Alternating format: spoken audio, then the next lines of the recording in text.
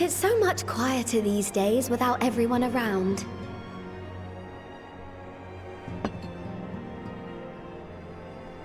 Not that I'm pining for your return, you understand. I have my sources, and I know that each and every one of you is doing well and keeping busy with your endeavors. Meanwhile, I'm left with a surplus of free time and the question of how to make the most of it. What about you? Any plans for the immediate future?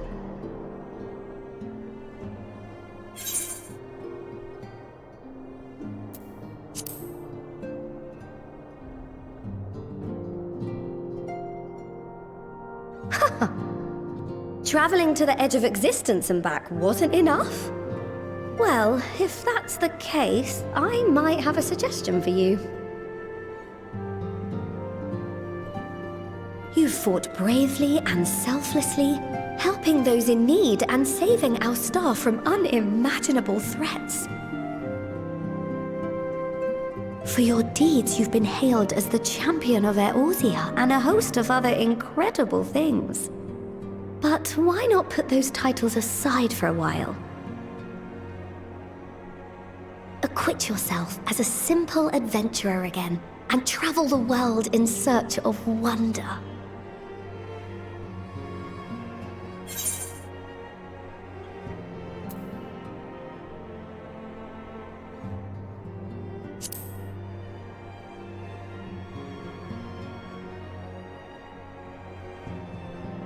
Oh, that's the spirit!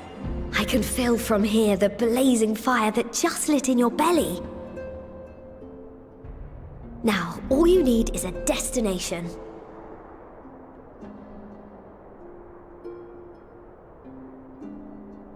If you're having trouble deciding, just leave it to me.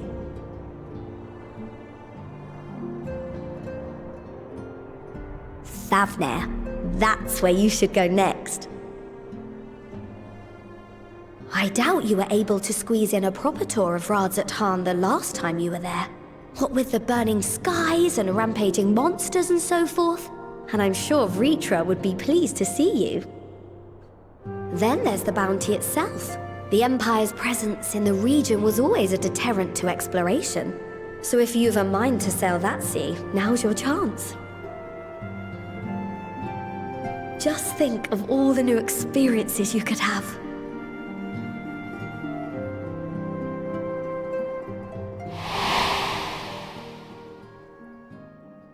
Tell me, have you been to the ruins beneath the waters of the Bounty? As the bearer of Azem's crystal, you may consider your duty to see at least that much.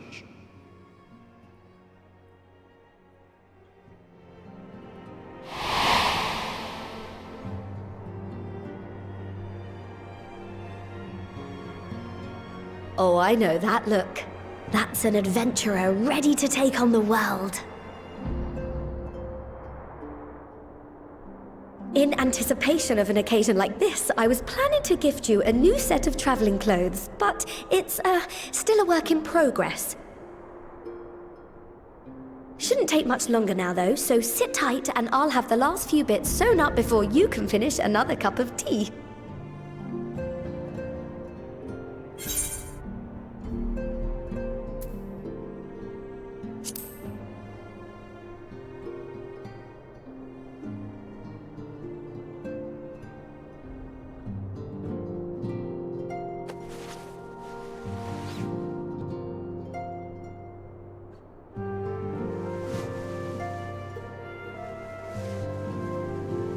Stitch in here and trim in there, knot the threads with love and care.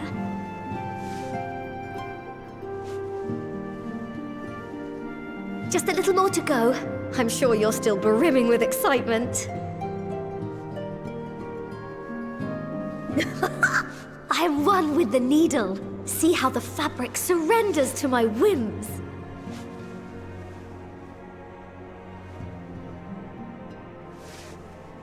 Don't worry. I'll make sure the lining has plenty of pockets for all your little treasures. I swear adventurers are worse than children when it comes to hoarding every feather and leaf and animal hide they come across.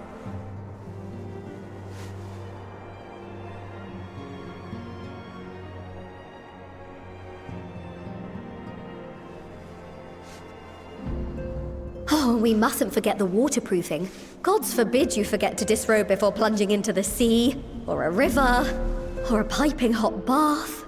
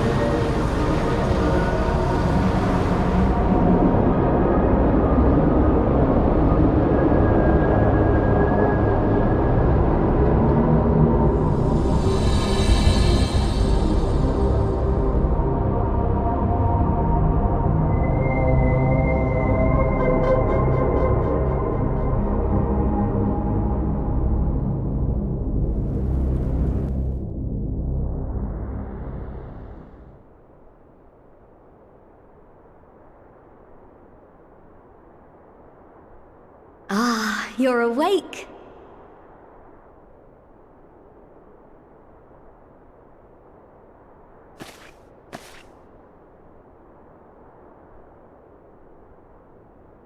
My apologies. I do get a little carried away with my sewing.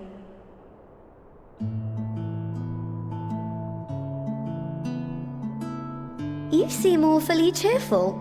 Pleasant dream? Or are you just looking forward to the next chapter of your grand saga? Either way, I promise to provide you with new apparel, and so I shall. If you'll accompany me to the Diamond Forge, we can put the finishing touches on your outfit. Shall we?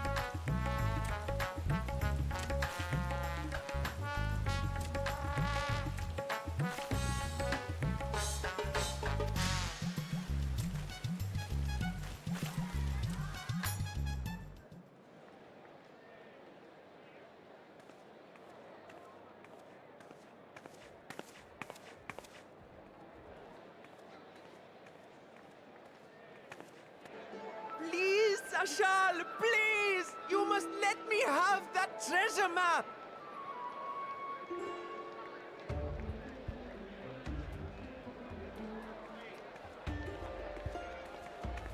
What's all this about?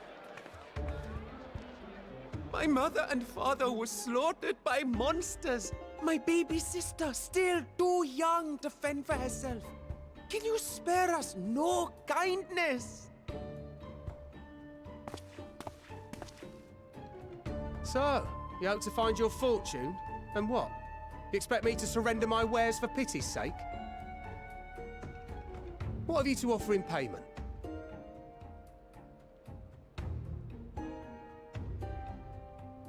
As I thought. Come back when you've more than rags to your name.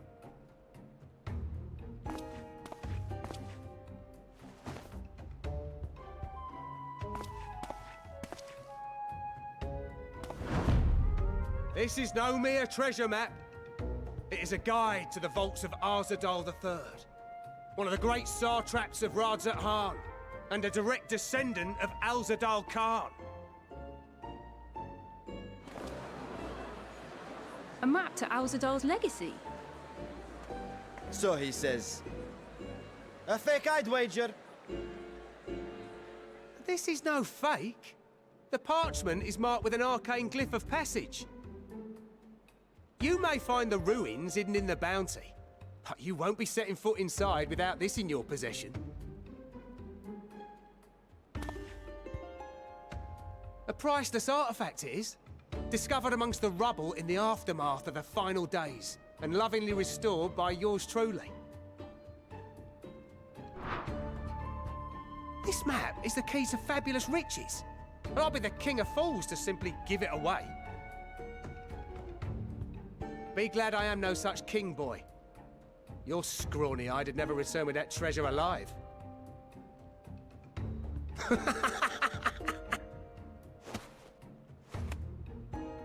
Oh, cruel fate! Why must you tempt me with wealth I am powerless to claim? How I shall envy the one who purchases that precious map! Whatever they pay will be but pittance against the golden hoard they stand to uncover.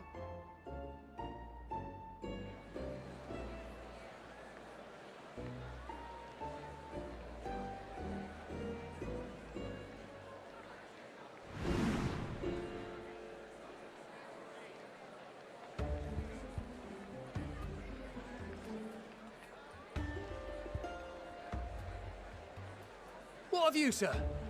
Fighting man of your stature would surely relish the challenge of recovering Alzadal's lost fortune.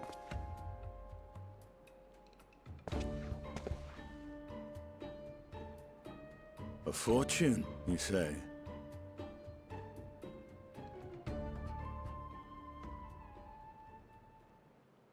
If I had but the strength to seize that treasure, my starving sister would never want for food.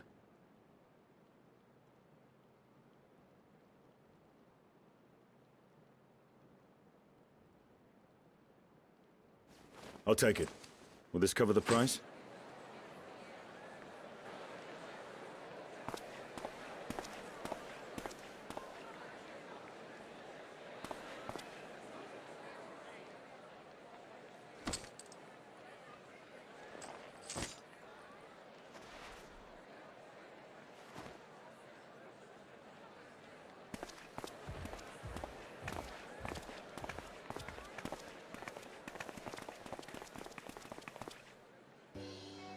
Well met, my friend.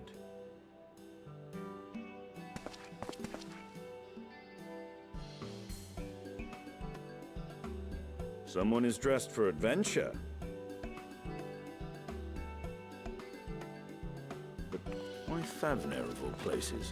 Knowing you, I suspect there's more to your plans than sightseeing and shopping.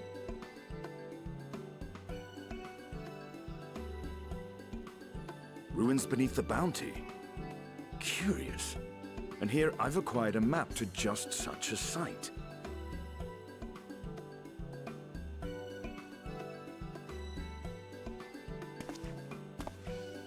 With that sale, I do believe I've earned the rest of the day off.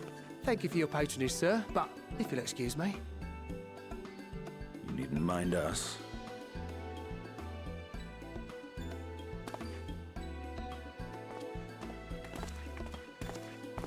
And now I fleece one of the heroes of the final days. Pray the sisters were looking elsewhere.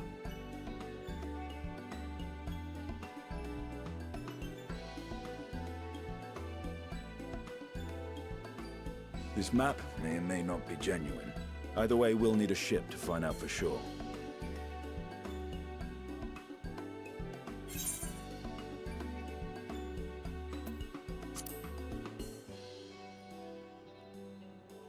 Lest you misunderstand, I seek the treasure not for myself.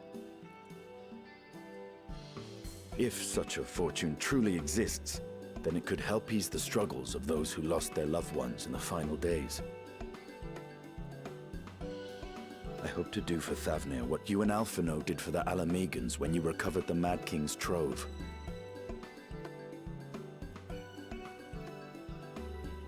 Come now.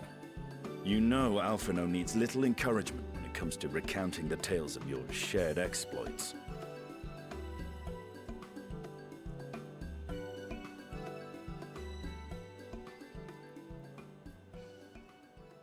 Speaking of precocious lads, that boy in the bazaar was clearly an accomplice of the merchant. Suppose his role was to draw the attention of the crowd and add weight to the merchant's bold claims. Transparent act for the most part. It was not all mummery. The need to provide for his sister rang true enough. Thus, if some portion of the profits end up in that waif's pockets, then I will consider it money well spent, whether the map leads us to the vault or not.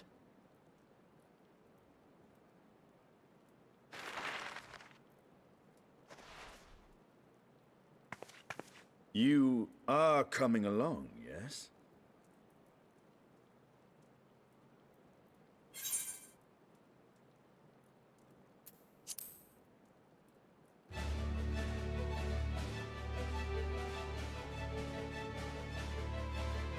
I thought as much.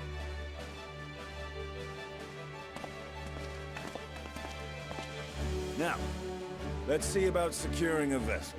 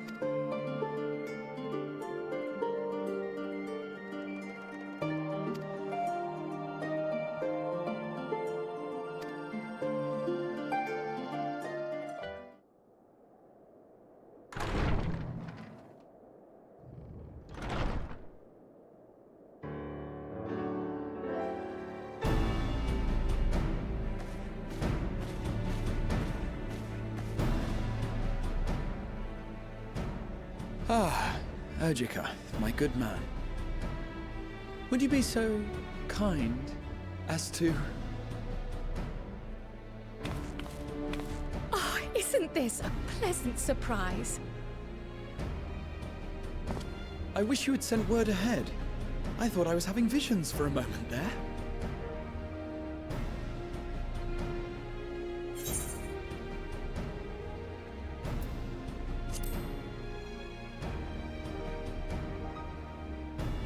Slow and steady.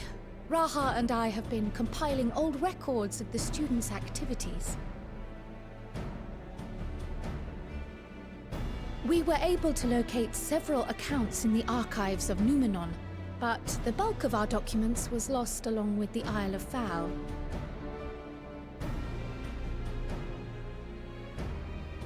But what brings you to the Annex, my friend? Surely you haven't come all this way just to watch us shuffle dusty papers around?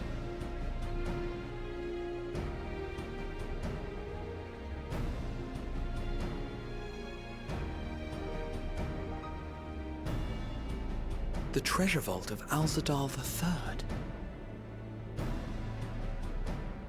And you're looking for companions to join you on this expedition.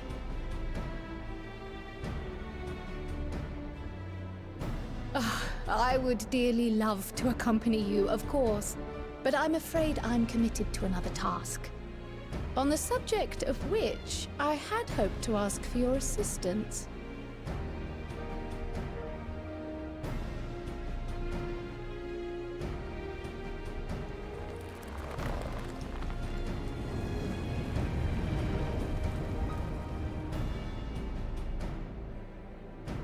Then again, it's not so urgent that it can't wait until you've returned.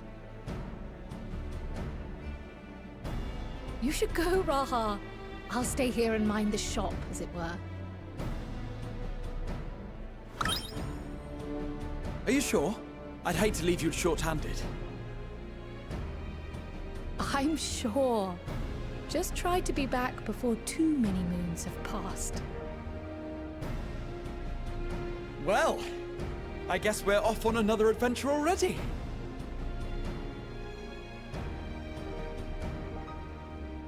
Have you asked anyone else to come along?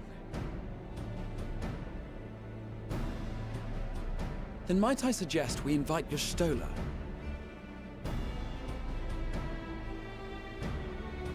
Ever since the Scions disbanded, she's spent most of her time cloistered within the Great Google Library, hoping to piece together a method to traverse the rift. It would seem, however, that whatever wisdom she sought there was not to be found. She arrived in Charlian the other day. We spoke briefly before she began her search of Numenor. Considering what you've told us of Alzadal's extraordinary feats, I do believe your Stola would be more than interested to hear what you have to say.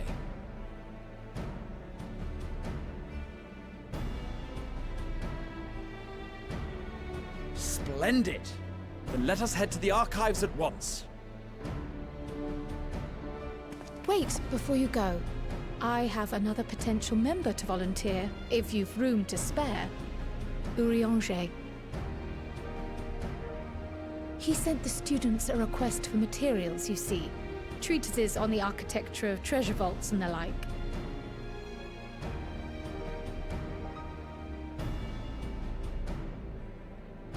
From what I can gather, the Loperites wish to build their own vault for the people of Aetheris to explore, and are looking for inspiration to help make it a memorable experience. So, why not take Urianger with you? Let him study Alzadal's legacy firsthand.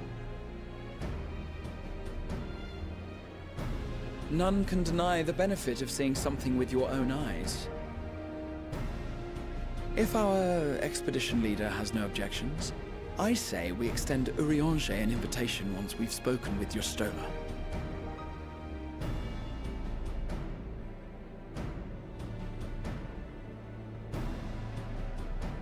Safe travels, you two. But don't forget, I'd still like your help with that other matter I mentioned.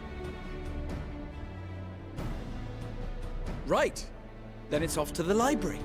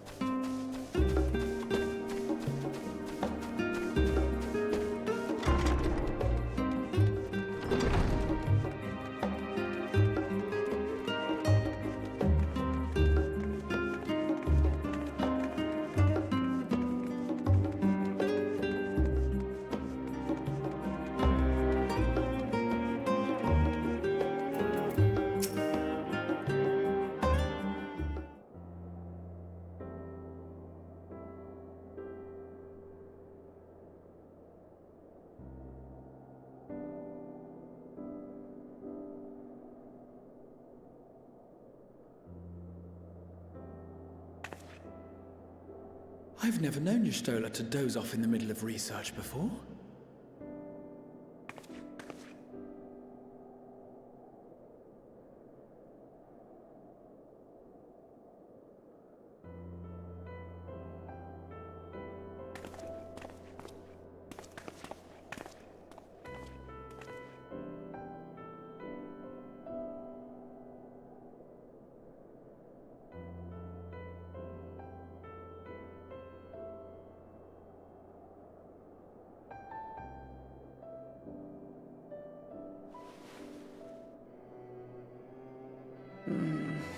Close my eyes for one moment.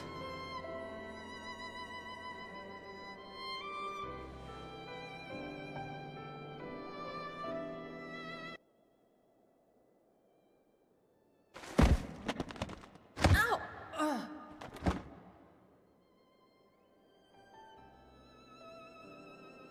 How long have you two been here?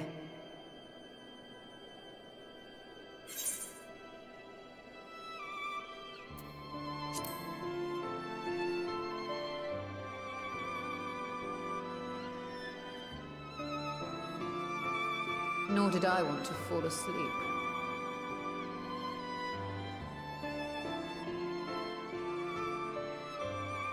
I must have been studying for 2-3 days straight before exhaustion finally claimed me.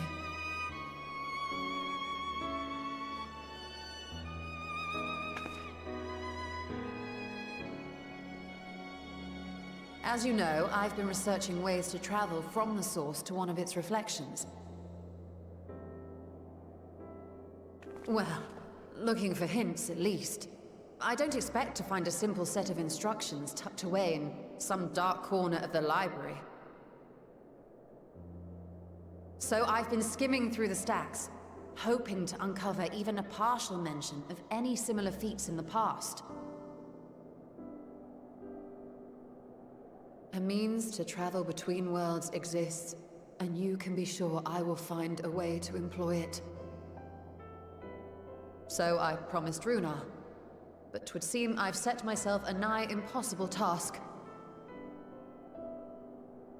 You needn't be so hard on yourself. The leap I made with the Crystal Tower was not achieved in an afternoon. It was the culmination of a collective effort spanning generations. Oh, you think me discouraged? I assure you, 'tis quite the opposite.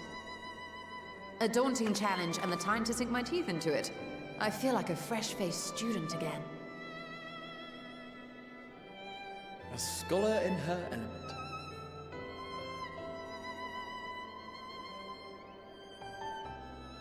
Indeed. Was there something else you wished to ask of me?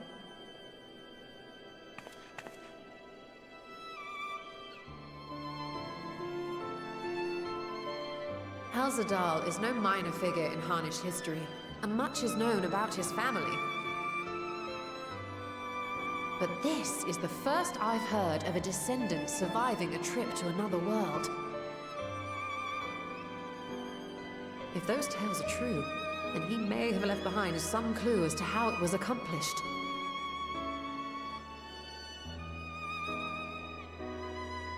An invitation to delve into one of the world's lingering mysteries. As if I could refuse. And whence do we embark upon this expedition? Akyali, by ship. But before that, we thought to extend an invitation to Urianger as well. He was in Thalmazane, last we heard. Then by all means, let us recruit him, and be on our way.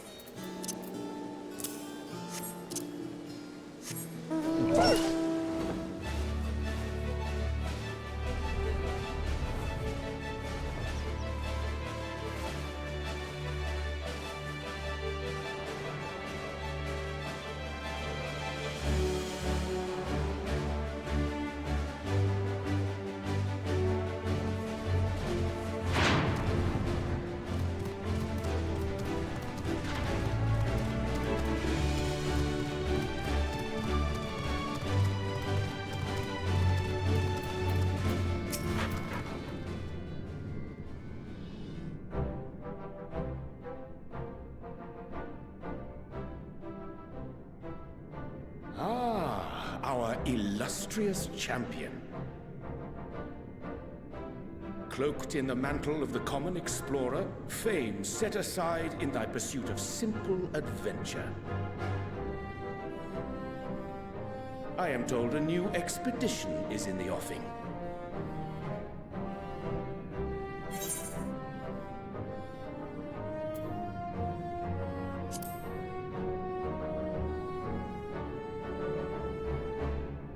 And thee. As ever, thou art the picture of strength.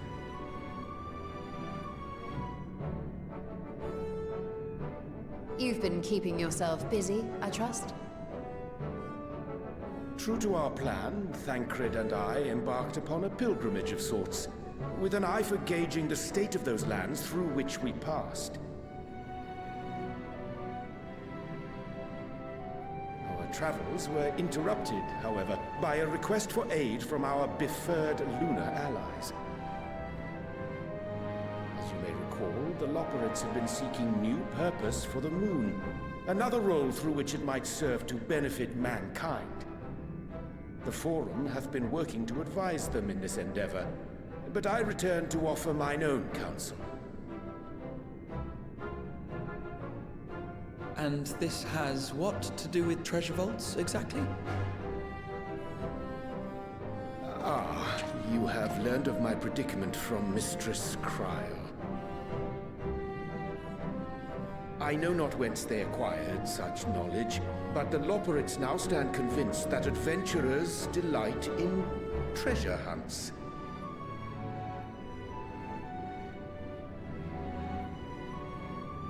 Thus, with their newly built wonderland of riches and mystery, do they hope to entice all manner of daring delvers to the moon.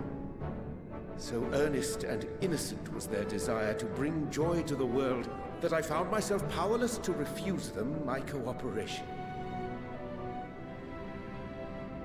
But what of you, my friends? Why are you come to Labyrinthos?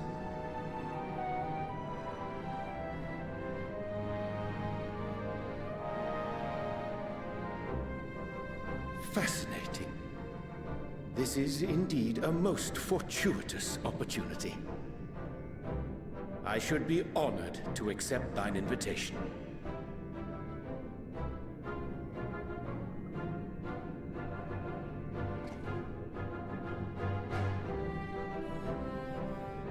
How long hath it been, I wonder, when last our actions were not impelled by fate or desperation? Aye.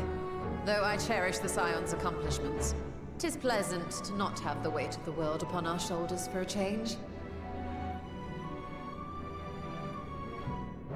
Counting Estinian, we number 5 now, yes? Without knowing what traps or perils await unwary feet, we may be wise to refrain from recruiting others. I agree. Between us, we should have the skills to handle whatever situation may arise. Shall we be on our way? What, no time to spare a word for the grizzled old bard?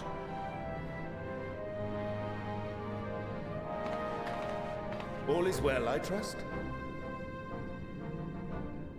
A wasted trip, I'm afraid. I'd hoped to catch up with a former mentor while you parleyed with the rabbits, but it seems our paths were not to cross.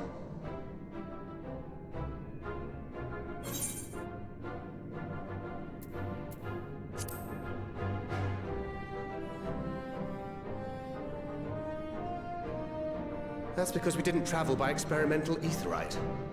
It's astounding what a lack of nausea does for one's sense of well-being.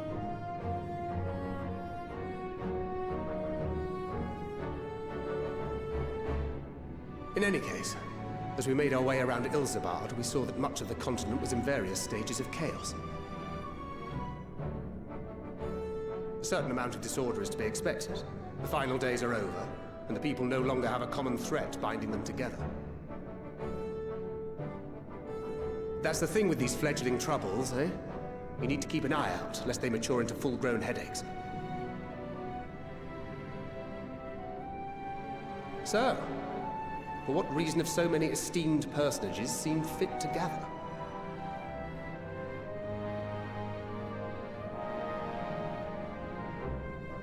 Beneath the waters of the Bounty, you say? I see you've already stolen away my traveling partner with the promise of unexplored ruins and scholarly glory. Nay, 'tis not for mine own indulgence, but rather the fulfillment of my commitment to the Loporrits. Ah, of course. And if you have a Stinian rounding out your group, you'll likely have all the members you need. Feeling left out? I could put in a good word for you, if you like.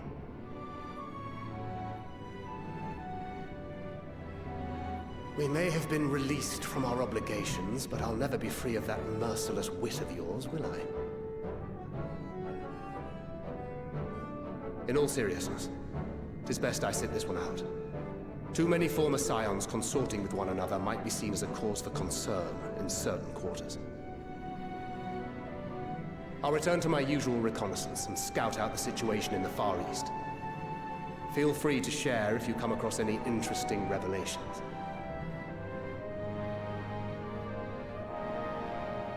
Till we meet again.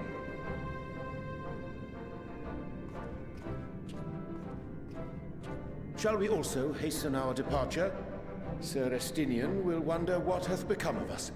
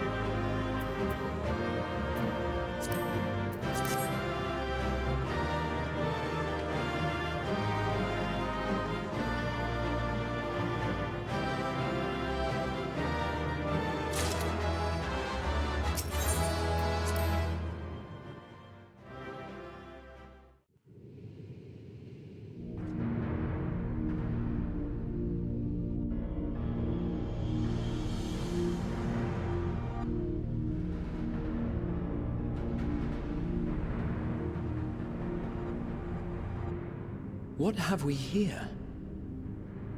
'Tis not unlike a Hunnish alchemical furnace in design. Well, there is one way we might find out.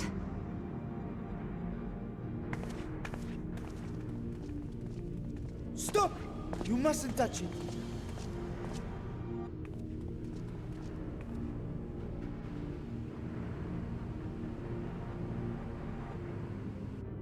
Vritra! Oh, my apologies. Should I continue calling you Varshan? You may address me as you wish. My nature is no longer a secret. Still, this is not a setting I imagined for our reunion. Surely you've not entered these ruins as common looters. Would that we could deny your accusations, but I fear you're not far from the truth. Great Vritra, might we beseech thee to explain the nature of this strange contrivance?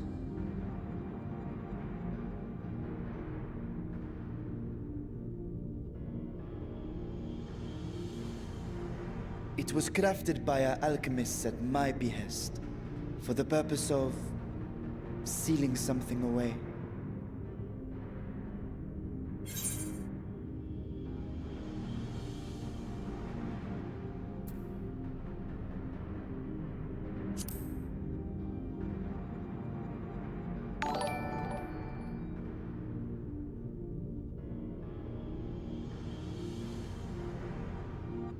Perhaps I should simply show you.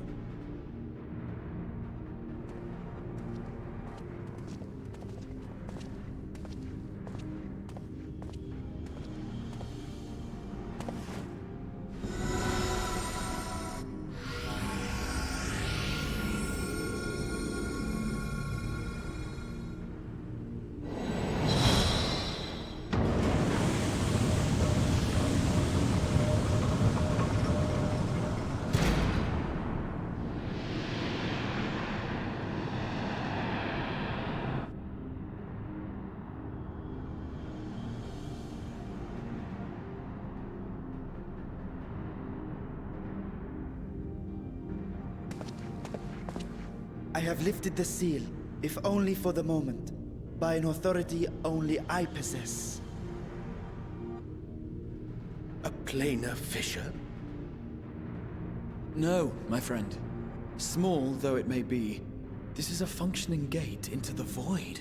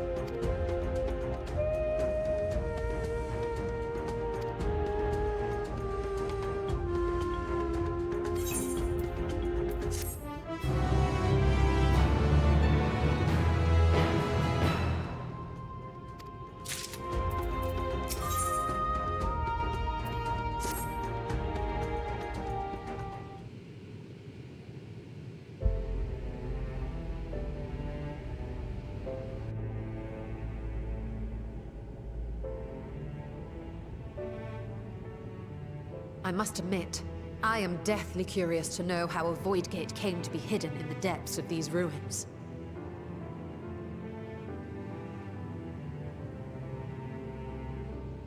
To tell that tale, we must first peer far to the south, and even further into memory.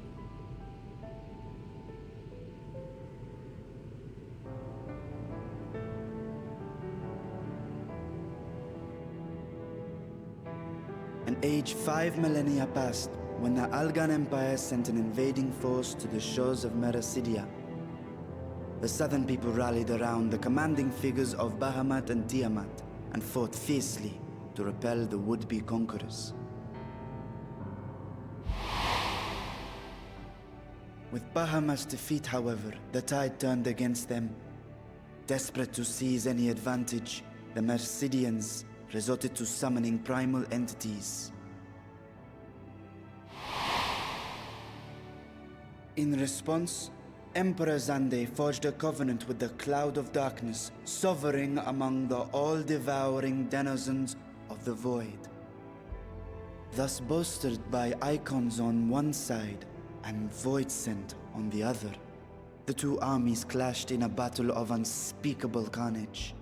So much death, so much loss.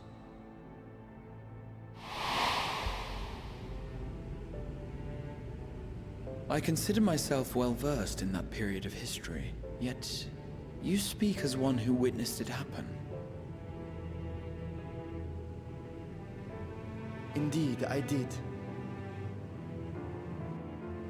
I heard Tiamat's roar of defiance and sped toward that war-torn land.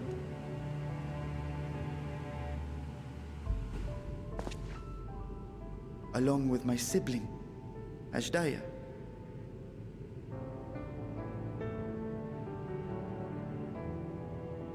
We dragons are not male or female as men are wont to classify, but elder sister is the closest a mortal tongue can come to describing what she meant to me. I was the last of our brood to hatch, and Ashdaya cared for me where my sire could not. Thus I was with her when Tiamat roared.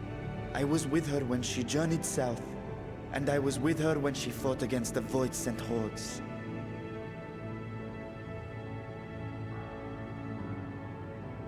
Yet no matter how many of their vile fiends we cast down, more rose from the abyss to take their place.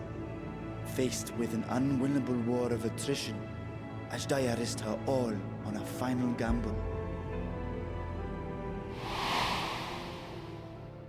She plunged through the Void Gate itself to strike at the root of their strength.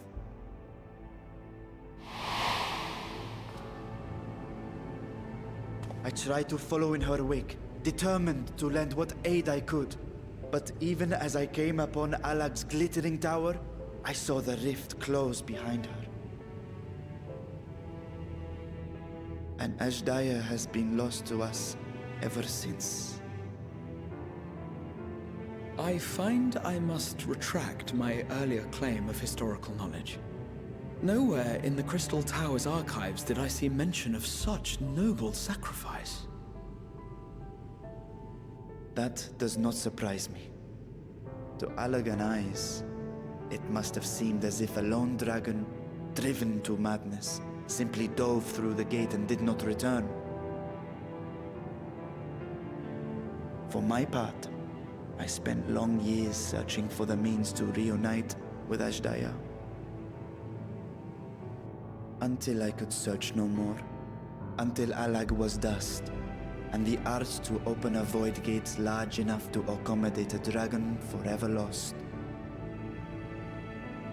Yet you have the beginnings of a gate right here, under the control of a harnessed device. My discovery came before Radzat Han was founded. Though I scoured the lands for a method to cross the rift, it was beneath the sea that I chanced to find a natural planar fissure. It was, however, far too narrow to admit a worm's bulk. Only after our city rose upon the rock, and I could enlist the aid of our talented alchemists, did matters take a favorable turn. Their dedication was beyond reproach.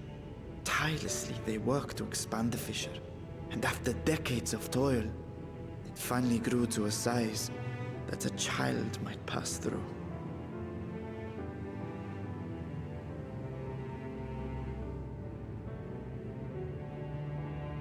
Not long ago, you told us that you called out to your kin, that Ashdaya's answer was silence. I suspect the conclusion to your tale is not a joyful one.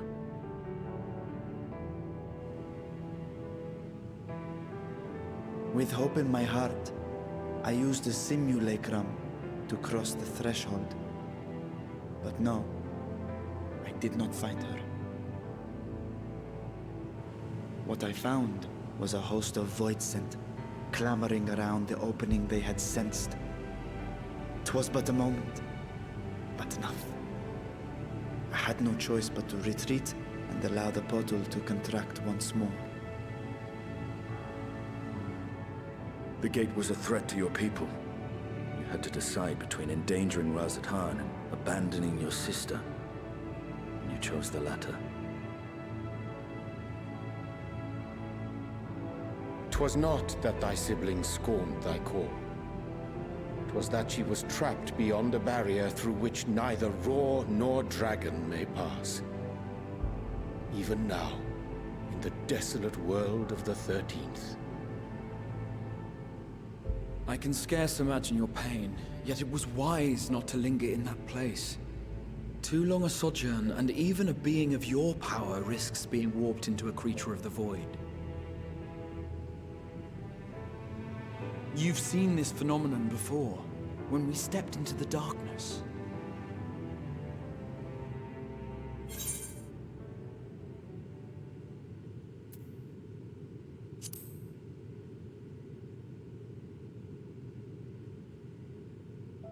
As did I. Were it not for Une and Doga, or Nero for that matter, we might never have made it home. Do you remember what happened to Nero? How his wounds allowed the Void's corruption to enter his body and twist his ether? Had it been allowed to progress much longer, I presume he would have been fully transformed. Then there is little hope for Ashdaya. Ah, no. I hadn't meant to. I speak only of possibilities. The scales of the First Brood are extraordinarily resistant to ethereal fluctuations. They are the protective talisman's core components after all, and even the corruption I described would struggle to overcome.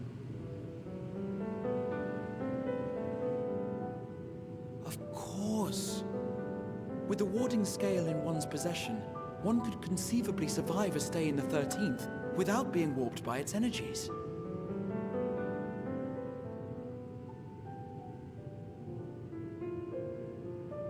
Be that as it may, it is too late to rescue my sister.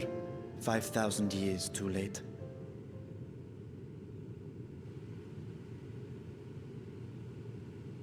And now countless others look to me for guidance and protection.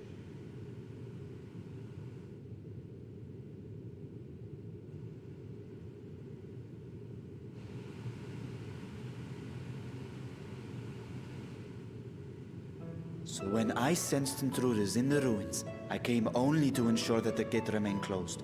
That, and to secure the treasure, of course.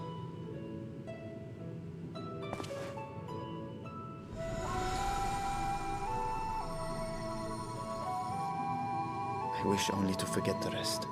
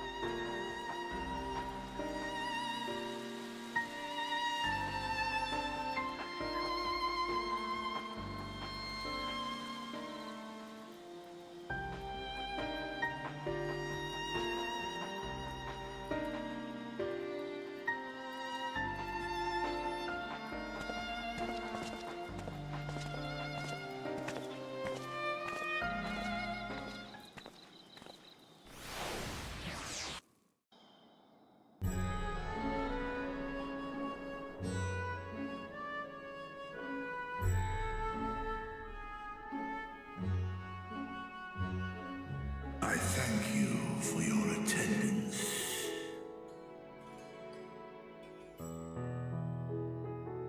The riches the Radiant Host have retrieved were hoarded in Al-Zadal's name. A fortune I set aside for a future day of need. And lo, that day hath come. May it aid our wounded city in reclaiming its vibrancy and vigor. In better times, I would leave such a task to our capable Ahawan. God's rest his soul. Finding myself bereft of his counsel in the here and now, I will assume the responsibilities of mine office directly. Firstly, the treasure shall be sold for more convenient currency.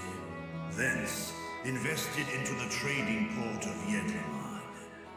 Our merchants must have their operations restored, their ships rebuilt.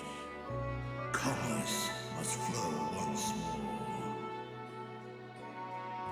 None were spared the tragedy of the final days. Of this, I am well aware.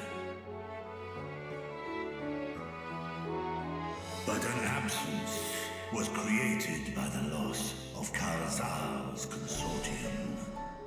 And by filling it, we provide new means for our fishermen, our artisans, and others to bring their wares to distant markets.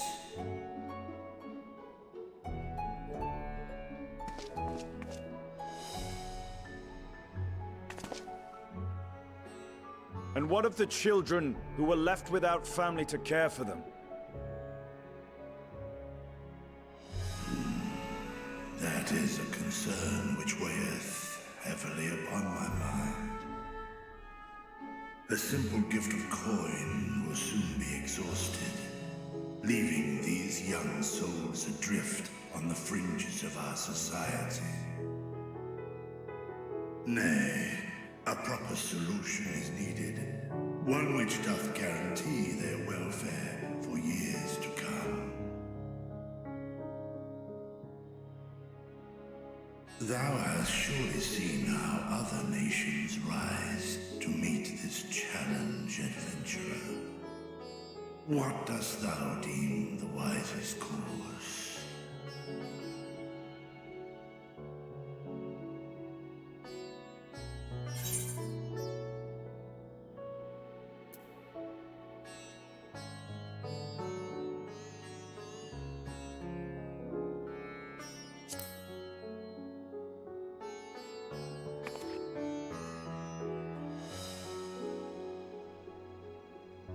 Of course, we must all look out for one another. Let us put this idea into practice. A contract shall be written, requiring all who receive of Al-Zadal's treasure to commit a portion of their future earnings towards the running of an orphanage.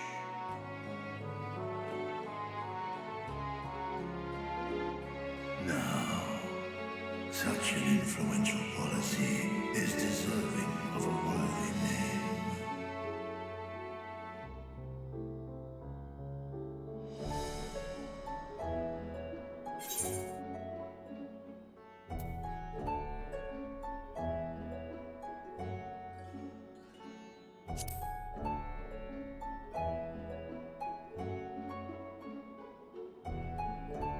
A successful merchant.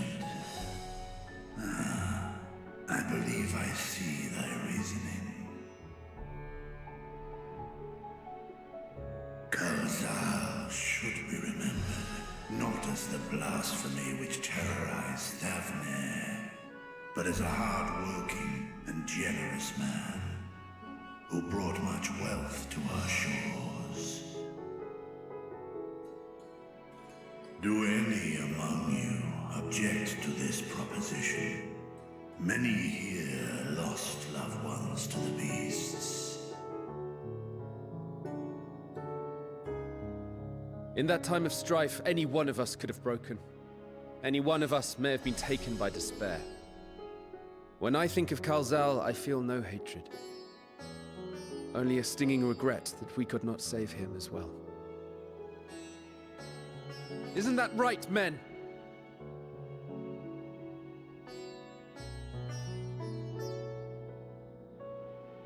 This bodes well for that boy. Murad, was it? Perhaps he can cut ties with that shady peddler.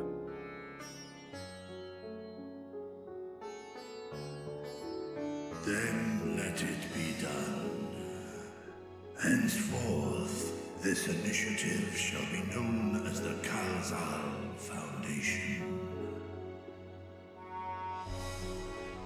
Nabdeen, thou art to assemble a patrol and ensure that no child in this city liveth in squalor.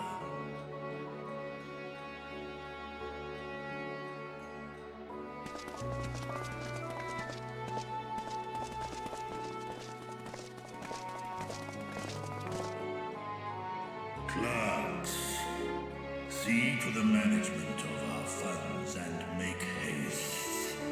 Our citizens must not suffer a day more than is necessary.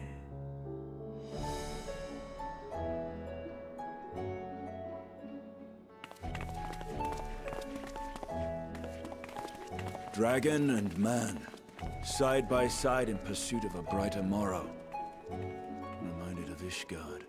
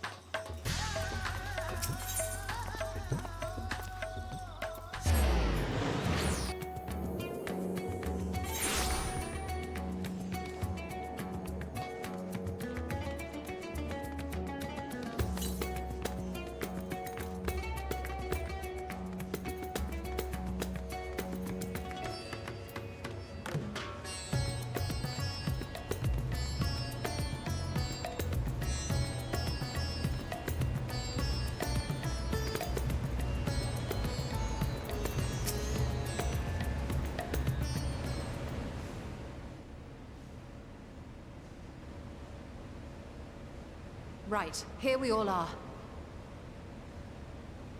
You discovered something new. I took a closer look at that device.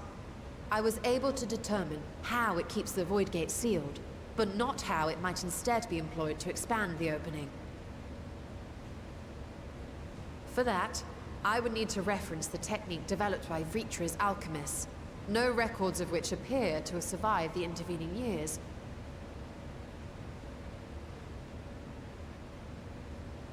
We know this, so why have you sent for us? Have you learned aught of value or not?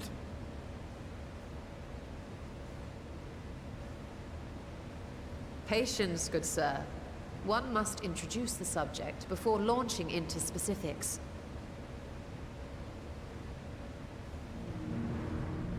From what we understand, travel between worlds is accomplished by passing through the nebulous rift which exists between them.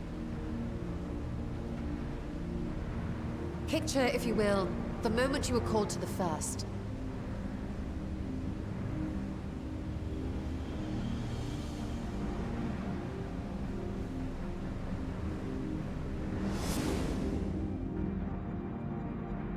You touched a focus of some kind to help the Exarch pinpoint your location. His summoning spell then channeled the energies of the Crystal Tower to begin your journey to his world.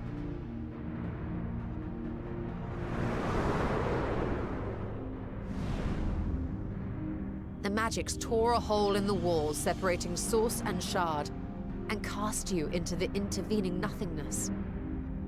In that place, the laws of nature hold no sway.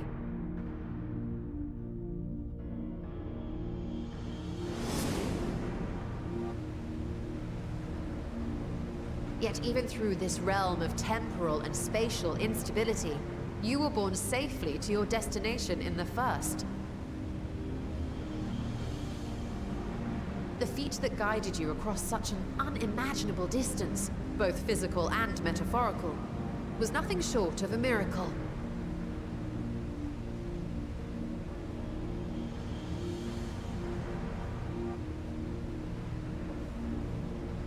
Then what of the many voids sent found in the source? Who guides them here, and how? An excellent question. Though there are several methods by which the Void's denizens might intrude upon our world, the rituals of summoning are the most typical. For example, let us consider the Gargoyle, a creature of middling power.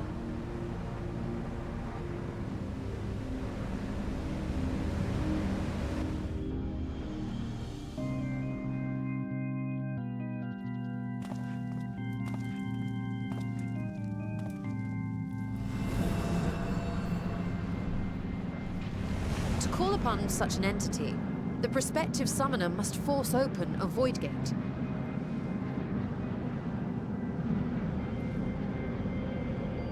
The portal lasts but a moment and is relatively small, allowing only an imp or other lesser being to squeeze through with their physical body intact.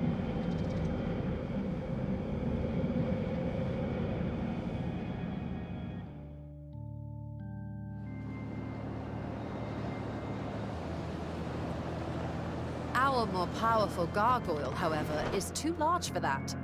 Creating a gate big enough for him would require vast amounts of energy, far beyond the reserves of any one mortal practitioner.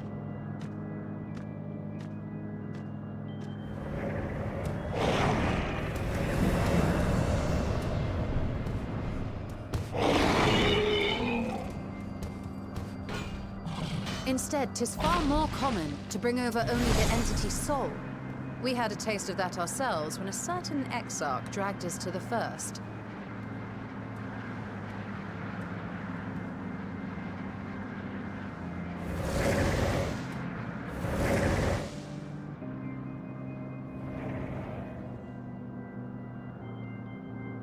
And just as our bodies remained in our world, the Void Sense physical form is left behind in the 13th.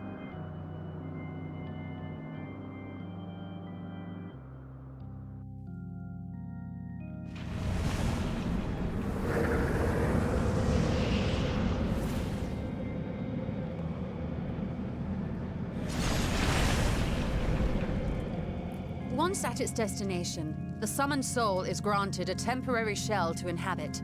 In the gargoyle's case, a stone effigy has proven a suitable vessel.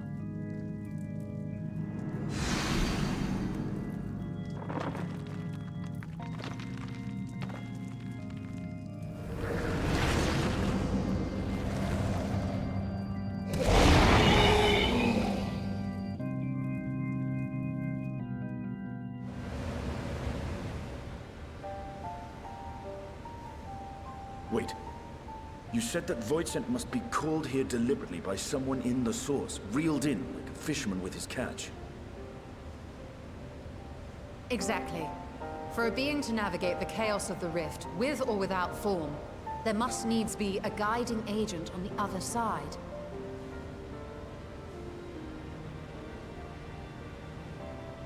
When the hordes poured forth from Alag's Great Gate, it was the technologists who drew them through. Though to my knowledge, planar fissures are in essence natural passages between our world and the Void, which require no such guidance to traverse. Why is only the boundary between the Source and the 13th so fragile? So much so that it often tears open of its own accord. I believe solving that mystery is key to understanding travel between the Source and its reflections. And how do you intend to get your answers? No. The danger is too great.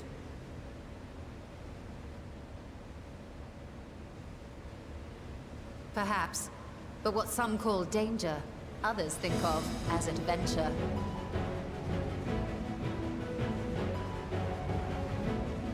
Were you not listening to my tale? Never mind that the means to expand the gate has been lost to the ages. Even could you force the portal wide enough, you would be greeted by an army of murderous horrors the very instant you step through.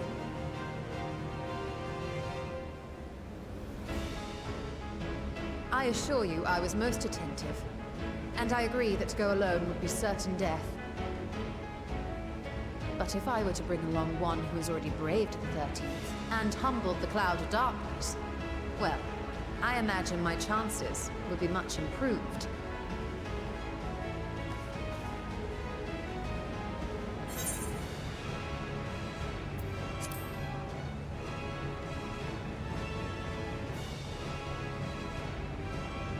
I had a feeling you might say that.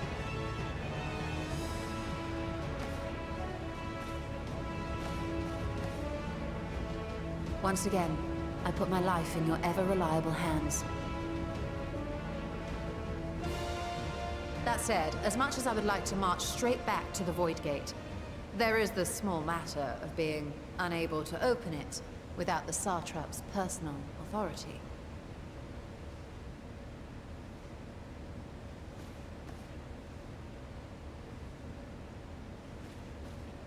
As I've said before, I will grant you and yours any boon you choose to name, provided it does not endanger my people.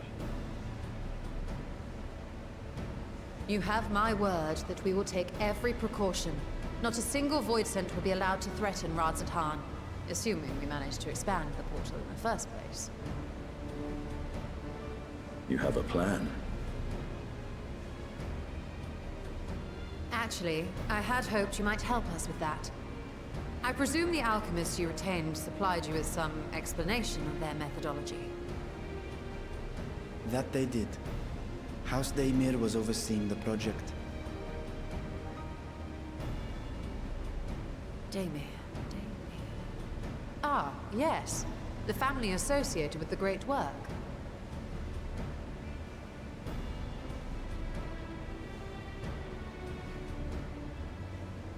I did not fully comprehend the theory, but their research began with a Voidsent which had slipped through the fissure.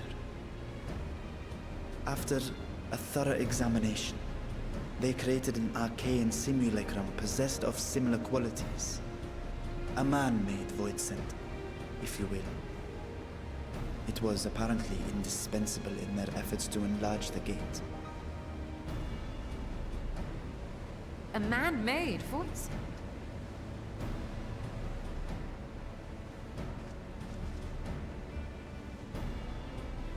Yes. Being great admirers of the Archons, House Daemir submitted detailed notes to Charlene's official committee. They expected praise and accolades for their simulacrum, and were thus devastated to be informed that their work had been classified as prohibited material.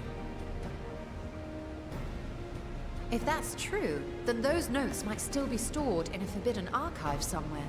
Not Google, of course, since that library had yet to be built. Which leaves us with...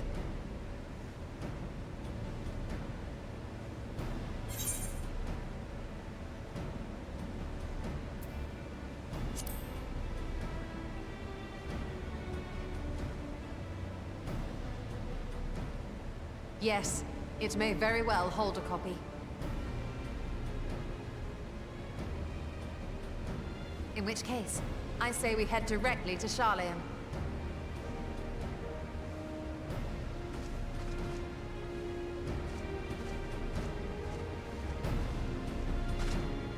Unless you anticipate needing help to reach the high shelves, I see myself being of little use.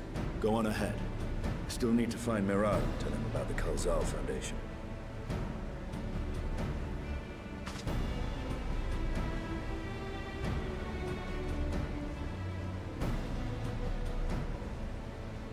Let us be on our way as well.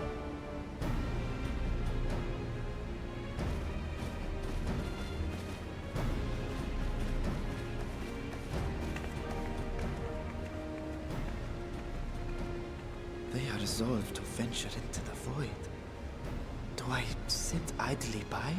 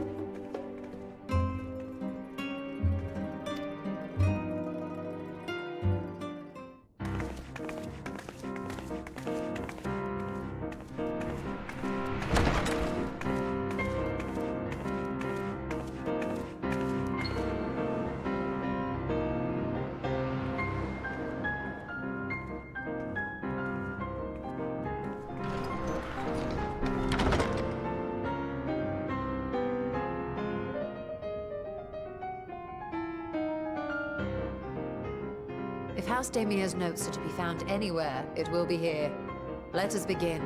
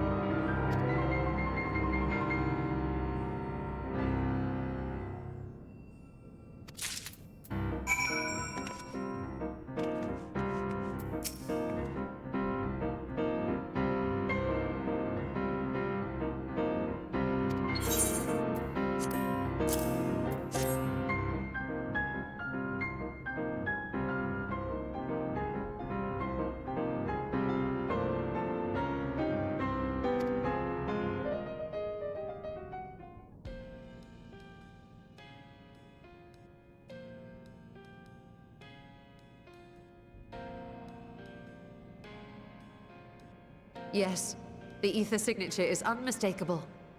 I've felt the traces of House Damia's resonance many times at the Great Work. Time to see what all the fuss was about.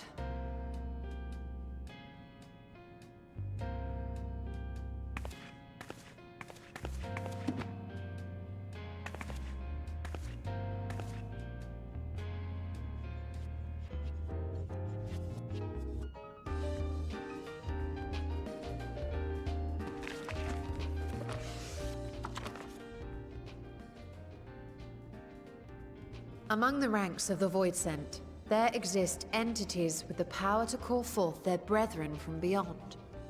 The species known as Atomos, however, is uniquely prodigious in this regard.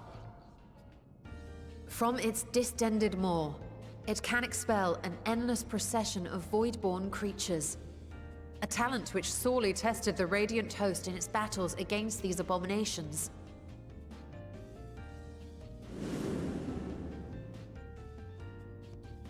Surmising that the entity itself was acting as a void gate, we endeavored to capture a small specimen and subsequently examine its physiological structure. Our findings reveal that the Atomos had absorbed a planar fissure into its own flesh, which it could expand at will into a functioning gate.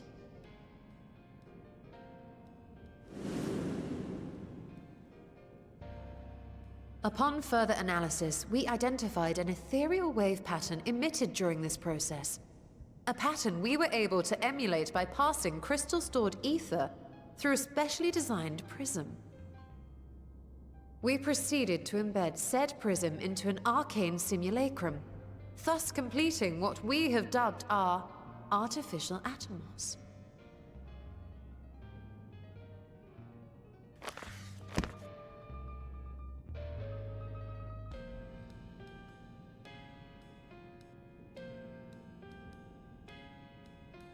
How could I have been so blind to the possibilities?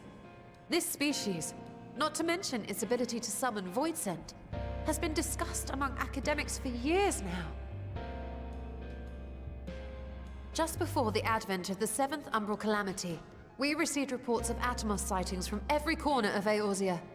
Surely you've at least heard the tales.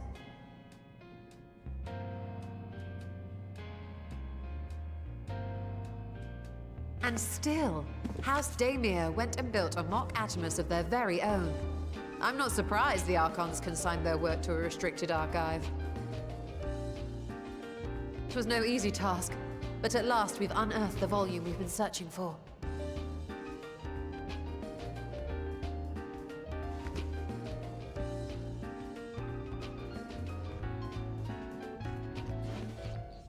I'd be lying if I said I wasn't tempted to stay longer. See what other forbidden titles might be lurking on these shelves. Ah, but that would be abusing the very special privilege we've been granted now, wouldn't it? Better not.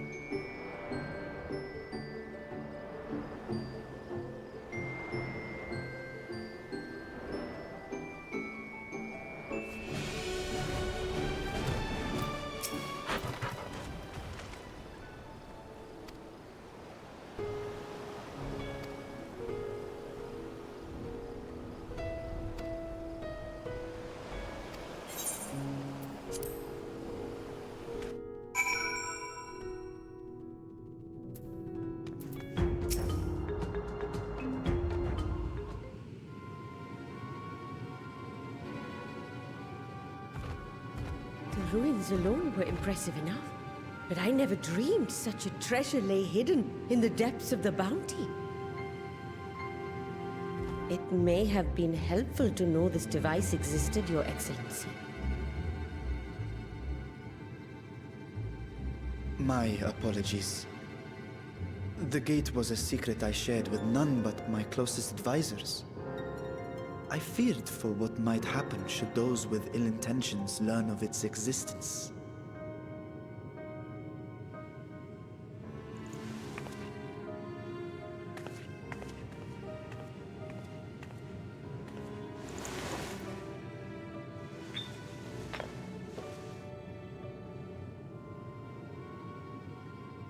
What is it you're doing now?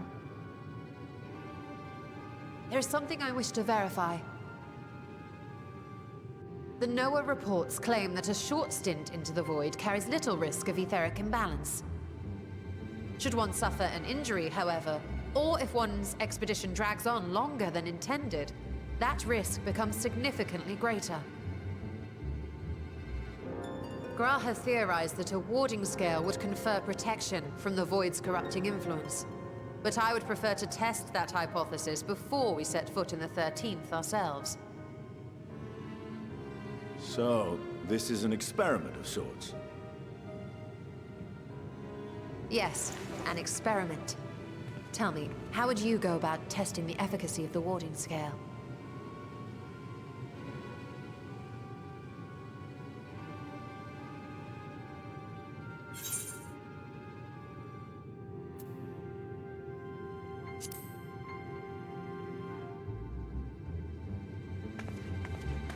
Very good.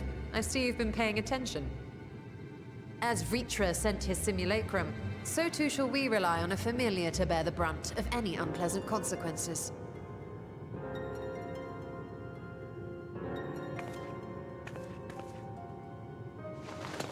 Now, a lowly imp can navigate a fissure, no matter how narrow.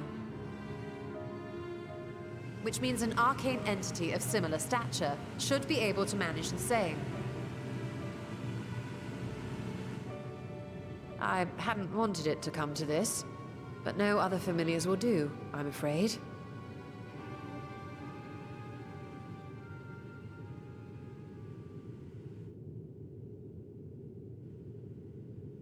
I mislike the sound of that. What manner of fiend does she mean to summon?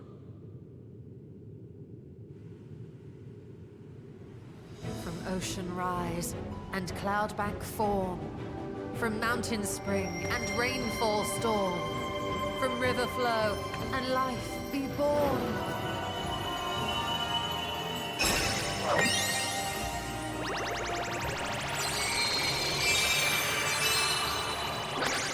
What? water, water, froth and foam!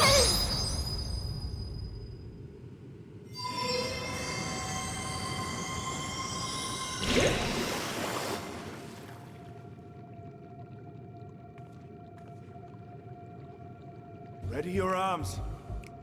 I fear she's been possessed. Oh, come now. That was adorable.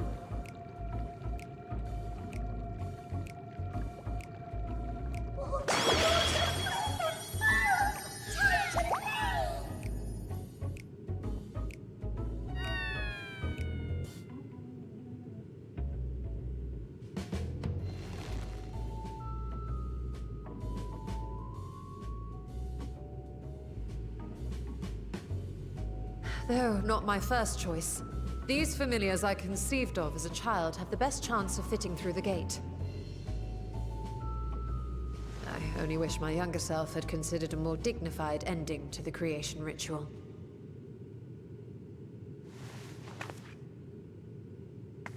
In any case, these two should serve us well. This one will bear a warding scale.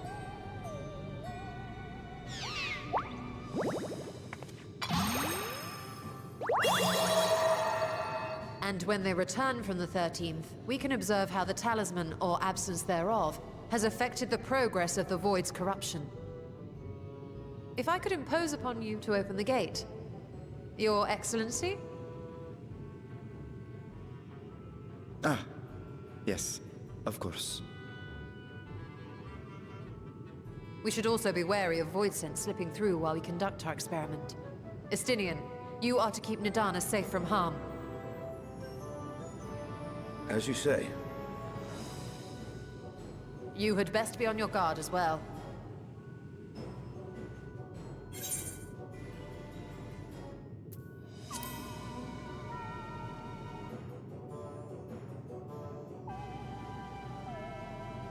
Oh, are you volunteering to join the Nixies? I could shrink you down, you know.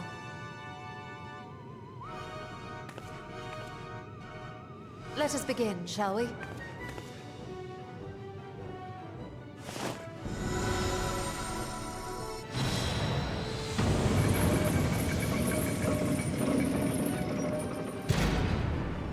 Nixies, into the void.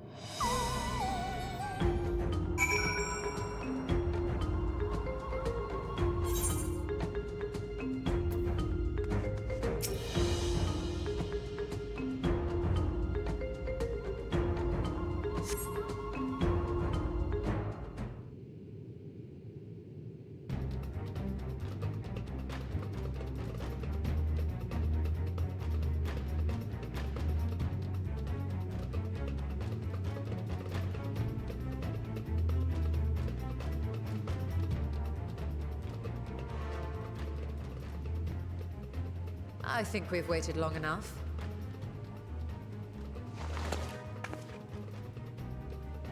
Nixies, return to my side.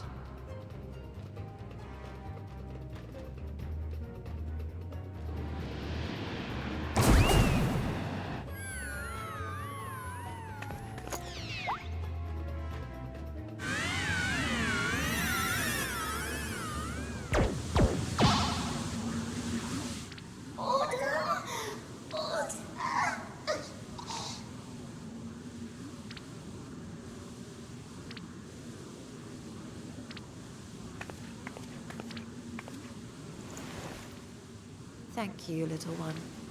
You did well.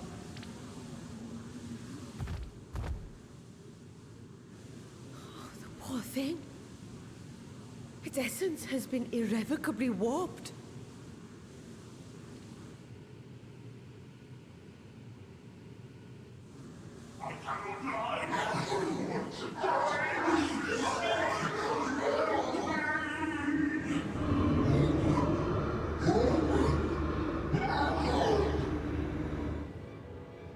out of time! I must reseal the Void Gate.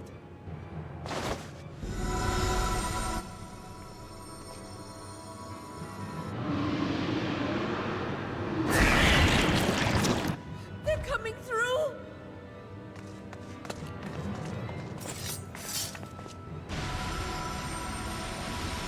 In the name of Alzadal III, I bar this door unto the void!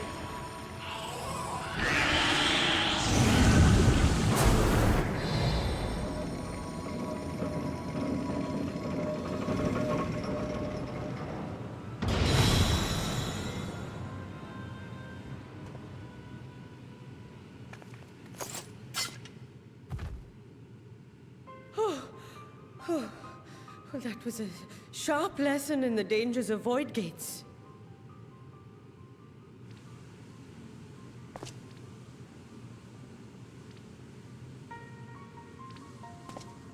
And what of our experiment? I'd say the results speak for themselves.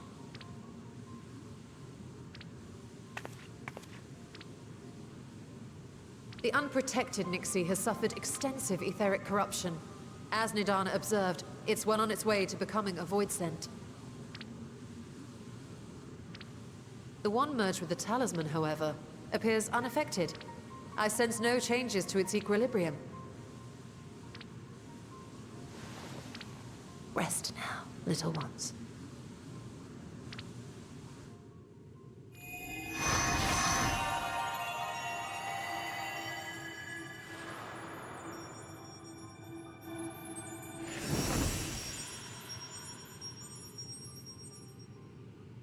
Graha's theory was correct, then. So it would seem. But while our second familiar was untouched by void energies, the talisman itself shows signs of degradation. It was, of course, originally designed to shield the soul from primal tempering. It stands to reason that etheric corruption of a different sort would affect it differently. We may need to modify the warding scale's design to account for the 13th's uniquely unstable ether. You've said much of the Void's instability, but my imagination fails me. What manner of place is this broken world? Ah, my apologies. I forget that not all of us spend our days sequestered in dusty archives. The 13th is a reflection of the source that was drowned in a flood of darkness. In Emmett Selk's own words, this tragedy was a result of the Ascians' attempts to force a rejoining. They erred in their haste, and made of that world a useless void.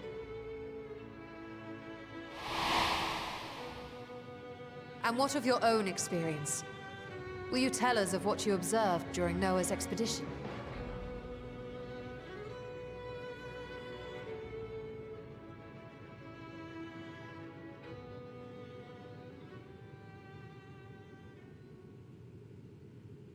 I can picture it now. The sunless, Stygian expanse, infested with legions of ether-starved monstrosities. A void in every sense of the word. What you have described in such lurid detail is exactly why I hesitate to encourage you.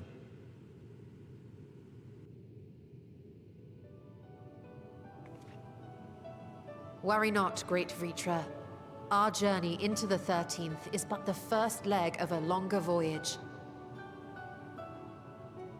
A voyage that shall lead us to other reflections, to new mysteries and discoveries. And I mean to be there every step of the way.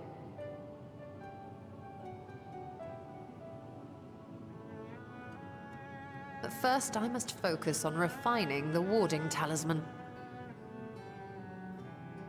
Then I can begin work on constructing an artificial Atomos. Or I could, if I had the relevant manuals to hand.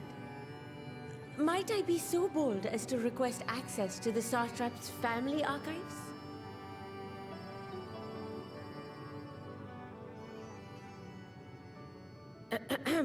Your Excellency?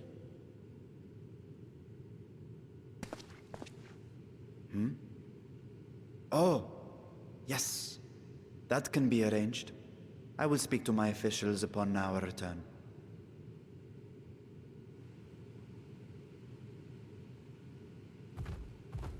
We will see you back in the city then.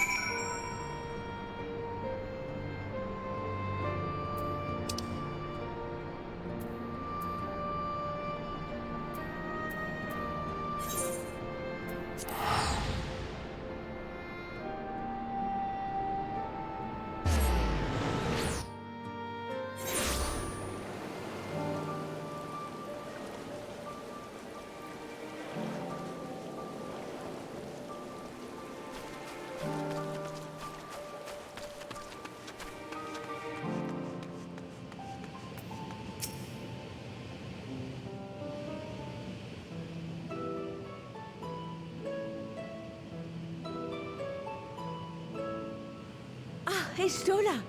The adjustments are going well, I hope? 'Tis a lengthy process, but the end is in sight, yes. That's wonderful news. I myself had some good fortune searching through the Satrap's private records. What I found was a transaction log dated around the same period as when Alzadal's legacy was built. It included a purchase list of highly exclusive alchemical components, and I knew I'd discovered the key to making the artificial atomos. I then visited the High Crucible to commission the materials. After I'd explained my requirements, I was beset by volunteers insisting I allow them to help with the entire project. The usual reaction to someone forcing open a void gate is to run for the hills. Harnish academics certainly are a different breed. The alchemists of old were cut from a similar cloth. The unknown held no fear for them. Indeed, they were ever eager to seek new knowledge, regardless of the danger. And were you not also fearless, heedless even, in your determination?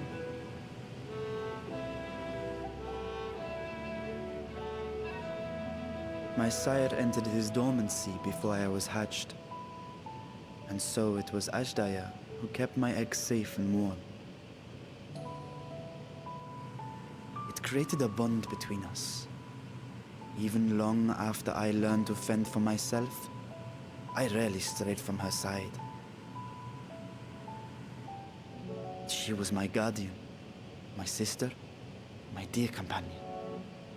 And not a single day passes that I do not mourn her absence. No matter how deep the darkness, I would not surrender my search. I promised myself the time would come when we would once more take to the skies together. But I am satrap now. The Radiant Host is here to serve, Your Excellency. Nabdeen, what is this about? Sir Estinian told us of your predicament. For centuries you have protected Radzat Khan, never showing your true self, hiding behind a curtain and living only in service to the people. Your dedication meant more to us than your deceit, and so did we accept you as our rightful ruler. After all that you have sacrificed for this nation, did you imagine we would begrudge you your heart's desire? We survived the final days. We are a strong and proud people. We, the Radiant Host, will keep Thavnair safe in your absence.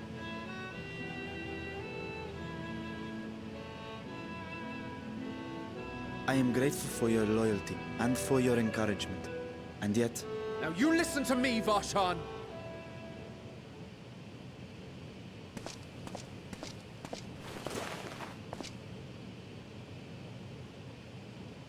You are wearing that face, after all. As I have told you before, you are a little brother to us all. And if you are family, then so too is your sister.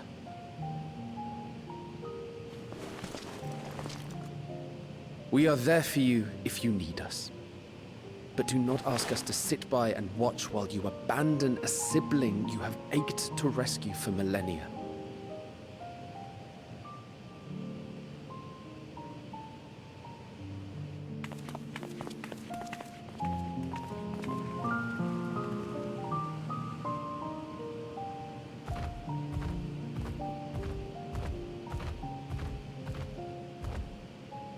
We will succeed in opening the way.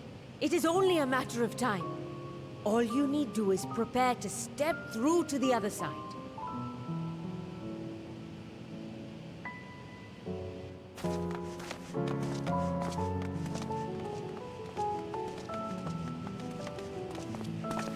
Your Excellency, I wanted to thank you for building the orphanage. It means so much that my sister and I will have a place to be together, safe and happy. And I hope that you and your sister can be together again, too.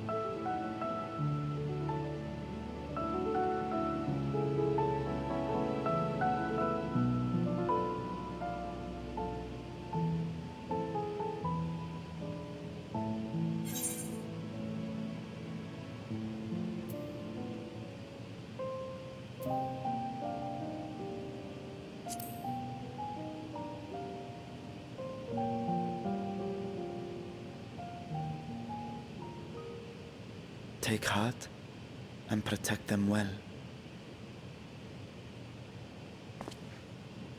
Such were the words I once said to you, and here I stand, failing to live up to them.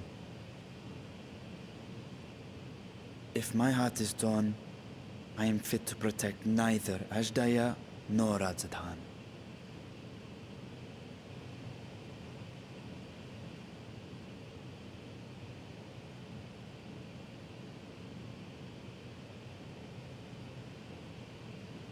My people, I have come to a decision.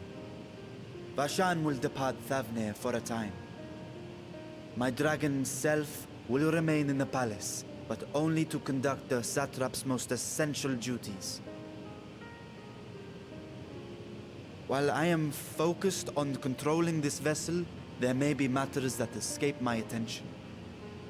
I rely on you, my trusted friends, to watch over one another until I return.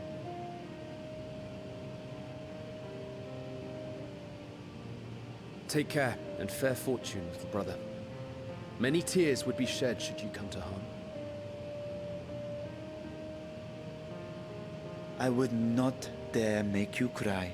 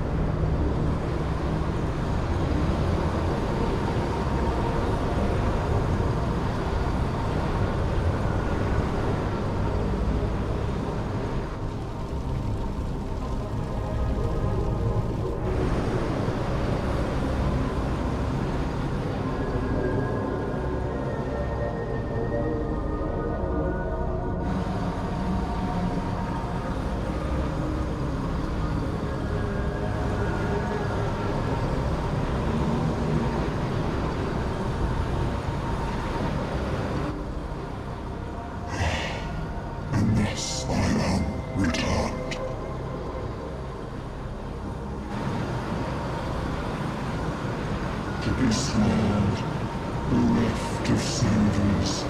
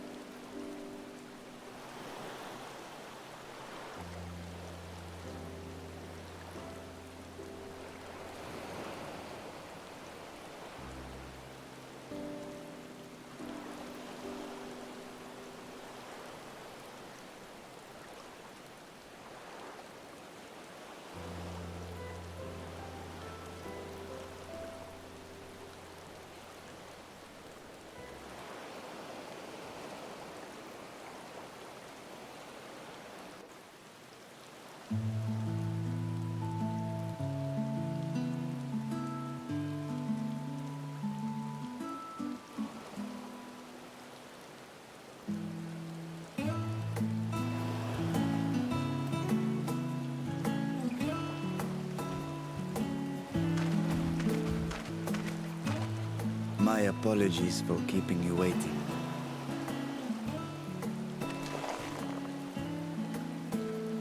Vritra, I presume.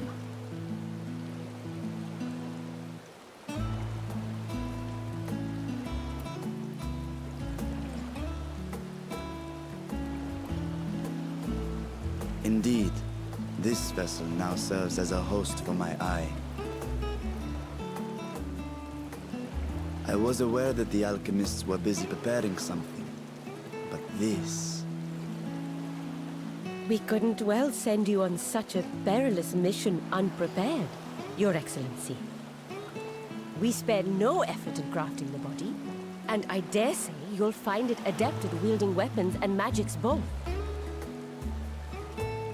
'Twas our intent to present it to you sooner, but we could not bring ourselves to do so, knowing we could yet improve it further. Pray forgive us. There is naught to forgive. I am grateful for this fine vessel, and shall put it to good use.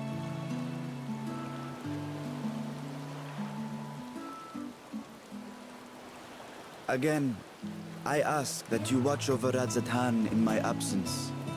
The dangers we go to face are great and many, and I fear I will be unable to give matters here due attention.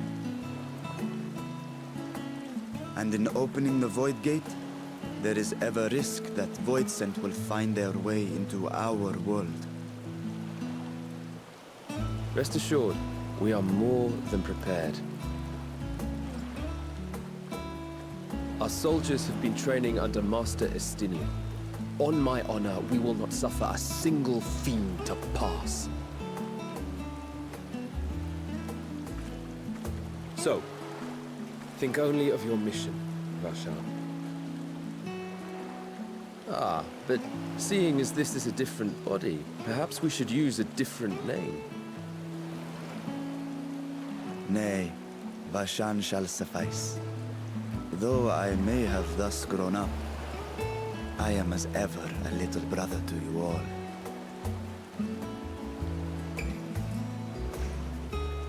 As you say, as you say. Go then, Vashan, and best of luck.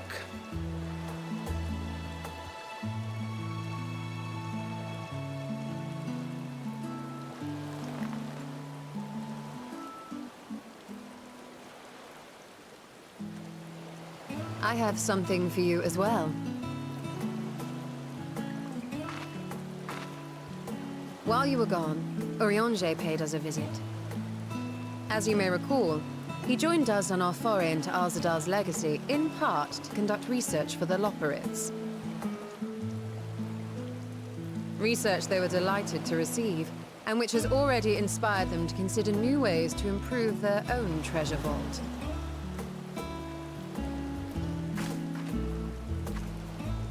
As a token of their gratitude, Livingway entrusted a familiar relic to Urianger.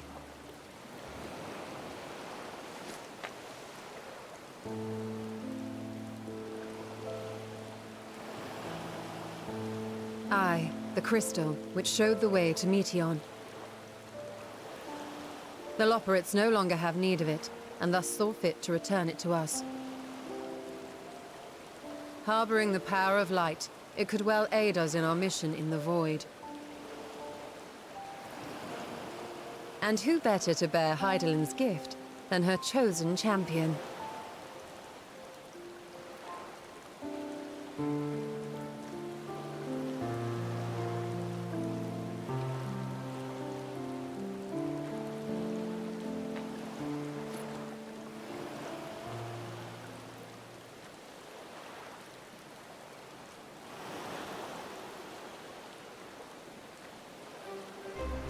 If there is nothing left to discuss, then let us depart. Our boat awaits us in Akyali.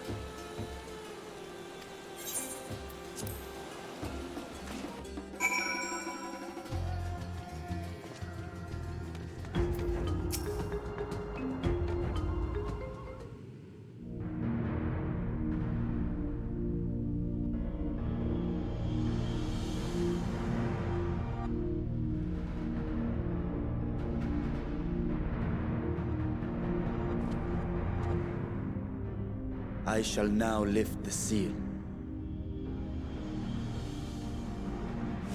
In the name of Al-Zadal III, I cast open this door unto the void!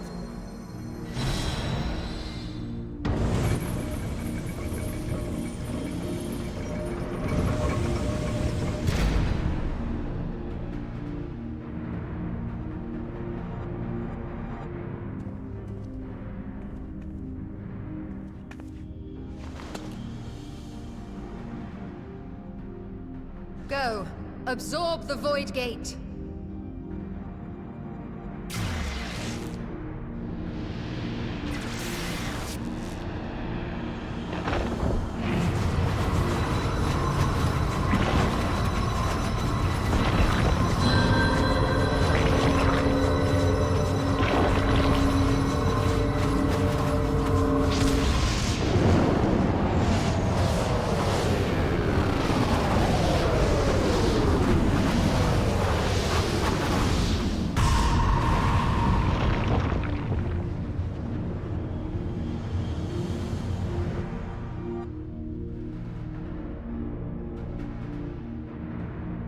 It worked.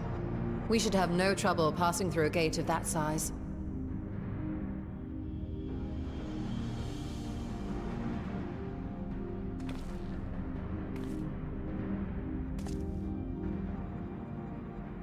What can we expect to find after stepping through?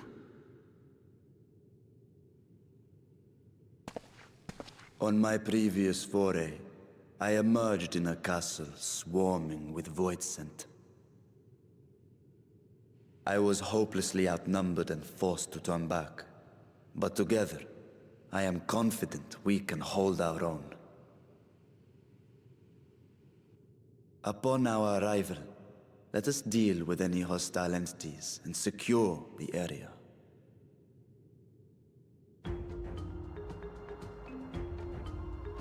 The command of our mission, I leave in your capable hands. In the event of battle, I shall adapt my tactics to complement your own. Should we require healing, I can provide it. 'Twould be a welcome change of pace from my recent havoc-wreaking.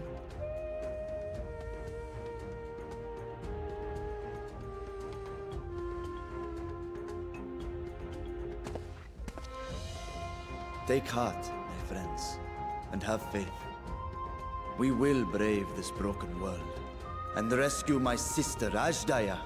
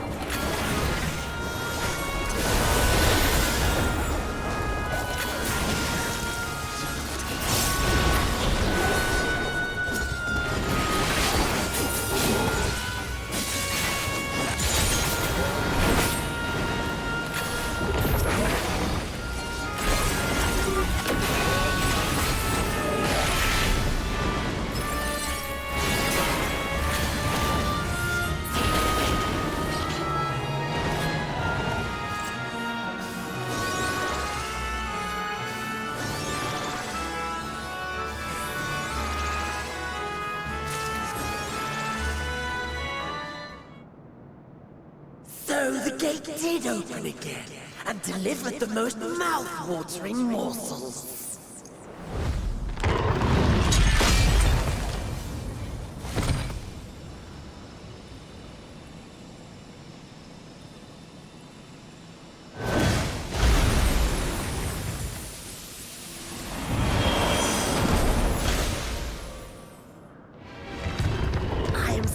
Milione, Archfield of Earth and First of Golbez's Circle of Fate.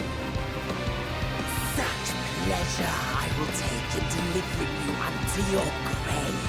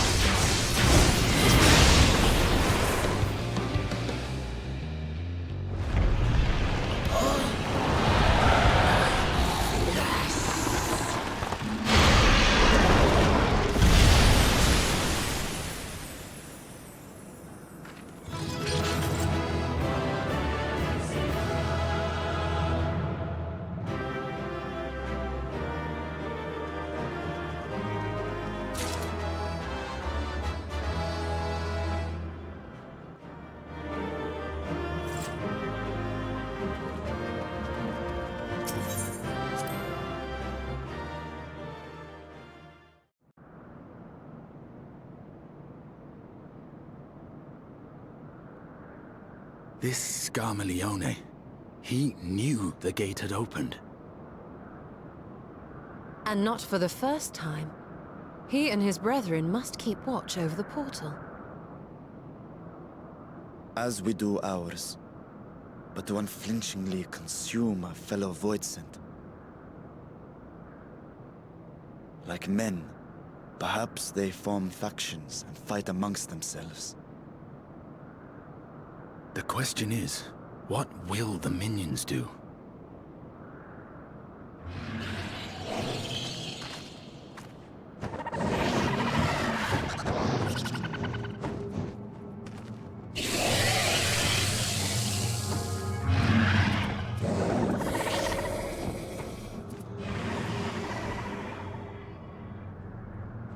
Your mistress is no more, and the one who consumed her we slew in turn. Do you still mean to try us?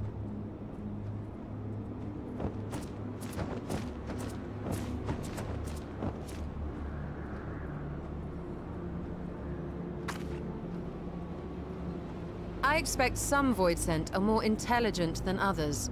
Perhaps these ones simply do not understand our words. Even beasts ought to understand strength.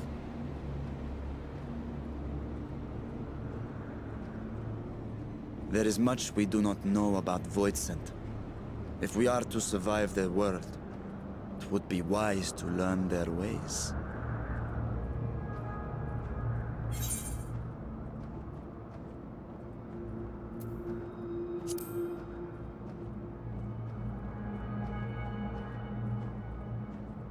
Sage advice, my friend.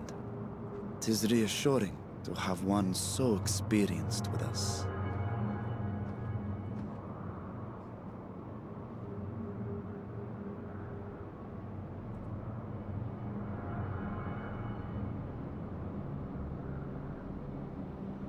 I am here, sister. Finally here. And I will find you. I swear it.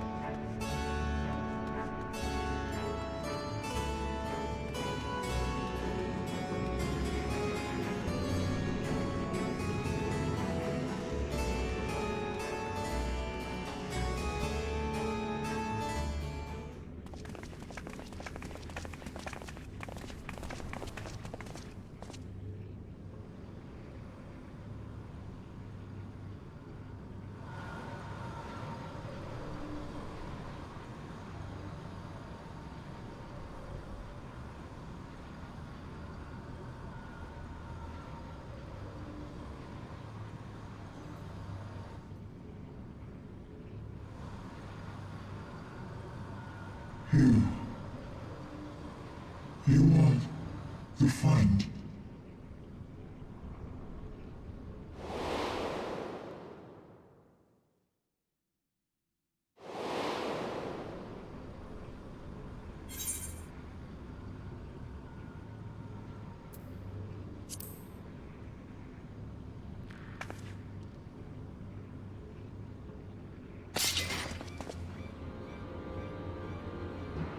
I see it now. The bottomless darkness. The insatiable hunger. The aura was present when we faced him in Garlemald. How did it come to be here? When Xenos died, its connection to the Source was severed. It was forced to return to the Void.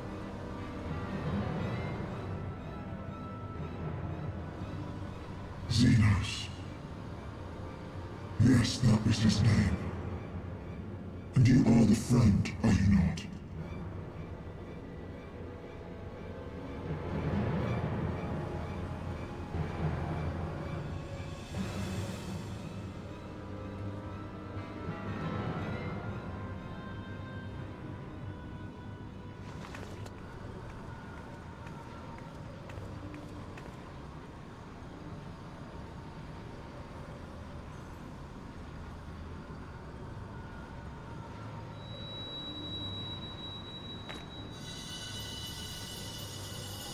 Is that Heidelin's crystal?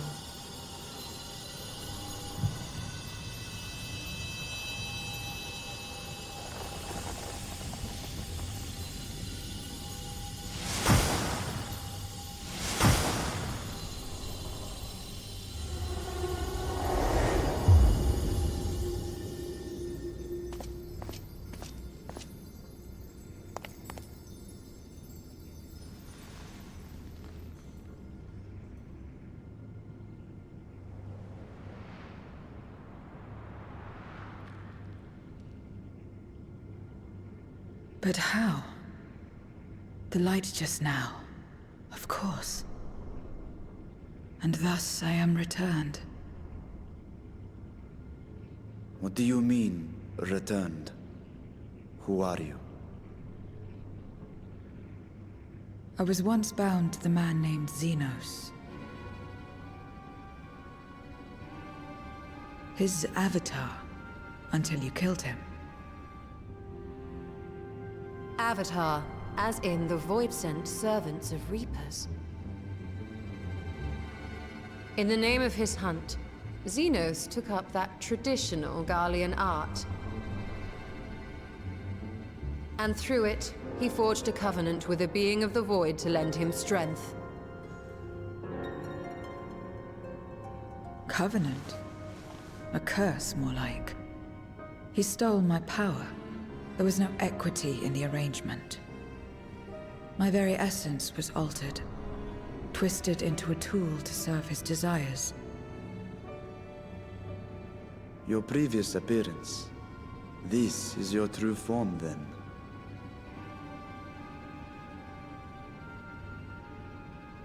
Perhaps, perhaps not. What does it matter? Indeed, it doesn't. Regardless of your form, you are a void sent by nature. So answer me this. Are you our enemy too? In this world, only a fool would attempt to devour a stronger being.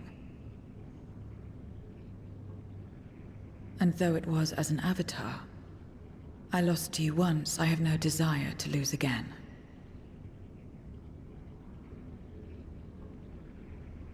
Good enough for me.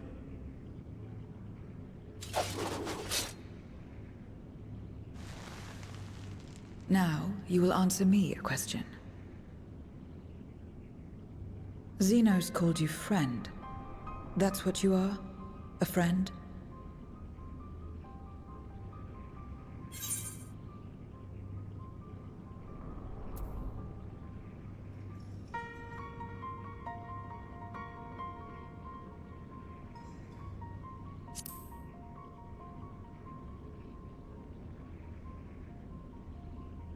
So, you're not a friend. Then... what is it? What is a friend?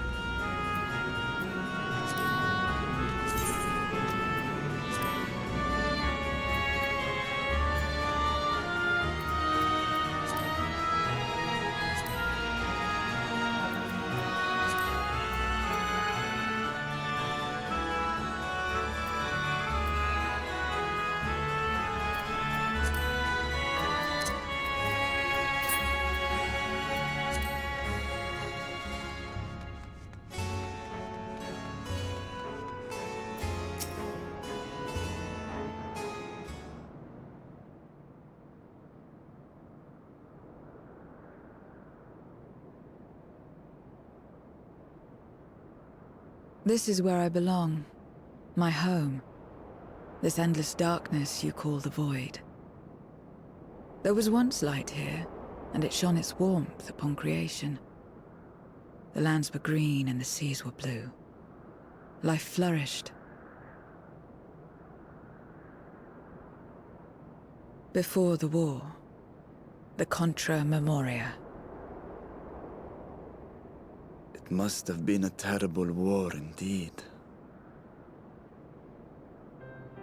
It shattered the balance, causing darkness to engulf the world. All life was transformed into monstrosities, void-sent. We are the natural order now. As light begat sin-eaters, darkness begat void-sent. The sun was driven from the sky as fleeting day yielded to endless night. In time, even land and sea lost their distinction. And though the spark of reason had died in us, driven by memory's shadow, we formed factions and carved out domains. This castle, for instance, its erstwhile lord must have abided in such a place once upon a time. If I may, the darkness in you is too much for any man to harbor. To my eyes, you are indeed a void scent. Yet your knowledge of the past and your demeanor mark you apart from your brethren. You are different. That much is plain. But in what way, I am unsure. As you say, I am void scent, but only in part.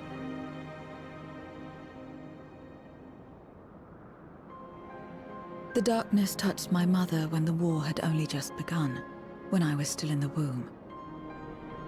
As a child, I looked like any other, but darkness coursed through me, and I ceased to age when I'd become a woman grown. But that was then.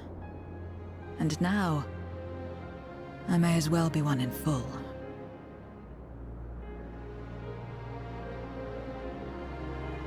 I prey on the weak and serve the strong. I live to survive. Nothing more. Forgive me. 'Twas not my intent to pry. I realize, too, that I've neglected to ask your name. As we say mortal, you may call me void scent. That is liable to cause confusion. If you are not averse, we would address you by your true name. And call me what you will. I care not.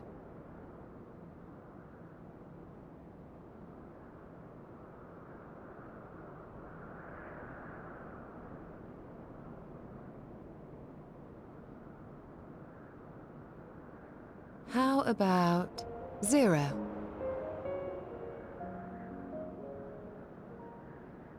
Meaning nothing.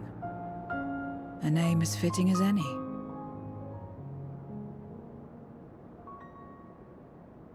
No, not nothing, but rather a beginning. For it remains to be seen what you will become to us.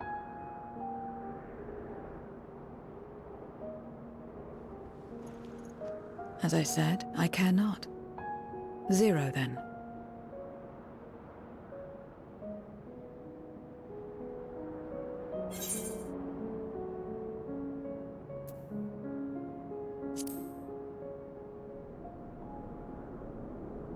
A name is a string of sounds. Its meaning has no bearing on my nature. Well, 0, while there is no end to the questions we could ask, it is only fair that we tell you our purpose in coming here. We are searching for a dragon. One who came to your world long ago. A dragon? Yes. Ashdaya is her name, and she is my sister. If you have any knowledge of her, I beg you share it with us.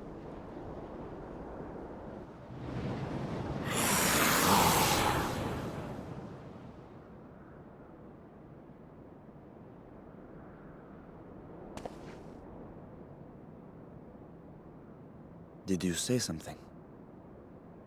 No. I thought I heard a voice as well. The keening of void scent, perhaps.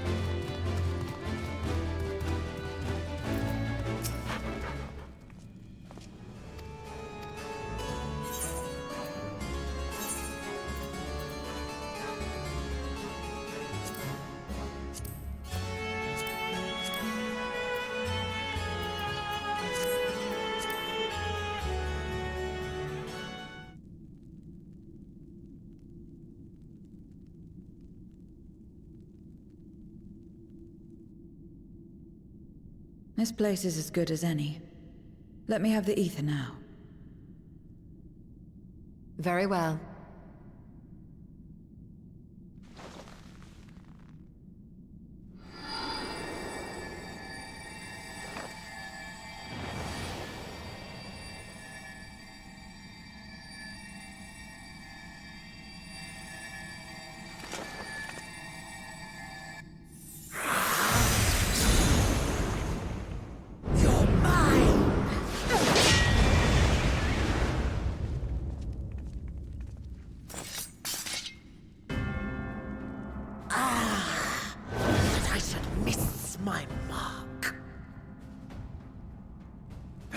Again? But we struck it down, watched it die. Fools. Death doesn't exist in this world. And I am free to return whensoever I please. Death doesn't exist. Of course. In the first, the power of light, of passivity, prevents life from emerging in the empty. But in the 13th, the power of darkness, of activity, prevents life from finding rest, even should soul be separated from flesh. So unless one's essence is absorbed by another, it is possible to return again and again.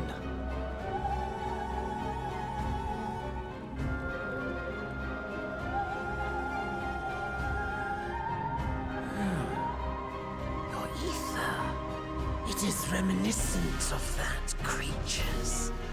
Ah, my mouth waters at the memory. What? I must devour you too. Yes, I must. Ye drifting souls, by my power be reborn!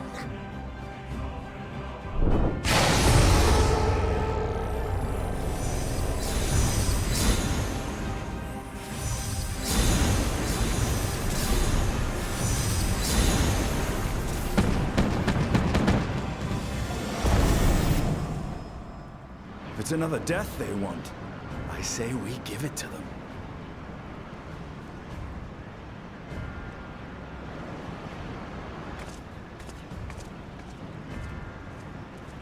If you could lend us a hand, we'd be much obliged.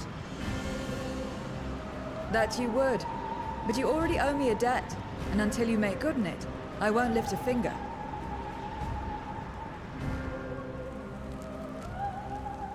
We'll speak after you've won. But know that if you lose, I'll help myself to your ether.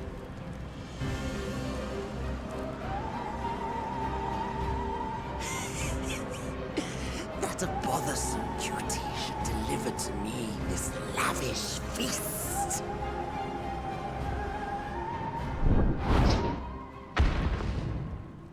Come, struggle with all your might. It will make you that much richer and tastier.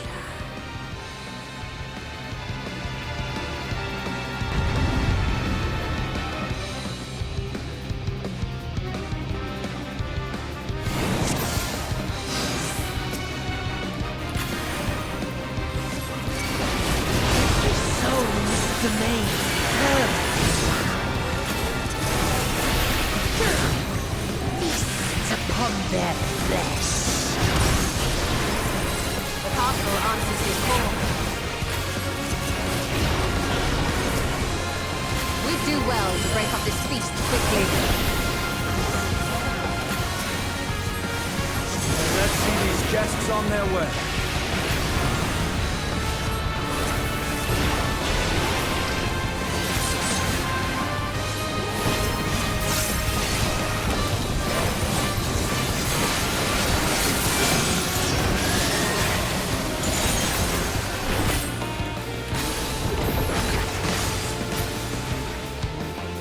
Behold the power of the Archfiend of Earth!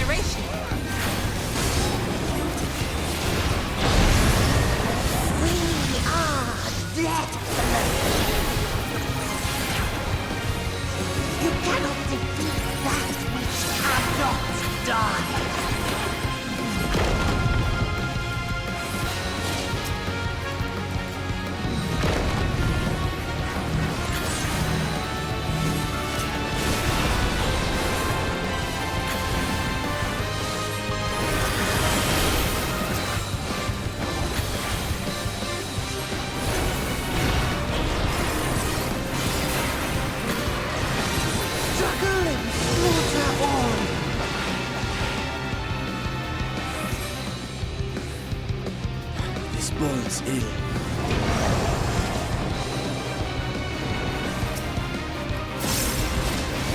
Our foe has too great an advantage. We need to drag him out of this damnable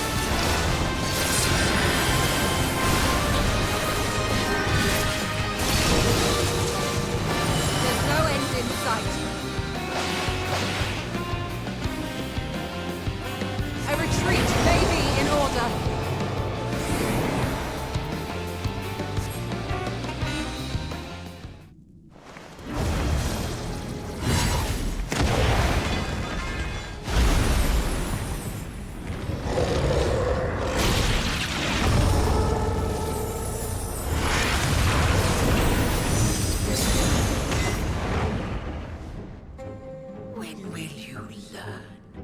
No matter what you do, you cannot hope to win. You never know until you try, and I'm always happy to experiment.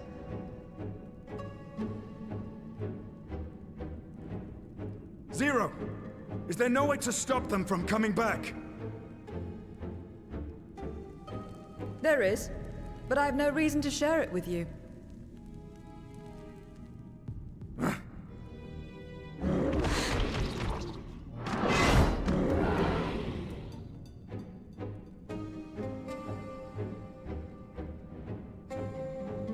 You know, Zero, you do owe us for one thing.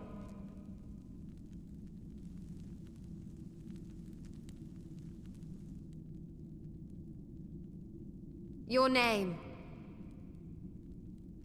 You'll have your promised ether, but we are owed compensation for your name.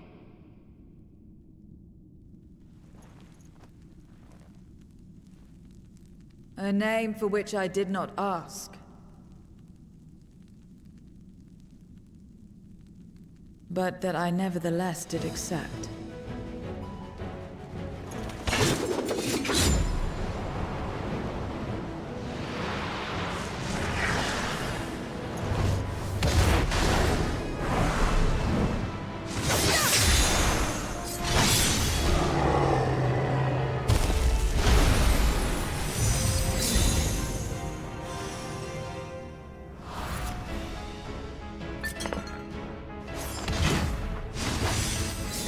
Been crystallized. Well now, that's quite the trick.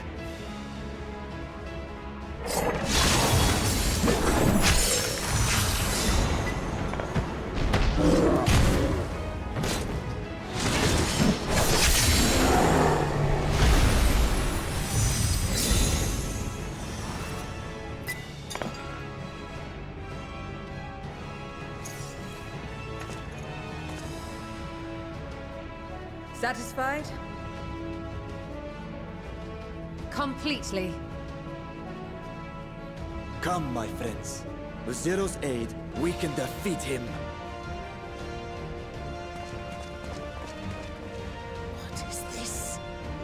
What have you done? Now that I think on it, you owe me a debt as well.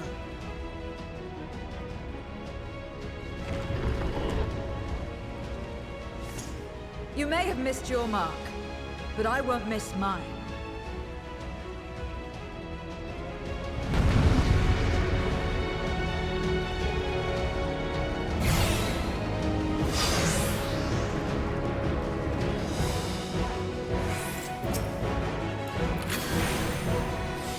However, a debt is a debt.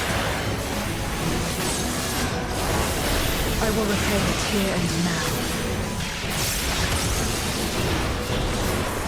She can turn voice into crystal. What is this power?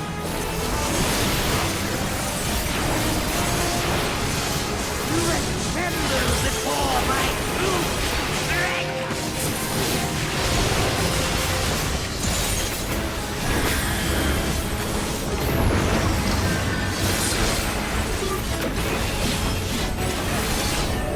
Attend to the minions first.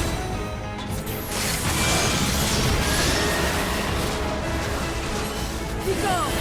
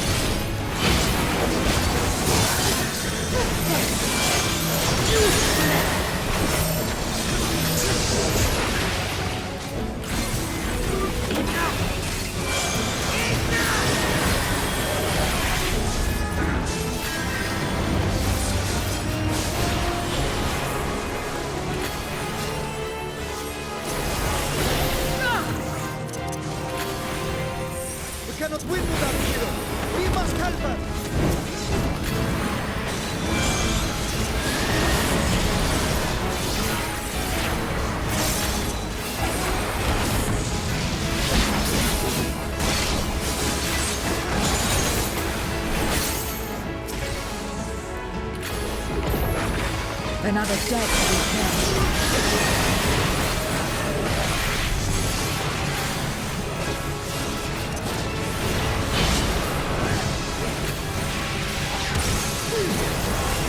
I must deal with you first. I'll kill you all myself!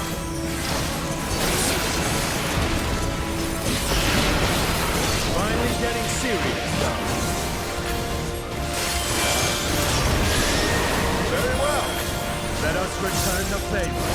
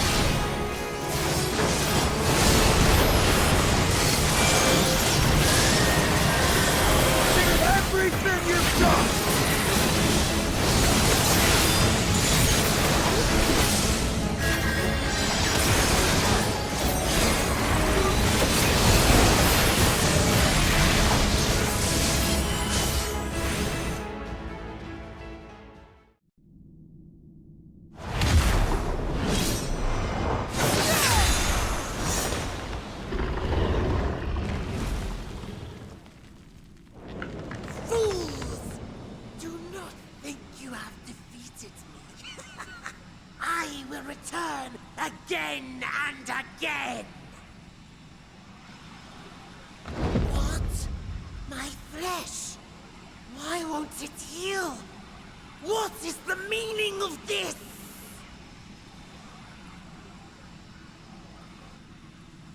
To seal ether in crystal. Memoria!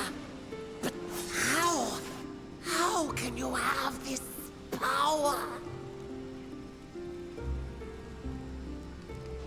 Death has no place in this world. We are beyond it. And yet... Ah, Lord Golbez, you have sent me to my doom. Curse you and your wretched flattery, and this abominable fate.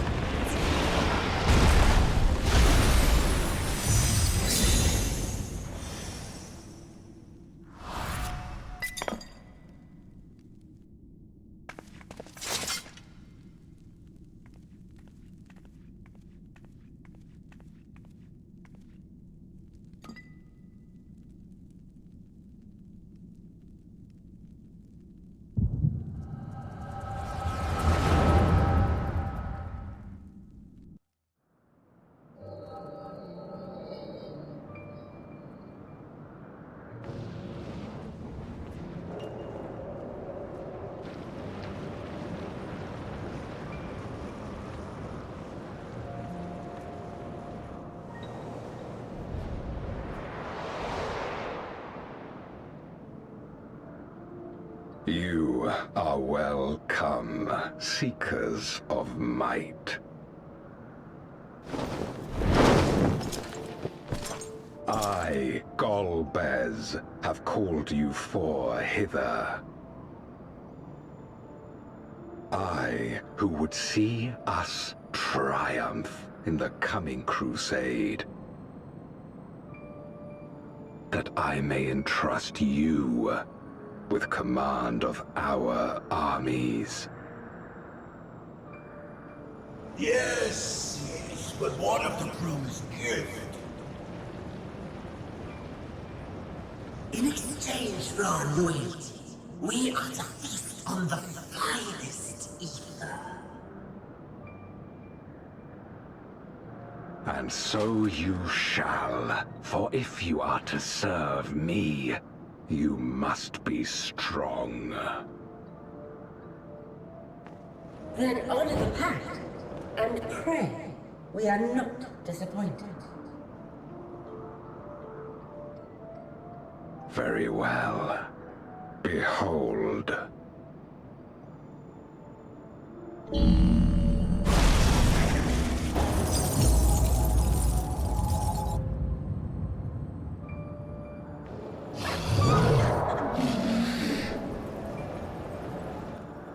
The fiery wings, the savage horns. It pulses with life. Such vibrant ether. This magnificent creature could only come from beyond the veil. Indeed. Feast, my friends. Feast, and arise as my 4 arch-fiends.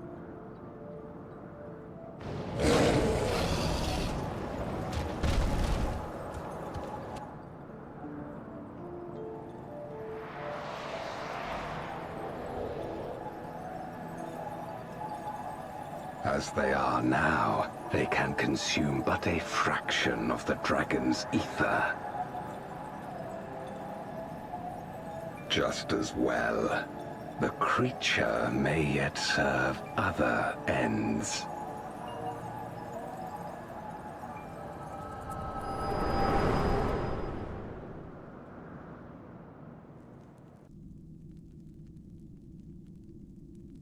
Are you all right?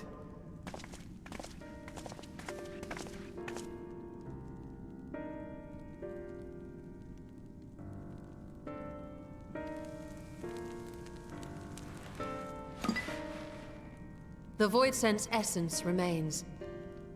But it has been sealed away, transformed into crystal. Memoria. Scarmilione called them. I take it they are connected to the war of which you spoke. Aye. Their use was central to the Contra Memoria, hence its name. And to my knowledge, the transformation is permanent. I see. We thank you for coming to our aid. I repaid a debt, and in doing so ensured that I received my own due compensation, which I shall have now. Yes, yes. I still have work to do, so I would thank you not to get carried away.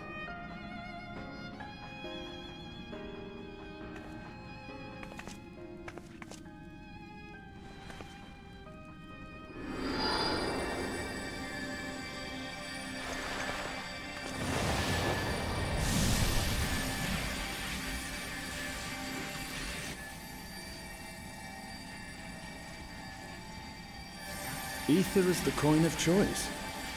I appreciate the simplicity.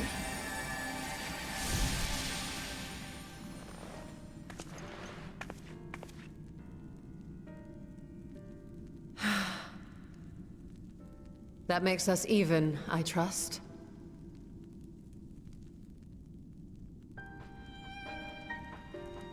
Right then. When you picked up the crystal, you experienced a vision, did you not?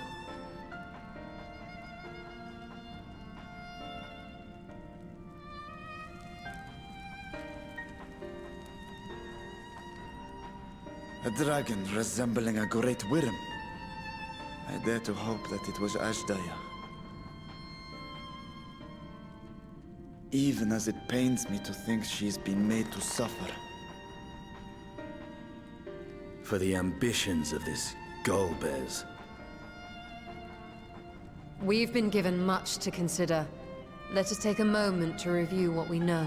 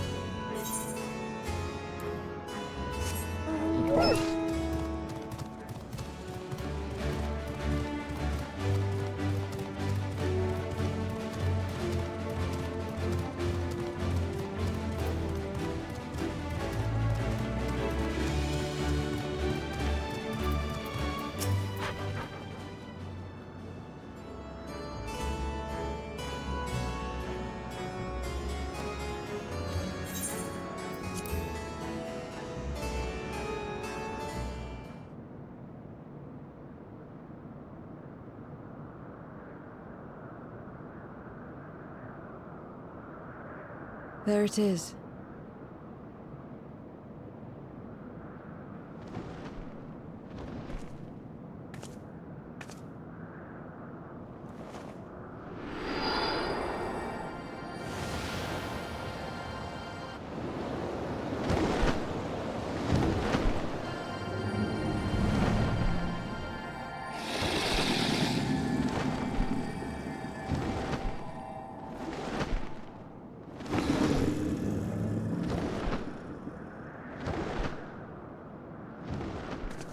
Good.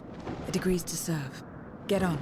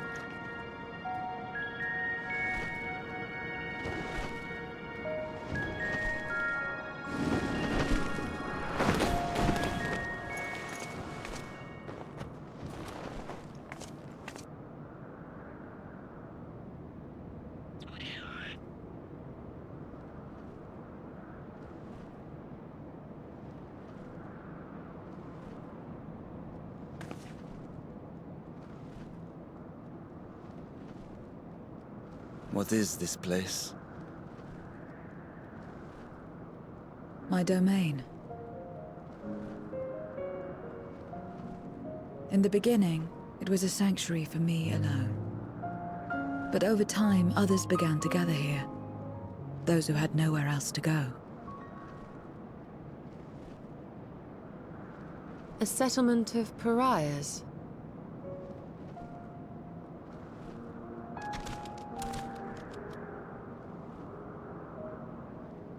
What's that? Mortals! They're mortals! What's enticing you here? Let me have some let me have some!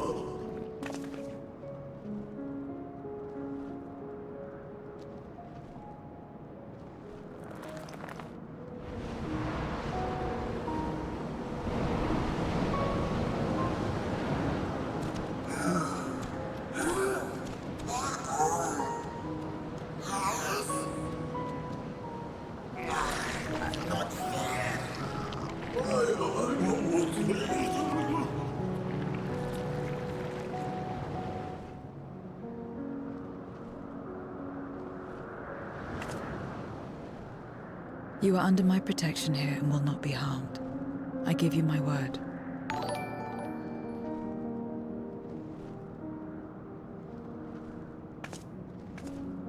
Follow me.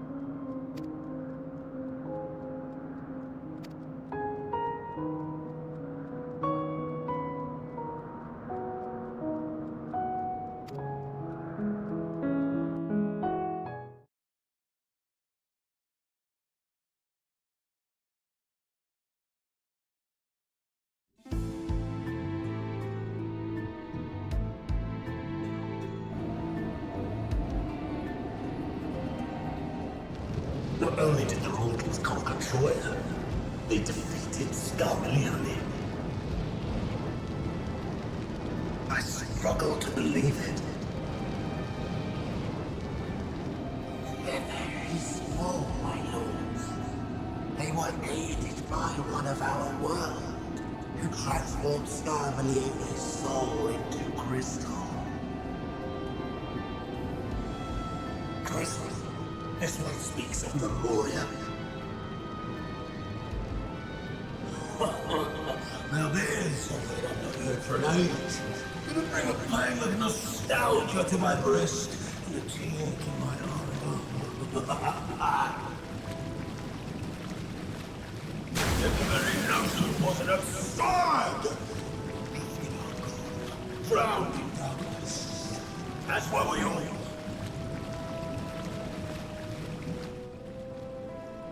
And yet Scarmalione still does not answer. Were he alive, he would have returned by now. Weakest though he was, his ability to regenerate was without peer.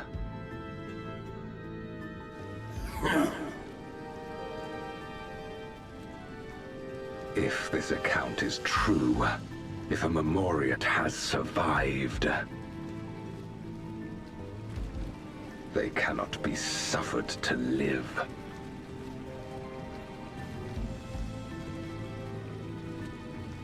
Leave this matter to me, Lord Golbez.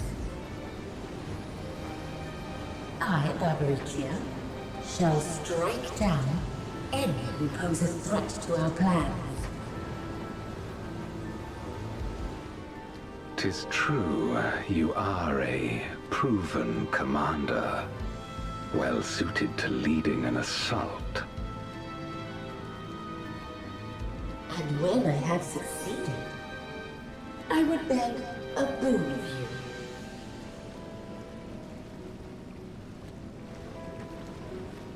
What do you desire? The dragon's ether. All that remains. The insolence! No place!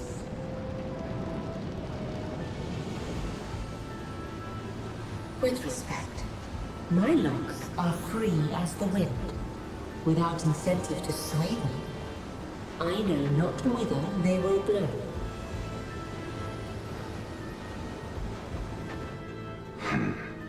Boldly spoken. I trust you will not disappoint me. Upon this flowing hair and my immortal soul, I will not fail. Go and impress upon these interlopers the futility of defiance. My lord.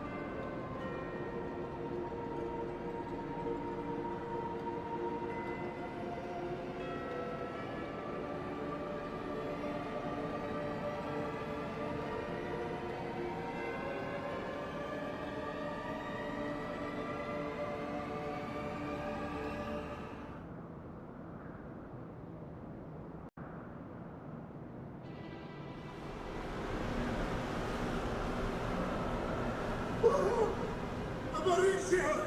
She is gone!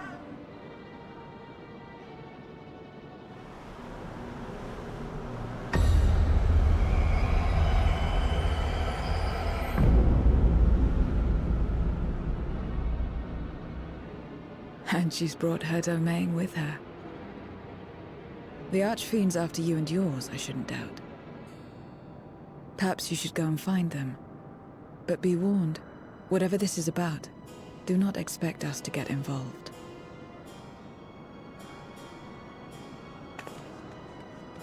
I can't bear it! Eating and being eaten! I only want to be left in peace!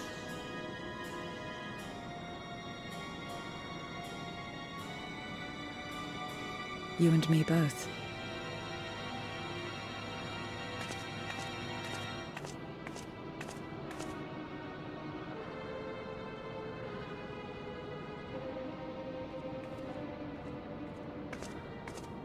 One of the Archfiends approaches.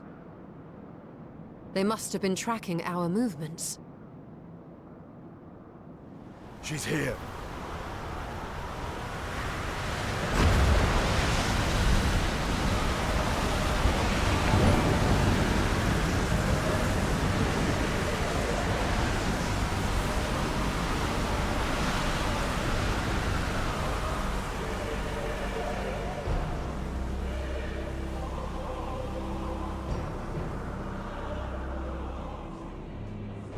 Excellent. You've saved me the trouble of traveling to Troya. So you're Barbaricia. Mind your manners, mortal.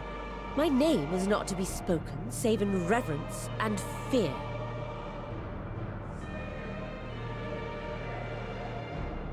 And what is this pitiful domain?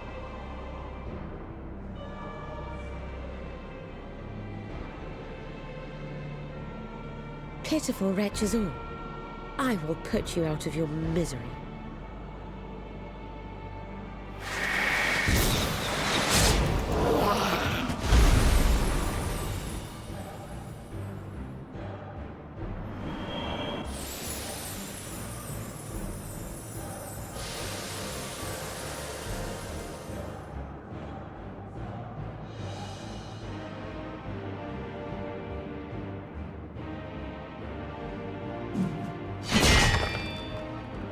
Alas, poor Scarmiglione, and good riddance. Felled by outsiders in pursuit of what? Pray tell? A dragon. One who crossed to this world thousands of years ago. Know you aught of it? A dragon, you say?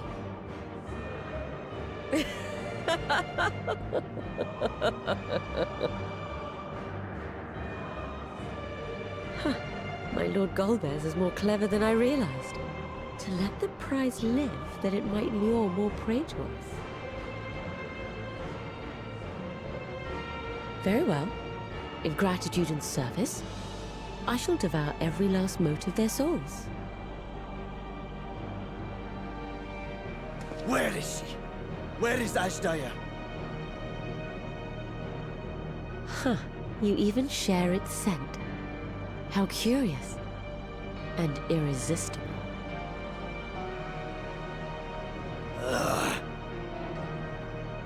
If you think us easy prey, you're wrong.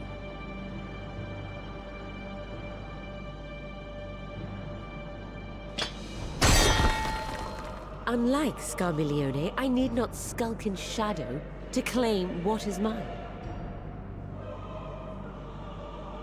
If you would know about the dragon you seek, then enter into my domain. You may flee instead if you wish, if the fate of the sorry lot here is of no concern to you. One way or another, I will have satisfaction.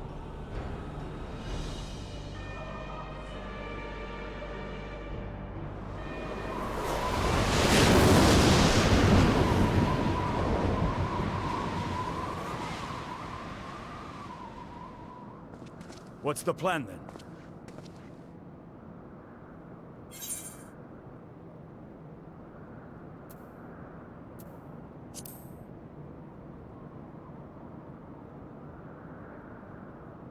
Aye, that we would. Even so, we don't have any intention of turning tail now, do we? We find her and get our answers. Will you be joining us, Zero? You may be easily goaded into accepting her challenge, but my curiosity is not so insatiable as to cloud my judgment. Nevertheless, if you are desperate for my aid, you know my price. I shall pay it. So long as you leave me strength enough to see my sister home, you may take as much as you wish. And lest you forget, mine is no ordinary ether. Babaricia too recognized its potency.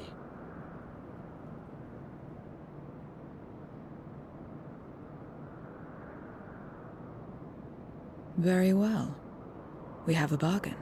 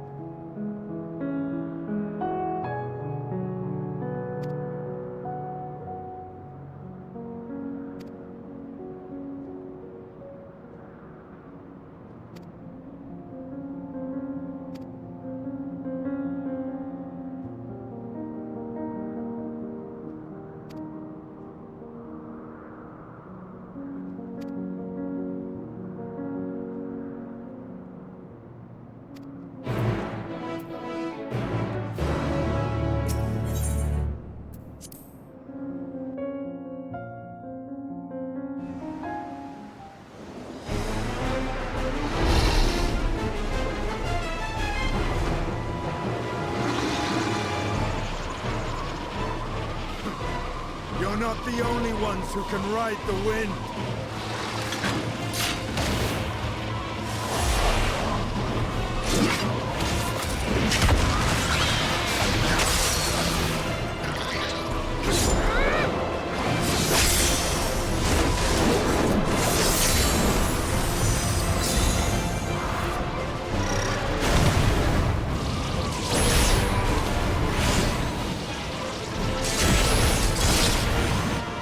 Leave these ones to us. I see to Barbaricia.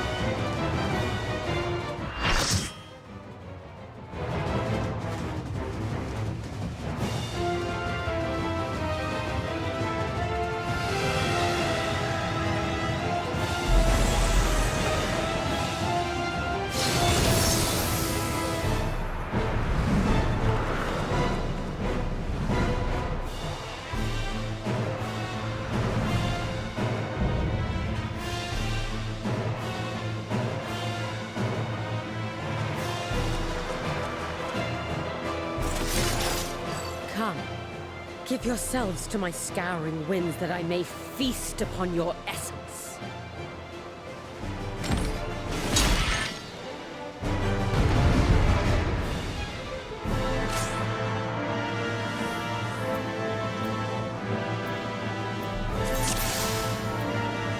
Such rich, exquisite ether. My head shivers with anticipation.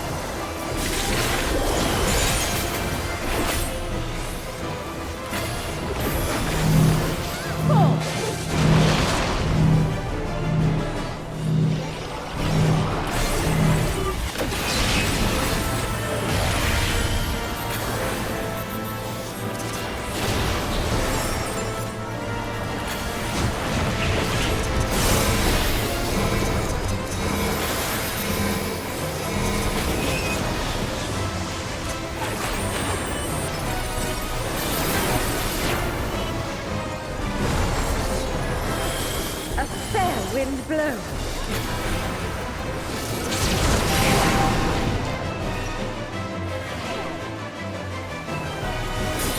You feel it too, do you not?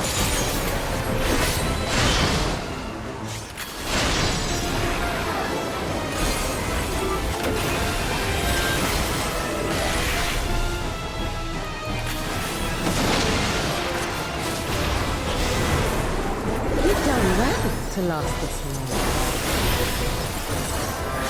But the battle has only just begun.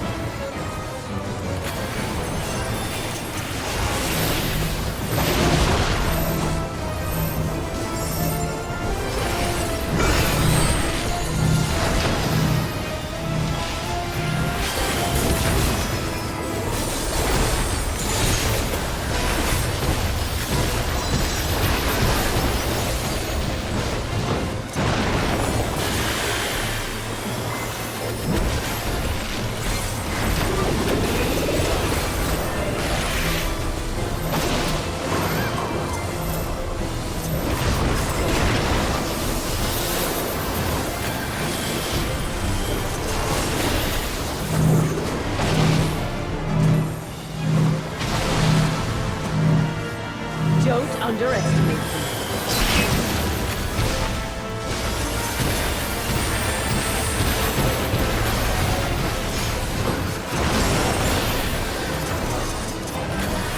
Feel my fury!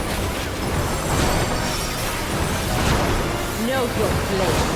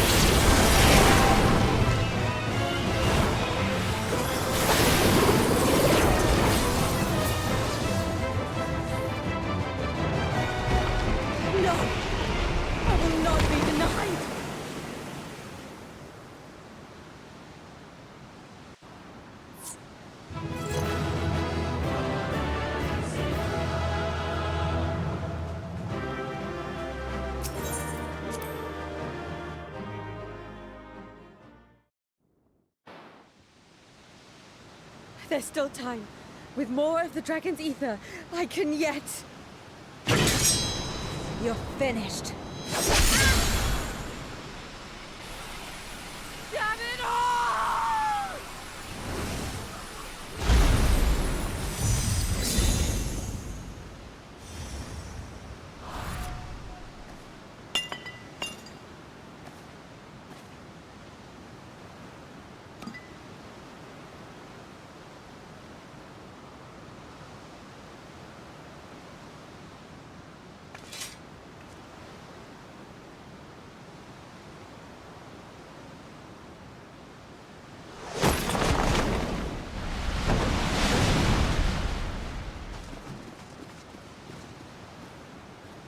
I see you've bested Barbaricia.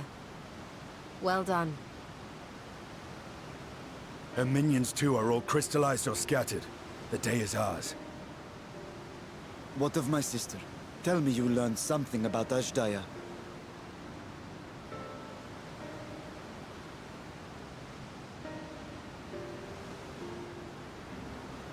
So the Archfiend and her crystal yielded not. Our efforts have not been entirely fruitless. We have deprived your sister's captor of another powerful champion. With Zero, we may yet challenge Golbez and his minions. Indeed. We could not have come this far without your aid. Thank you, Zero. I but fulfilled my part of the bargain. And now I will have my...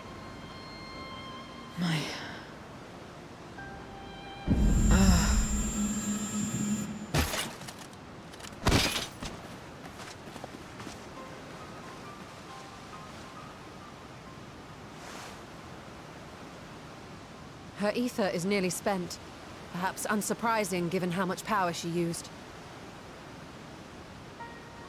I wouldn't want to face another Archfiend without her. We should hurry back to Zero's domain. Agreed. Eager though I am to continue, it would be unwise to risk our lives for the sake of haste. Let us suspend the mission and tend to Zero.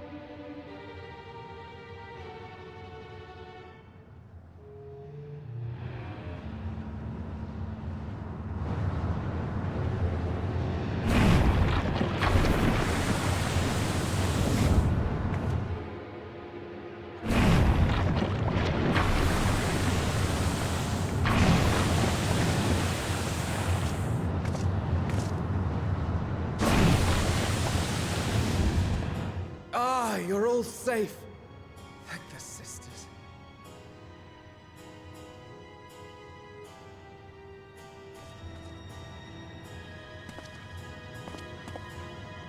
A moment while I close the gate.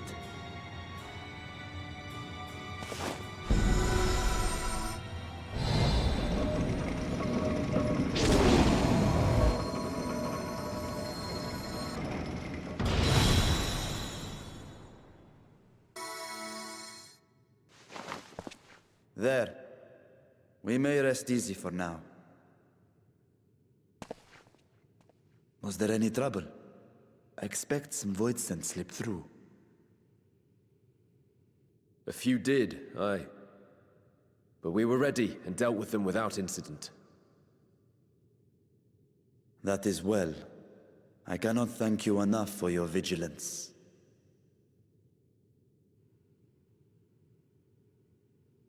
Yes, yes, you're grateful. But aren't you forgetting something more important? You know, the polite but warm formalities one delights in hearing when their little brother returns from a long journey.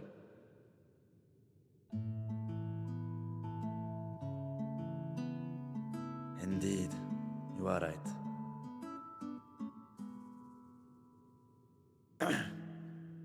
It is good to be home again, among those who I love dearly and missed so much. And we are glad to receive you, Vashan. Welcome home.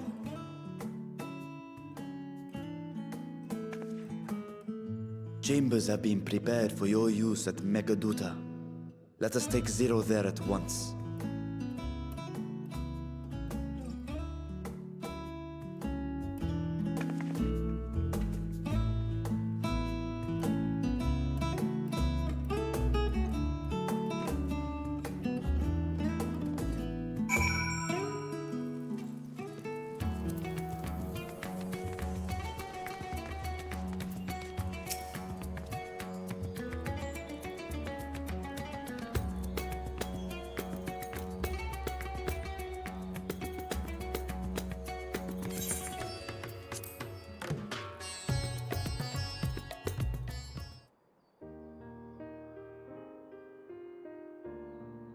Our mission took many an unexpected turn.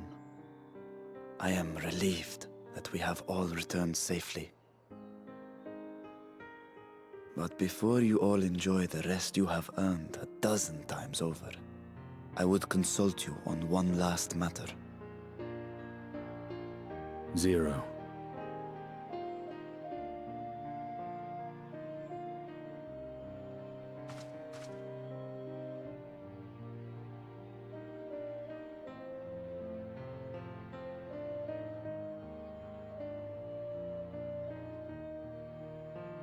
While she appears none the worse for wear, she remains locked in slumber, and I cannot help but worry. Is there aught we can do to expedite her recovery? If her ether is exhausted, perhaps I can share some of mine now. In the wastelands of the 13th, one can only replenish ether by taking it from others, be it by trade or by force. In contrast, the source is rich in ambient ether. Simply being here and drawing breath, Zero will absorb what she needs. Then we need but wait? I believe so. She will awaken in time, and when she does, give her something to eat.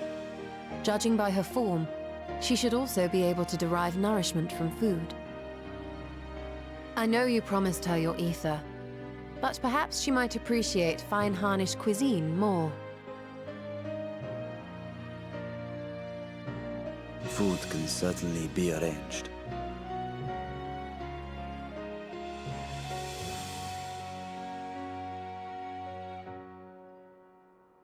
She looks like any other person. Unsurprising, perhaps, given that she is only part void sent.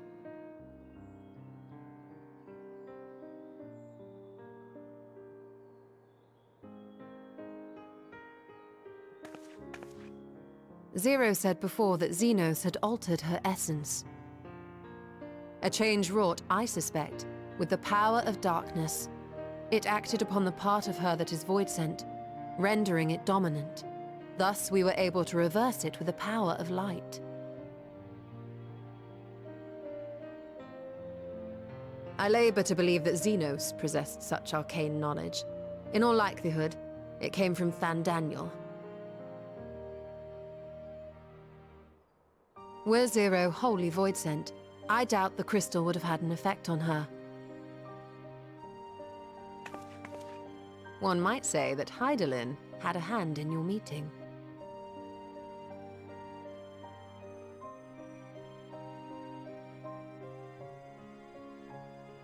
It is no exaggeration to say that Zero has proven herself invaluable. A boon from Hydaelyn herself. Her cooperation may come at a price, but whatever it is, I am willing to pay it. Exhausting though it may be at times.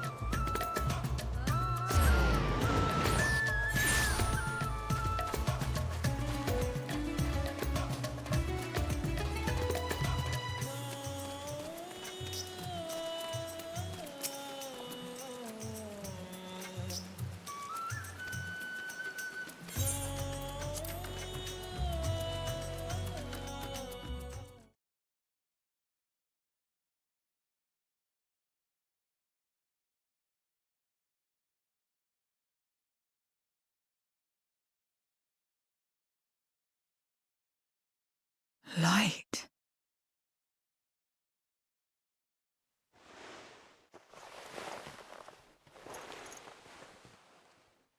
Is this an inn? What happened? How did I get here?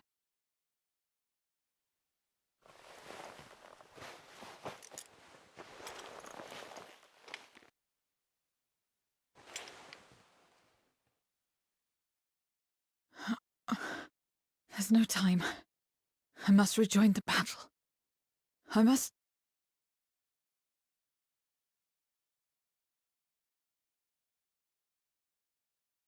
Oh, you're awake! Wonderful!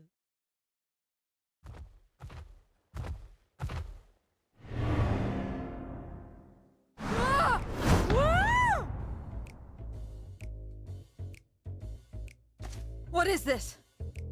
Some sort of fiend? A fiend? Where is it? Where? Ah, but this is no time for jokes. You're in the source, my dear. The world next door, so to speak. The others brought you here after you collapsed. I'll fetch them at once. Wait, just a moment.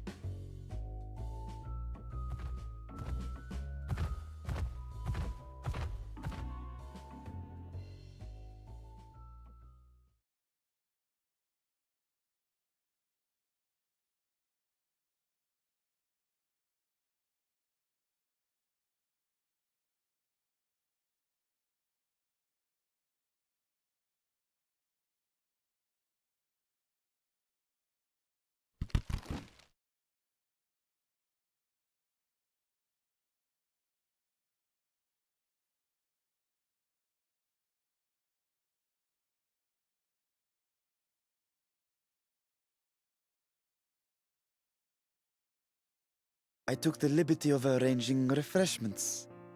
I hope you find them as flavorful as they are invigorating.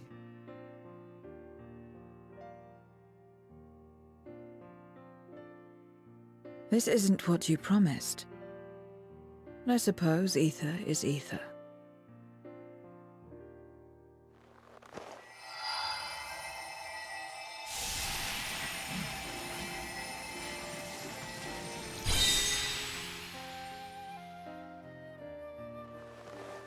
Wait. Don't tell me you don't know how to eat? I took what I needed from it. What's the problem? Where's the enjoyment in that? You're supposed to bite, to chew, to savor, and then swallow.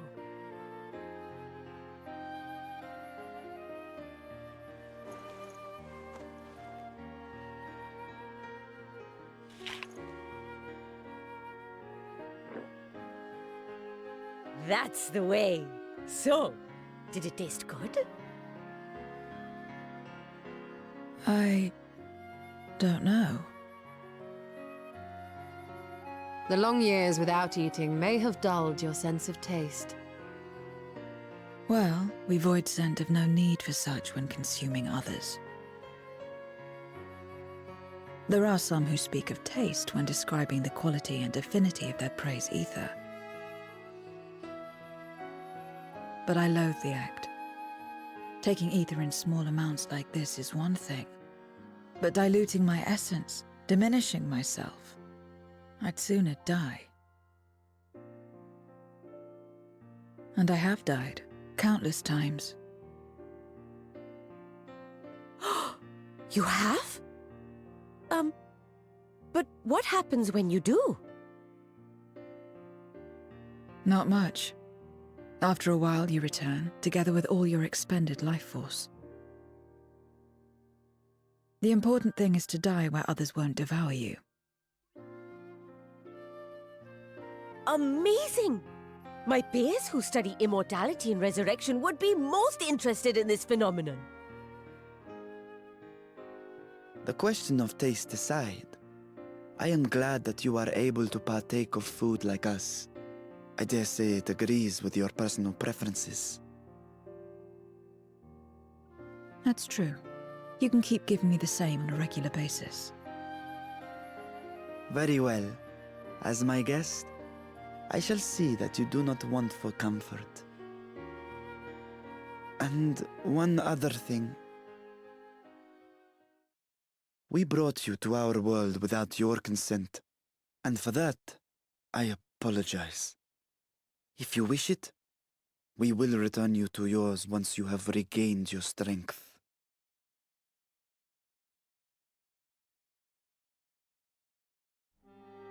It's fine. I have no reason to go back.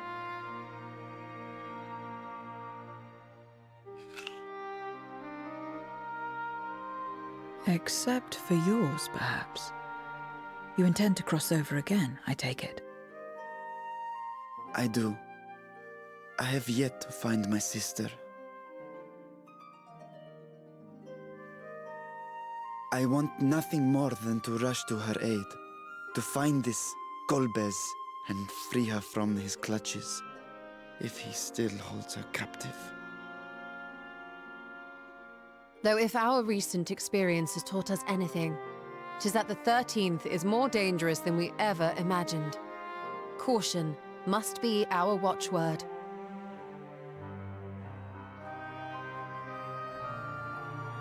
Better late than never. In the short time you spent in our world, you left a trail of chaos in your wake. You managed to return in one piece this time. But don't assume you'll be so lucky the next. Rest assured, we will make no assumptions and spare no preparation. Speaking of which, while we rest and ready ourselves, I ask that you tell me more about your home. In return, I will tell you about ours. I will show you my domain, Radzet-Han.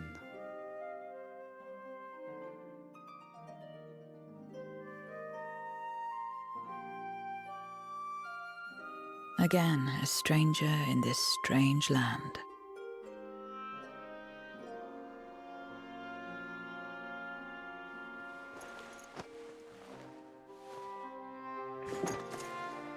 I have a condition. You must come too.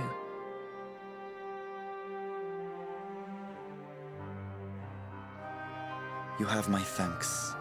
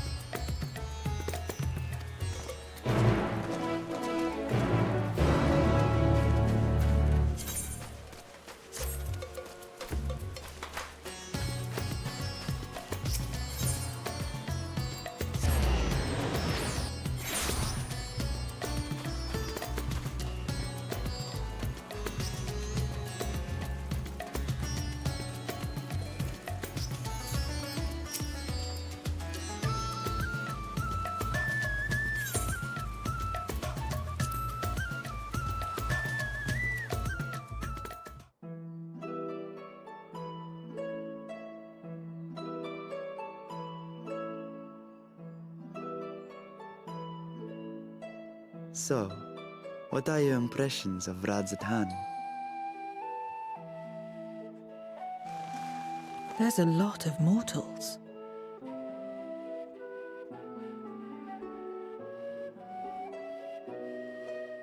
Considering your origin, I can see why that might be your first observation. Though they would call each other people, I think. If you wish to know about our fair city, I should be glad to place a guide at your disposal. No need. I'll show myself around. There's only so much about my home I can share with you in return, after all. While I remember some few tales of the past, I cannot speak to their authenticity. But if that is enough, then I will tell you of the events that saw darkness engulf our world. The Contra Memoria.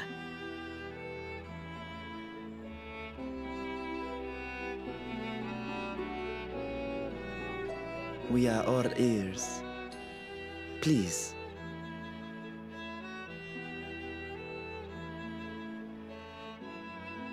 Long ago, light filled the world and all was at peace. But then the servants of darkness came, and they bequeathed a black art unto men.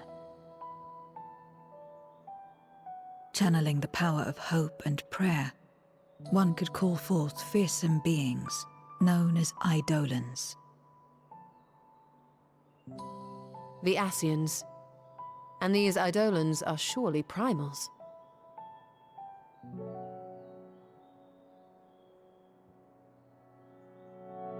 Then you have faced the same, and understand that when an Eidolon is birthed, strife follows. And in such strife, the weak are the first to suffer.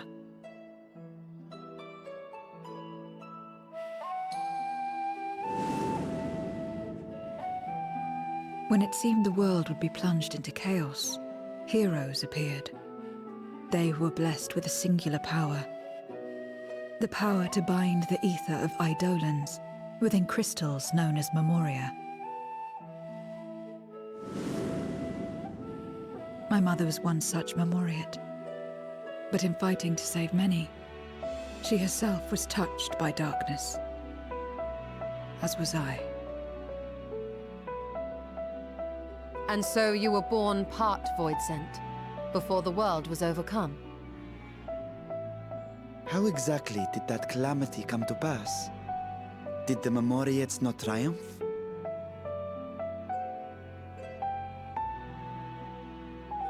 They did.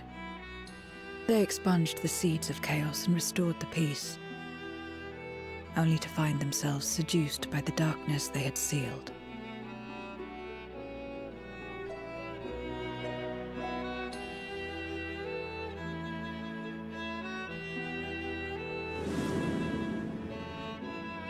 They spread the taint, transforming men into monsters, what you call Voidsent, and raised armies to wage new wars. Not the first to be corrupted by power, nor the last. Some defied temptation and held fast to the light. My mother and I among them. For years and years we fought, but it was not enough. And when our strength was spent, our bulwarks broken, so too was the world.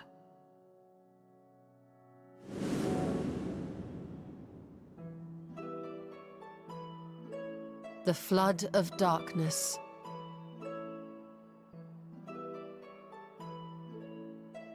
The stars faded from the heavens as a pall black as pitch enveloped creation. Darkness raged unchecked, rending the very walls of reality. I was cast into the rift, and there trapped for what felt like an eternity. Until I came upon a crack. Tiny, infinitesimal, but enough for me to squeeze through. And find my world changed beyond recognition, into the lightless waste you saw. So that is how you were able to escape becoming a Voidsent in full. I suppose I should consider myself fortunate. Were I like most others, I wouldn't have lasted a day before being devoured. We, the Lost, are better equipped to survive in a lost world.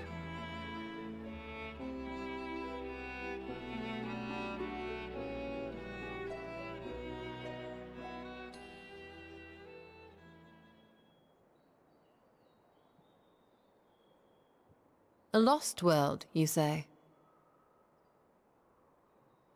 I wouldn't be so sure. The 13th is still there, is it not? What are you getting at? To explain requires that we initiate you into the truth of the source and its reflections. Be warned that this will take a while.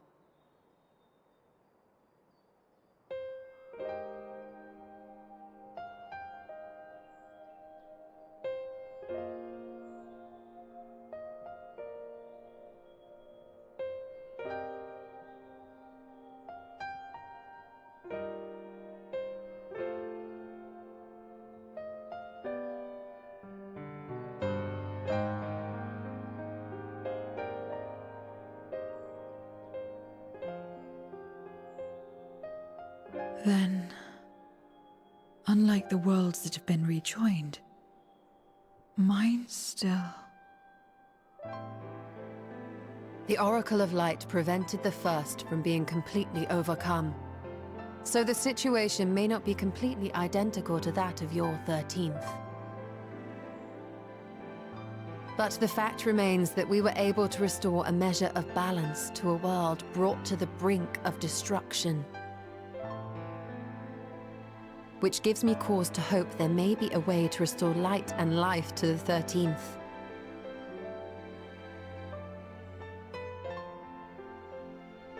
Of course, these are only possibilities.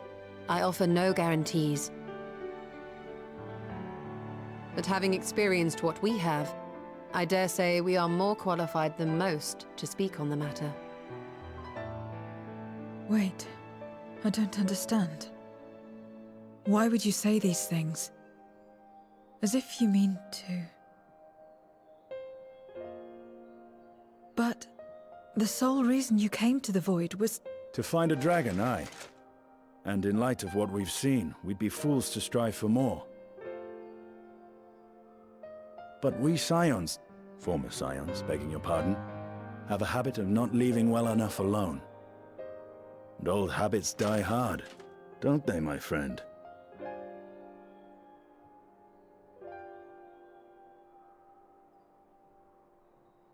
Restoring the light would serve our efforts to find and free Ashdaya. There is no reason not to try.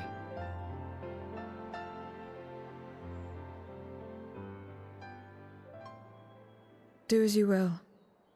I have no desire to save that world.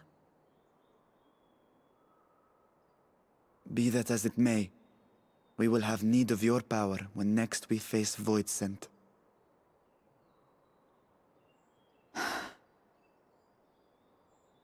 You know how it works. If you want my help, you must pay my price.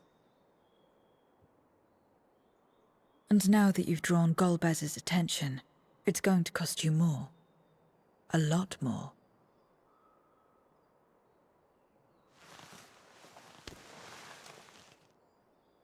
I will consider this a deposit.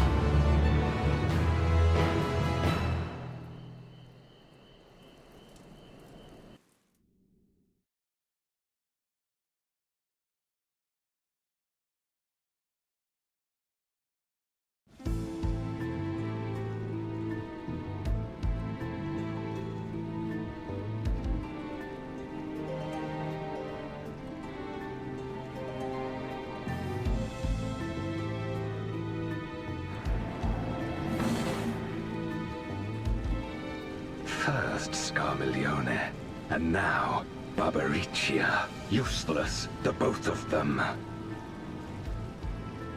It was no lie. They conspire with a Memoria. And their search for the dragon will lead them here. The war looms nigh. We cannot allow these interlopers to interfere. If I may, my lord, I have a plan to eliminate them. In order to guarantee its success, however, I will require Cagnazzo's cooperation. Now there's sport to be had, then I'll play along. As much as I dislike following your lead, I have no patience for scheming.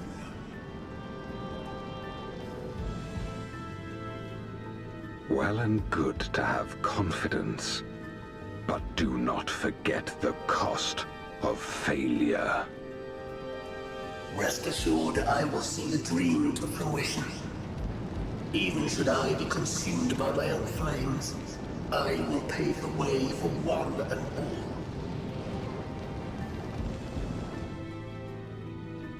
Then I will trust in your oath and your plan. We will give you cause to rejoice, my lord. This I vow. Aha! Some excitement for a change.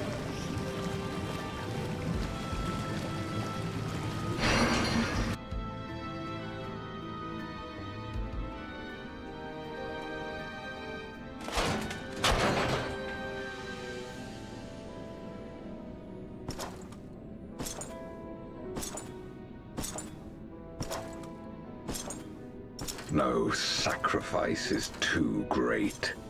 Even should my 4 archfiends be lost, I will not halt my steps.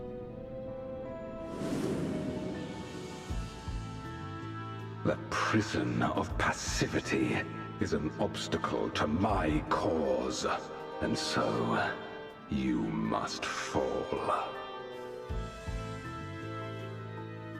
What irony that the blessed damned should set us free.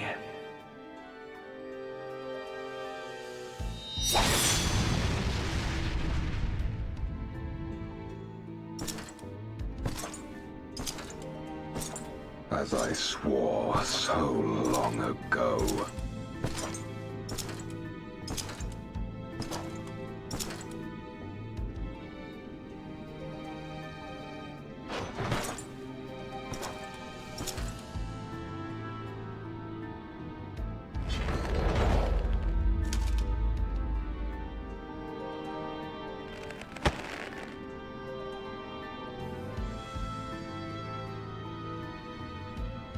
The gate lies open. At long last, my ambition shall be fulfilled!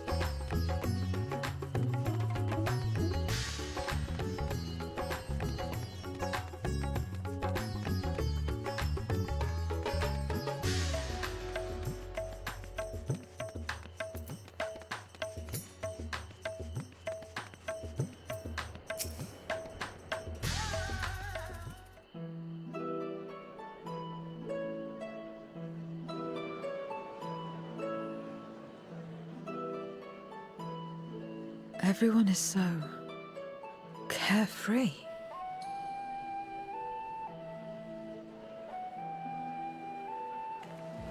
Unafraid and unconcerned in spite of their weakness, and how easily their lives could be torn apart in an instant.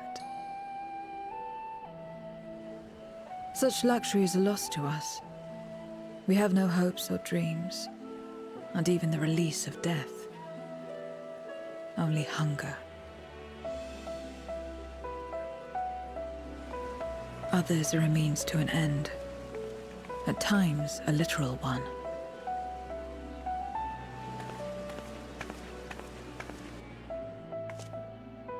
We forge covenants with men and come here to feed, or to die. I thought it would be no different when I was summoned by Xenos. Lives were tools to him, to be used and discarded at whim. In that respect, he was a void-sent at heart. But towards you, and you alone, he behaved differently. And I cannot fathom why.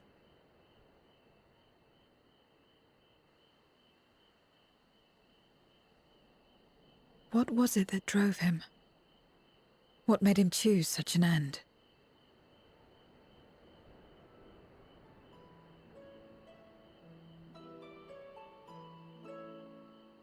But enough about that man.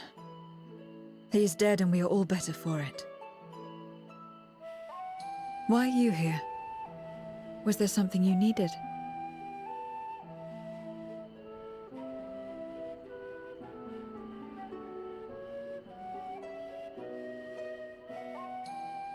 So you're heading back now. Then as per our bargain, I will go as well.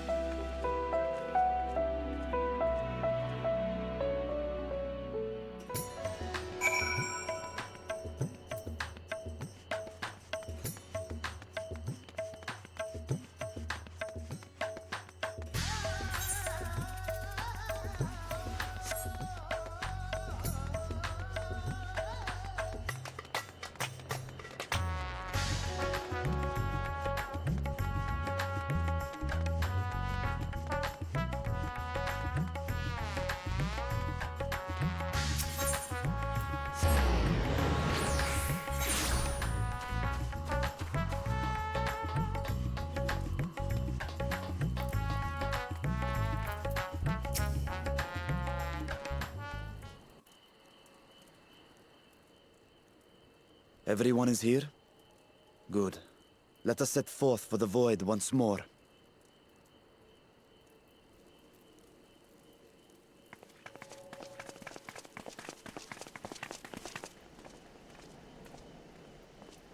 What is it?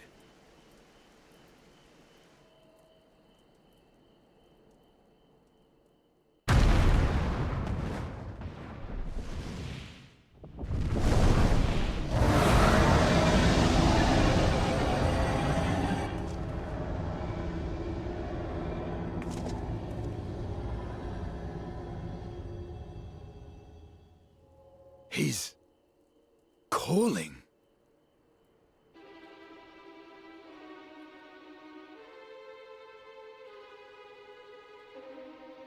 What is the meaning of this?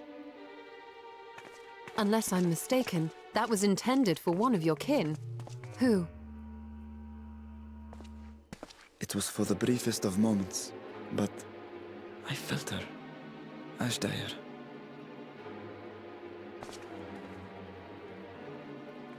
I thought she was in the void. As did I.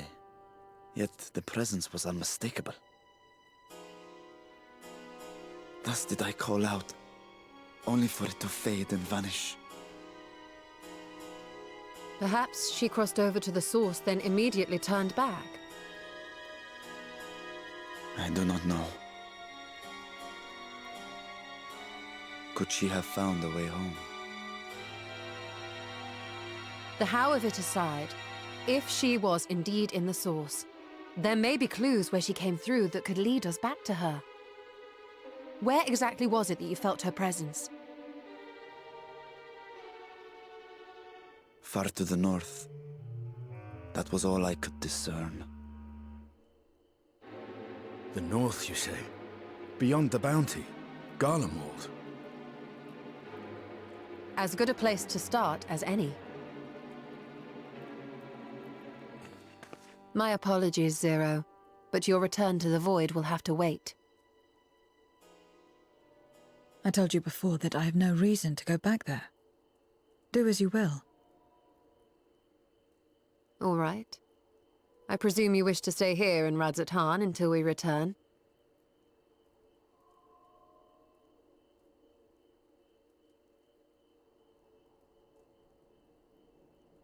You've kept me amply fed.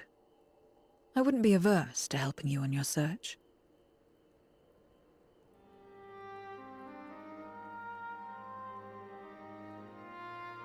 If Ashdaya was indeed here, other Voidsent may have made the journey as well. Very well. We would welcome your company.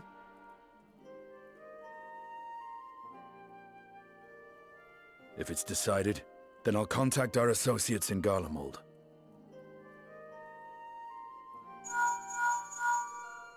It's me.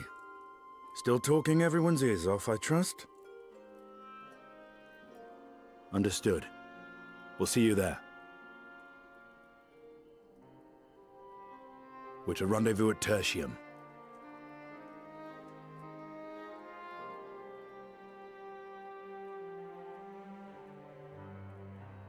We'll need to teleport to make it there in time. Can you? Aye. I know it well from my time as an avatar. Then it seems we're all set. If there is nothing else, let us see to our final preparations.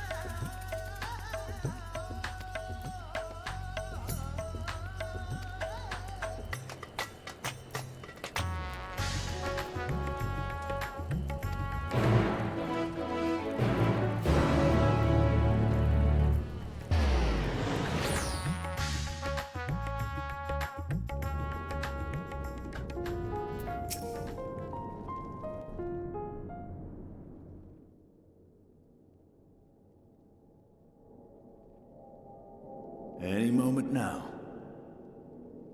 My friends, 'tis good to see you again.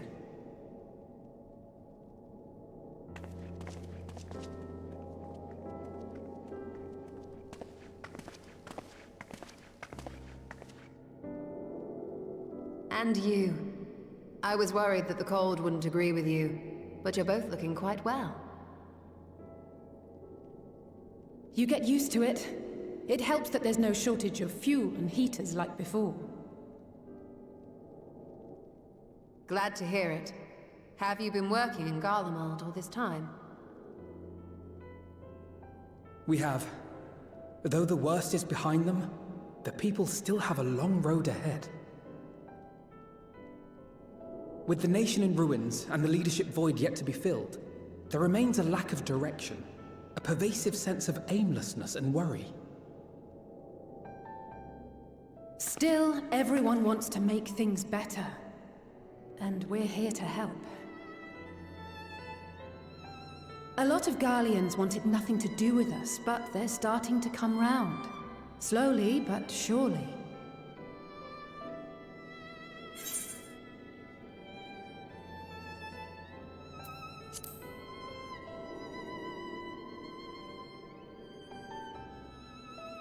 You're too kind. But it's thanks to the cooperation of like-minded souls that we've been able to make any progress. The Allied nations continue to send supplies, which allow us to meet basic needs such as food and shelter. Meanwhile, Euless and a number of soldiers have begun a restoration initiative, with more and more volunteers joining by the day. Like Alphino said, they've got a long road ahead of them. But we'll get there together, one step at a time. But enough about events here. What brings you to us? And with new company, besides.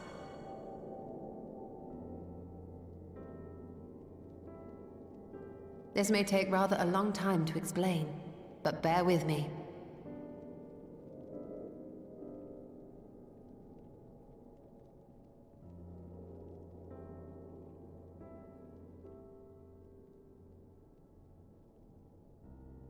The 13th?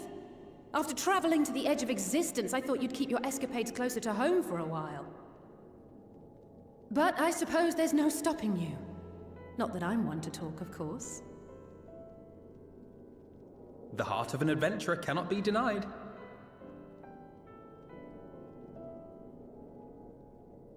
You could have at least invited me, too. Surely there was room enough for me and Grahar in the Undersea Vault.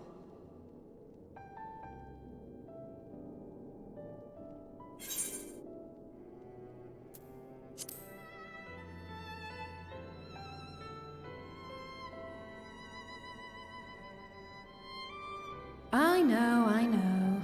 I only meant to tease. Mostly.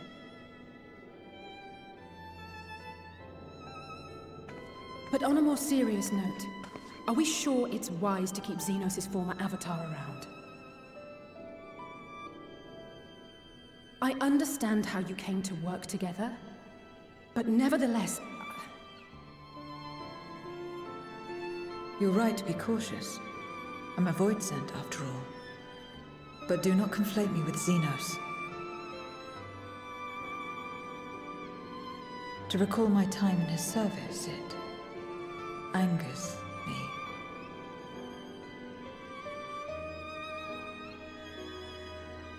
Is that so? I think we'll get along just fine, you and I.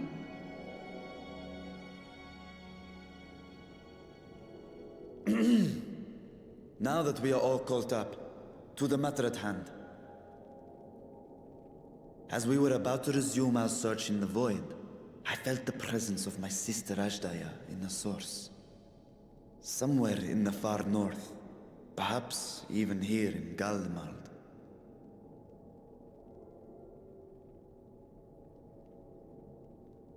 If you have seen or heard anything out of the ordinary, I must know.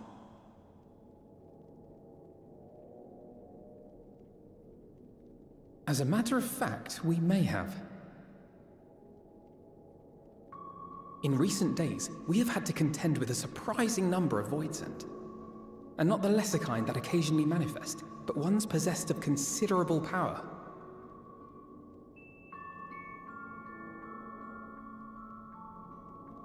You think they might have been summoned? By whom? We're not sure. But as Euless reminded us, practitioners of a certain traditional Garlean art rely upon Void-sent servants. While there are no known Reapers left in Garlemald, we can't rule out the possibility that some are working in secret. To summon not one, but several powerful Voidsent is no small feat. But if Ashdaya was indeed called from the Void... Then it is likely the same party is responsible.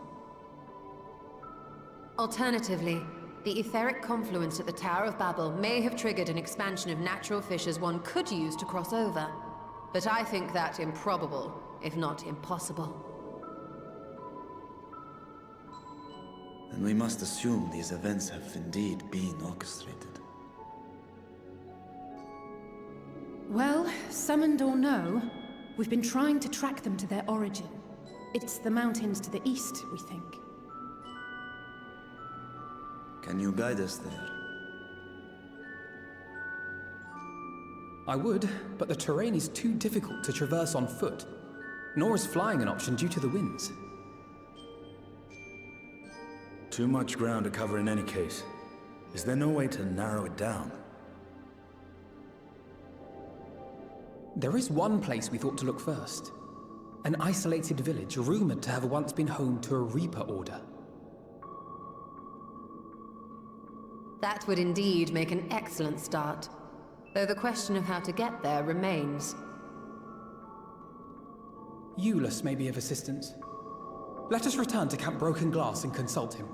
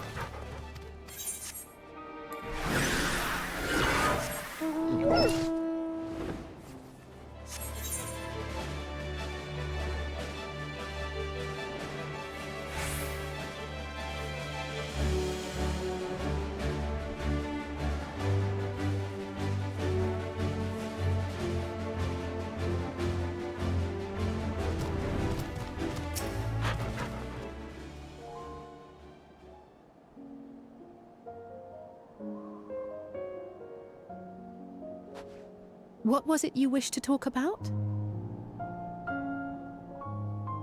Why do you help these people? What is it that you stand to gain? I'm sorry?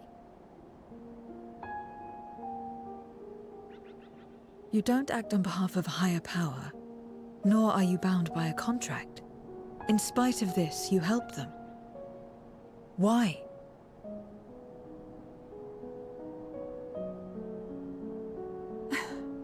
And there I thought it was something serious. I help them because I want to. Because it's the right thing to do.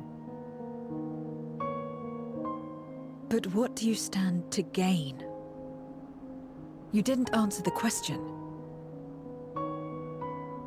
Didn't I? I followed my heart. What I got out of it came after. Was there anything else? If not, let's keep moving. Right.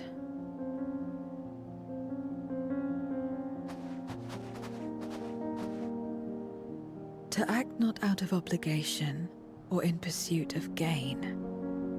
To simply live. And they survive like this.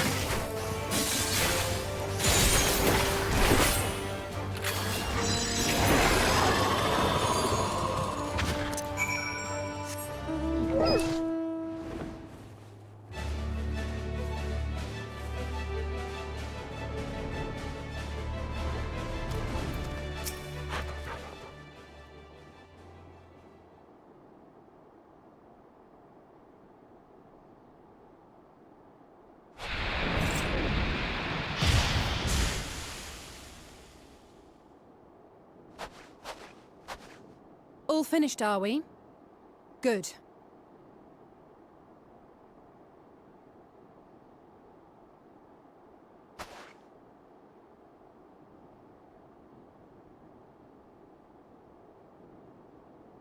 The cold doesn't let up out here, does it? They've the means to keep everyone warm at Camp Broken Glass and Tertium. But the measures are still only temporary. Subsisting on charity.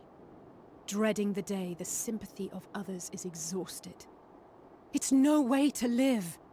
They need lasting safety and security.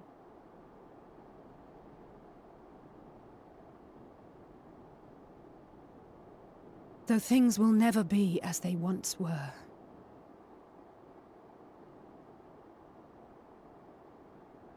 If we can restore a modicum of normalcy to their lives, maybe that will be enough for them to move forward.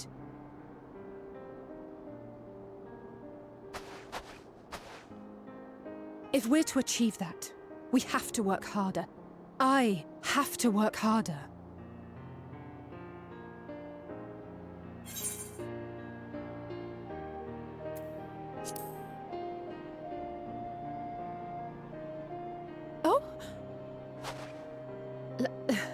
Lest you misunderstand, I wasn't fishing for a compliment. As I said, I'm doing this because I want to.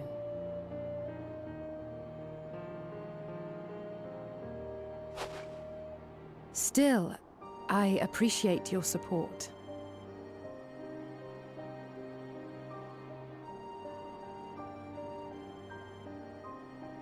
Well, our work here is done. We should be heading back. I hope Alphino and Zero haven't gotten into any trouble. I cannot imagine how awful it must have been to serve as Xenos' avatar. To not only suffer him, but so much else.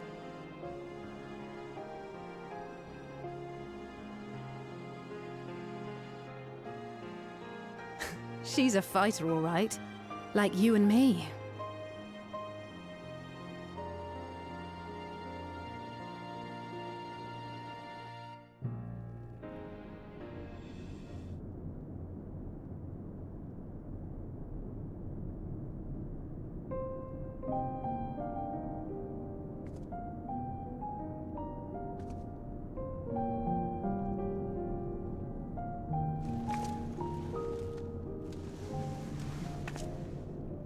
Thank you, miss. Thank you.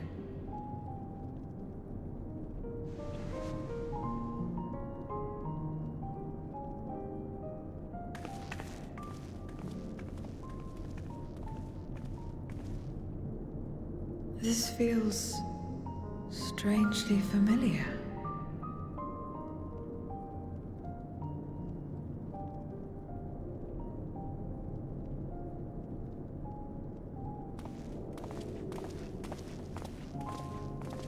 Excuse me, Alphino. My wife, she's come down with a high fever. Do you think you could take a look at her? Of course. Give me a moment. Zero, may I leave the rest here to you? Fine by me.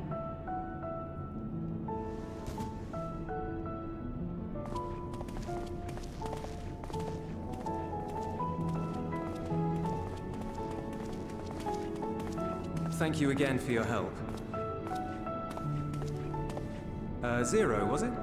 I take it you're one of Alphino's comrades? Comrade? We've entered into a cooperative pact, if that's what you mean.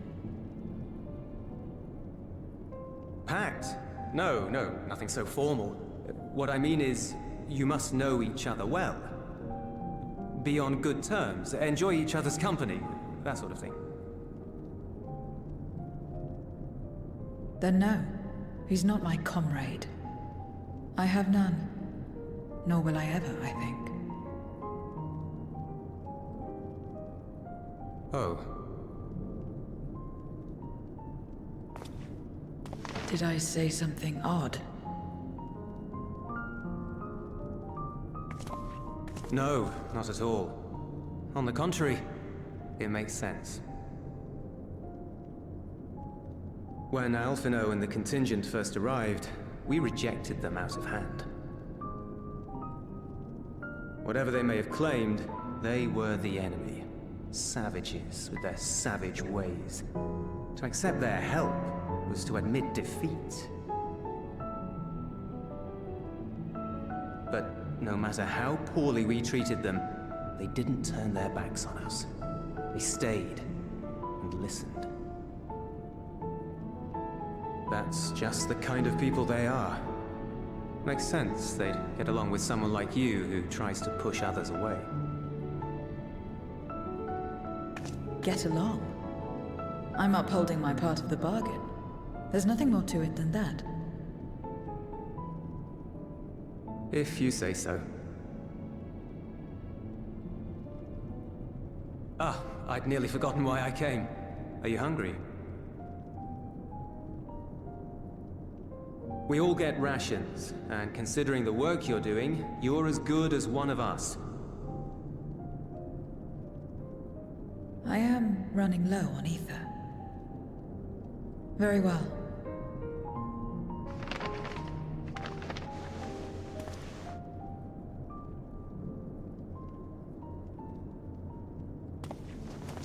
Azim step-style dumplings. Butts, they call them.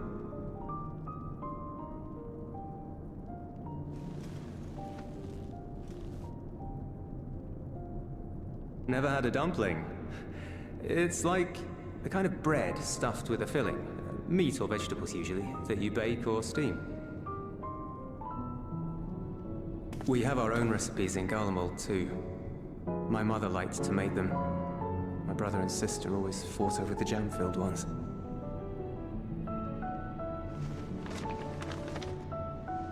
Just think of it as bread, all right?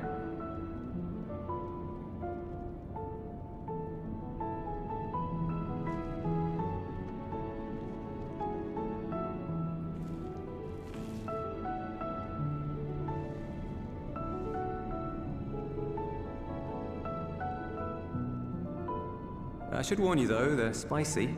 Helps them keep longer, I assume. Too much for the children to handle though.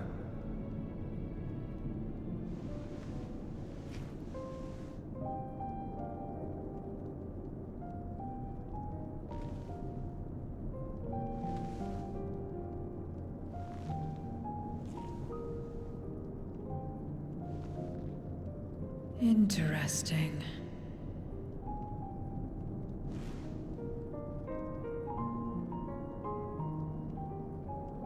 Interesting good, or interesting...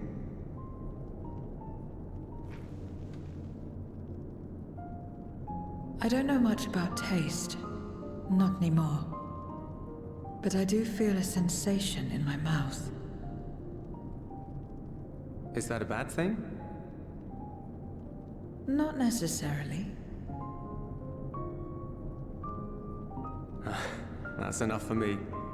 I've heard it said that spices are more akin to fire than flavors. Perhaps that makes them easier to understand.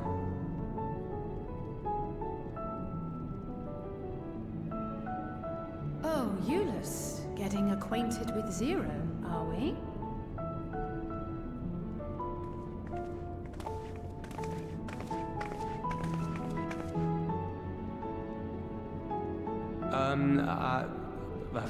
I suppose I am. No harm in that. Acquaint away.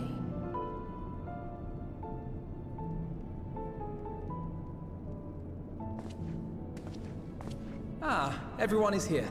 Excellent. Thank you all for your hard work.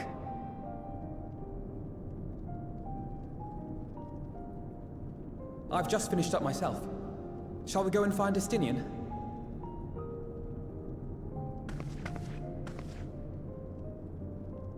Alphino! Alize!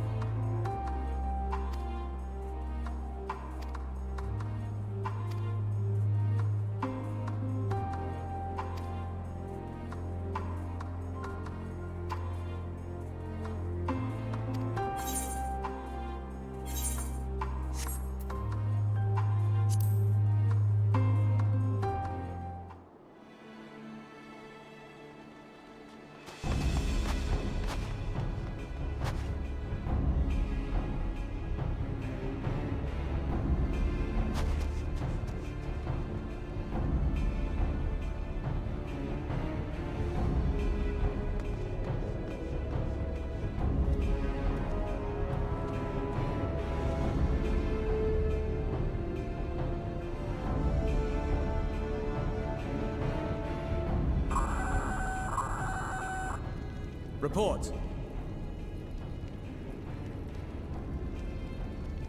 Lost contact. When? Void sent. I'd bet my life on it. Understood. I'll investigate at once. A unit transporting supplies has gone silent en route to Broken Glass. I will go and search for it. Stay here and keep watch. But be ready to answer my call.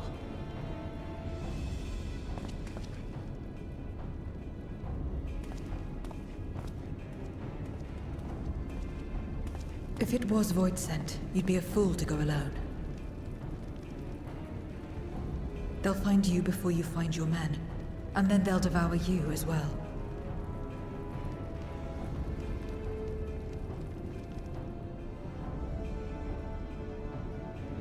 Perhaps you're right. Perhaps I don't stand a chance, but I can't just abandon them.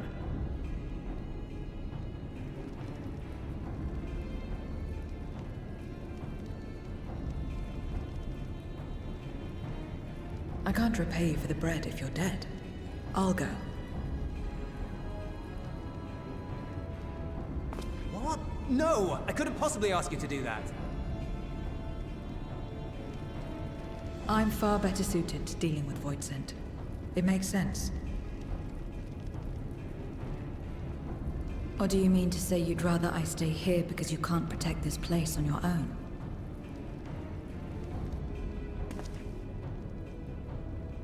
Ah.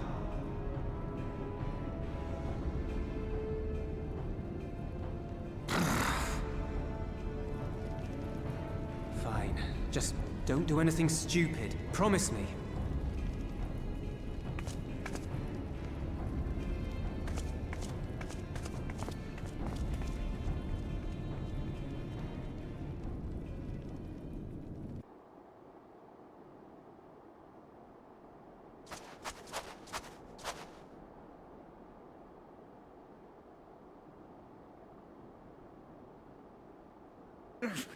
Damn these demons!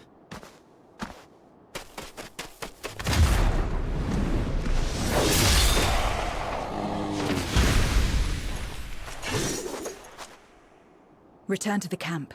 Now. Yes, ma'am. Thank you.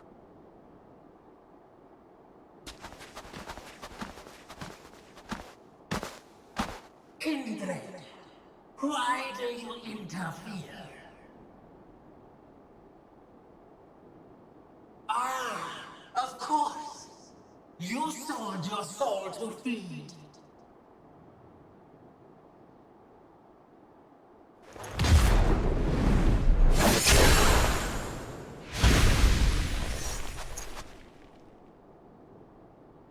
I have taken bread, but my soul is forever mine.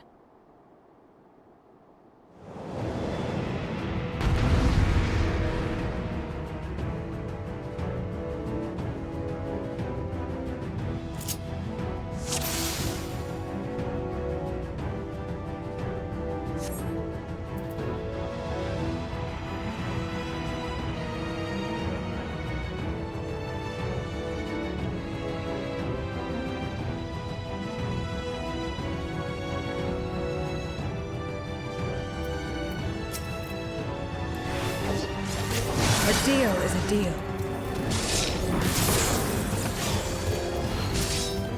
I cannot let you pass.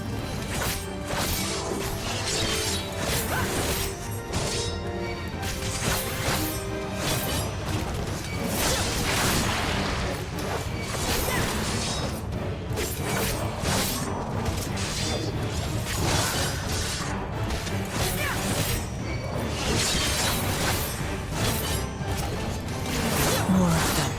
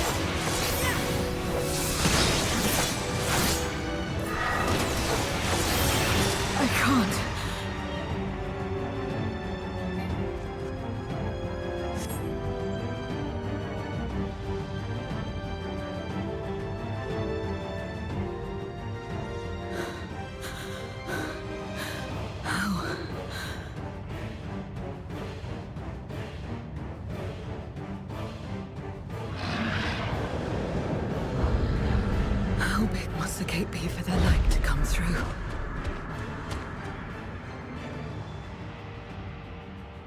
Is this it then?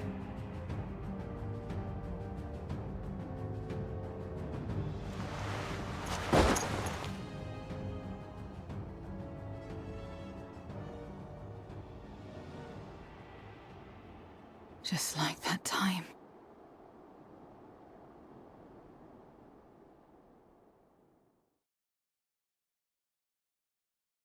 When light still shone upon the world. When the Contra Memoria still raged.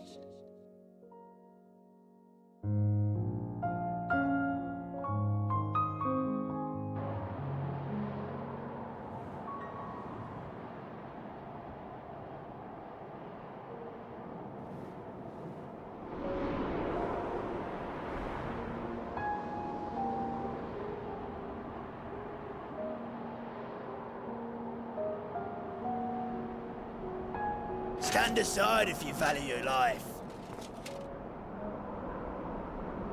We're only after women and wine. Darkness can take the rest.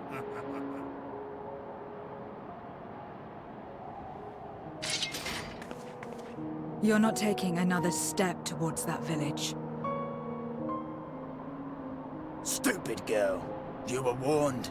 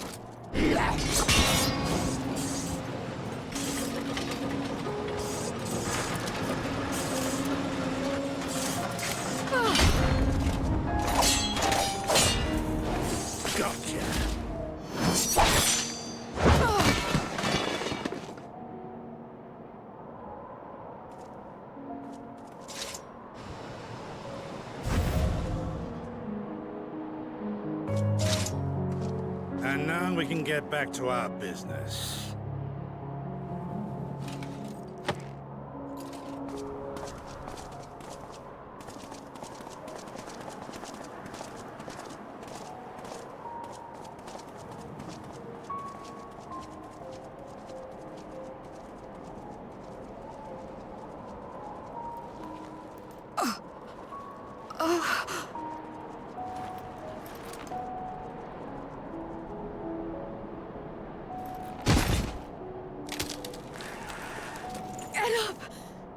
Get up, damn you!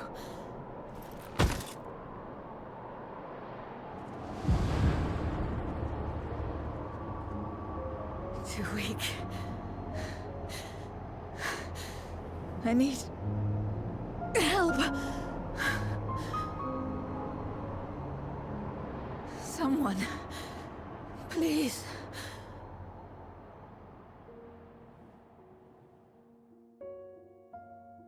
The same mistakes, the same ends.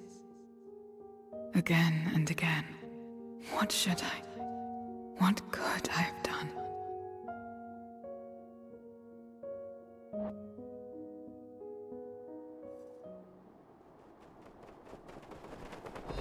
What?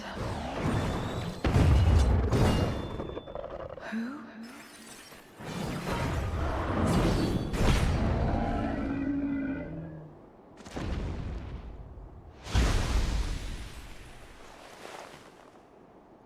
You.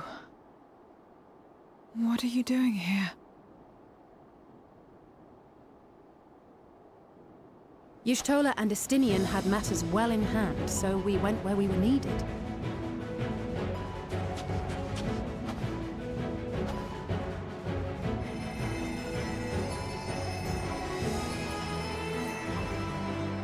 Can you stand?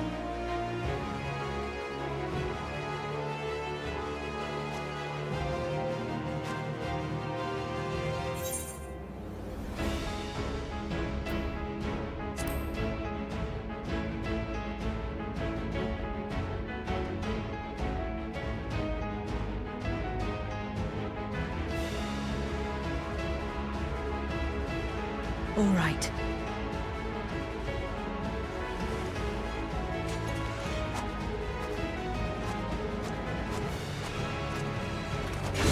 I will let it burn. This fire in my breast. Let it burn and rage and guide.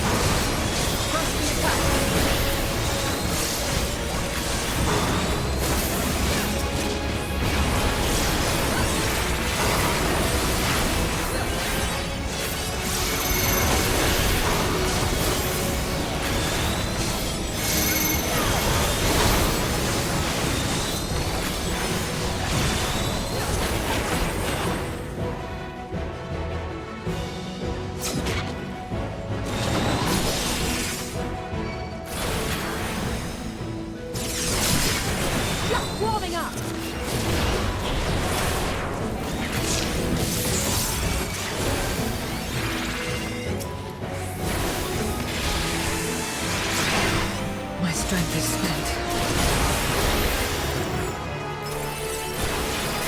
I'll only get her away.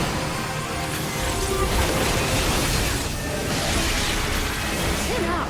We'll get through it together.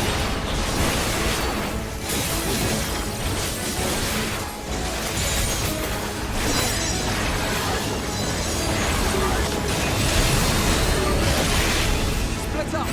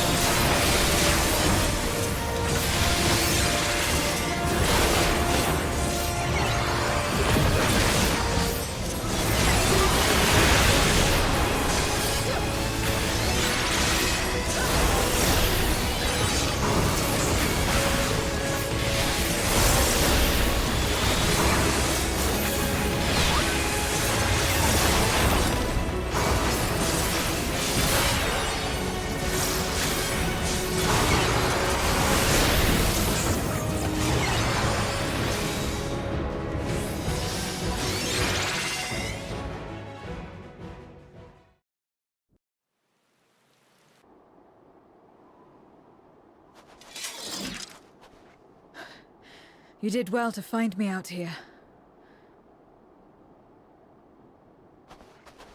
We have Eulus to thank for that. He was quite worried when he called.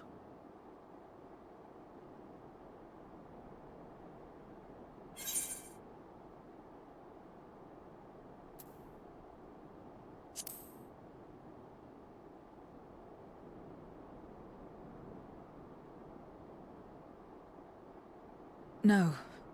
If it was not for you and the others,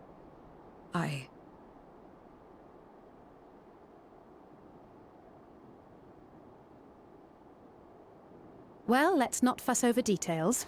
We should return to Tertium. Can you make it that far? I think so.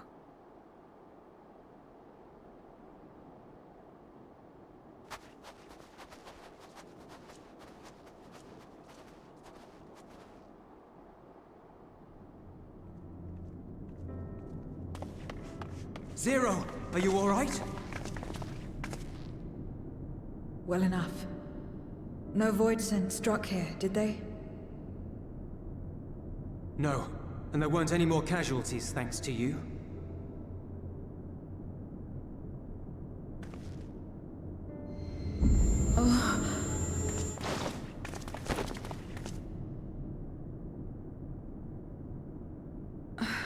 What are you doing? You'll have no debts to repay, if that's what you're worried about. If anything, I owe you a week's worth of boots.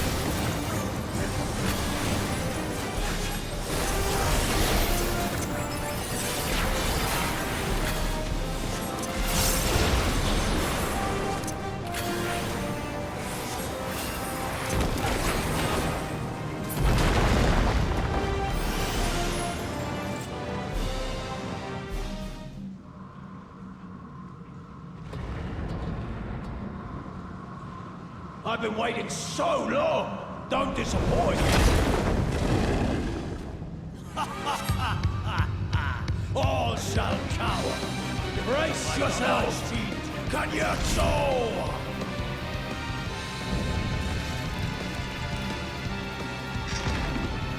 I bring my all to this!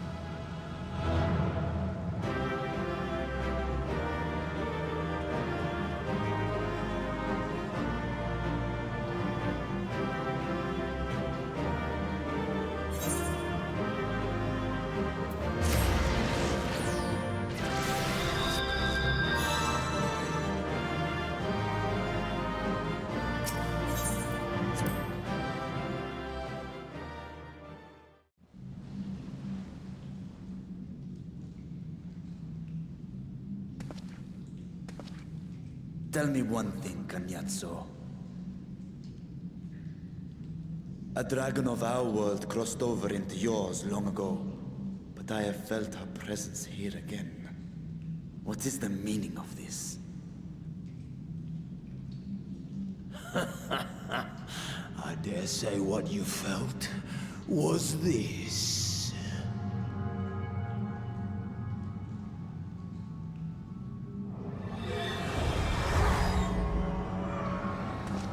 By the sisters. What have you done to Ashdaya? If you want answers, you'll have to get them from Lord Golbez. Assuming you've the strength to face him.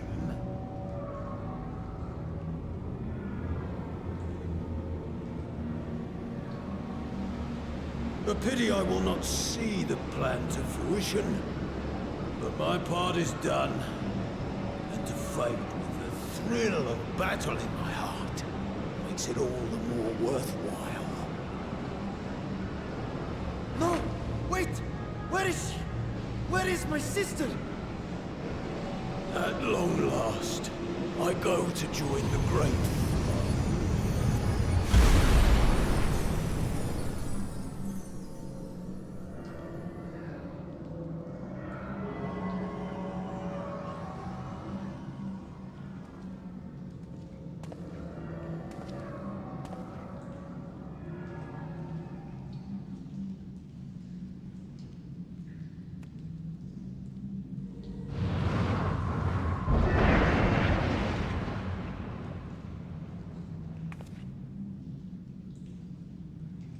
By the gates closing, there can be no doubt that he was the one who opened it.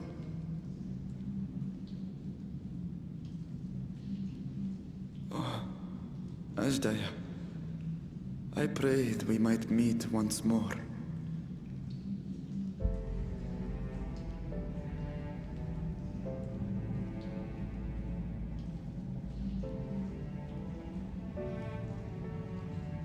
She is likely still in the void. Take heart. We will find her yet.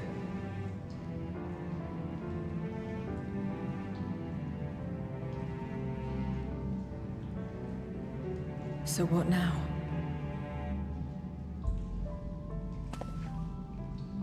While you discuss how to proceed with your search, I would excuse myself to look around. There may be salvage that we could use at the camp. In that case, I'll patrol the area for more Voidsent.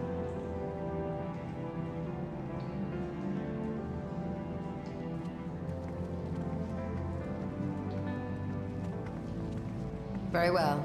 Let us take a moment to consider our options.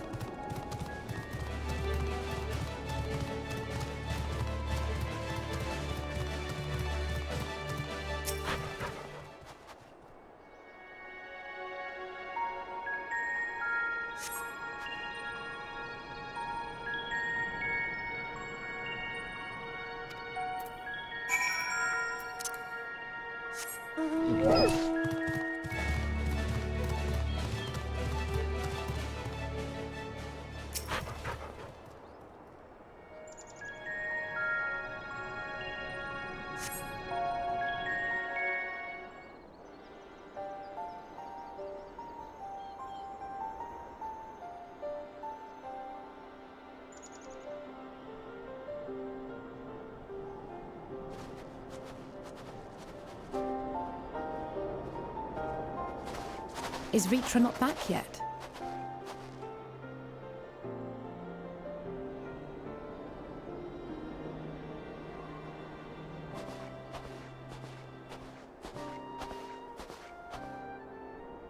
My apologies for the delay. Are you all right? I am. As distressing as this turn of events was, the eye itself gives me cause to hope. While it is no longer possessed of Ashdaya's will, it may yet lead us to her. Were it not for your encouragement, I would never have dared to embark on my search, much less come this far. I will not lose faith. I will find my sister, wheresoever she may be. We'll return the eye to her, together.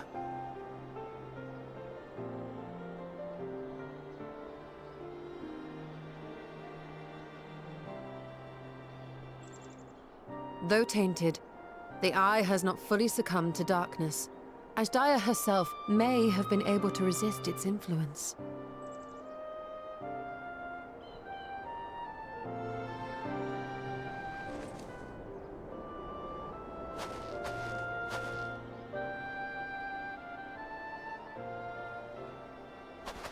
Well, as much as we'd love to take part in your next foray, we can't abandon our efforts here. Indeed. We'll need to keep a close watch, in case the Void Gate opens again as well. Though should it prove safe to do so, I have some ideas for how we might put this village to use. Do what you must. We will manage. To free Ashdaya, I expect we will have to deal with Golbez once and for all. After which you may undertake your work without worry.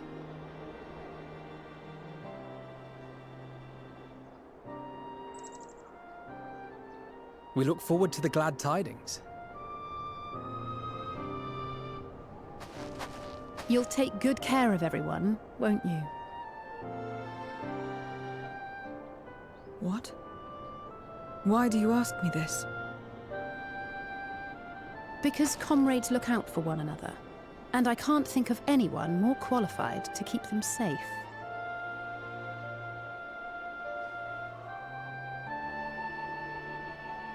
True. I will do no less than I've promised.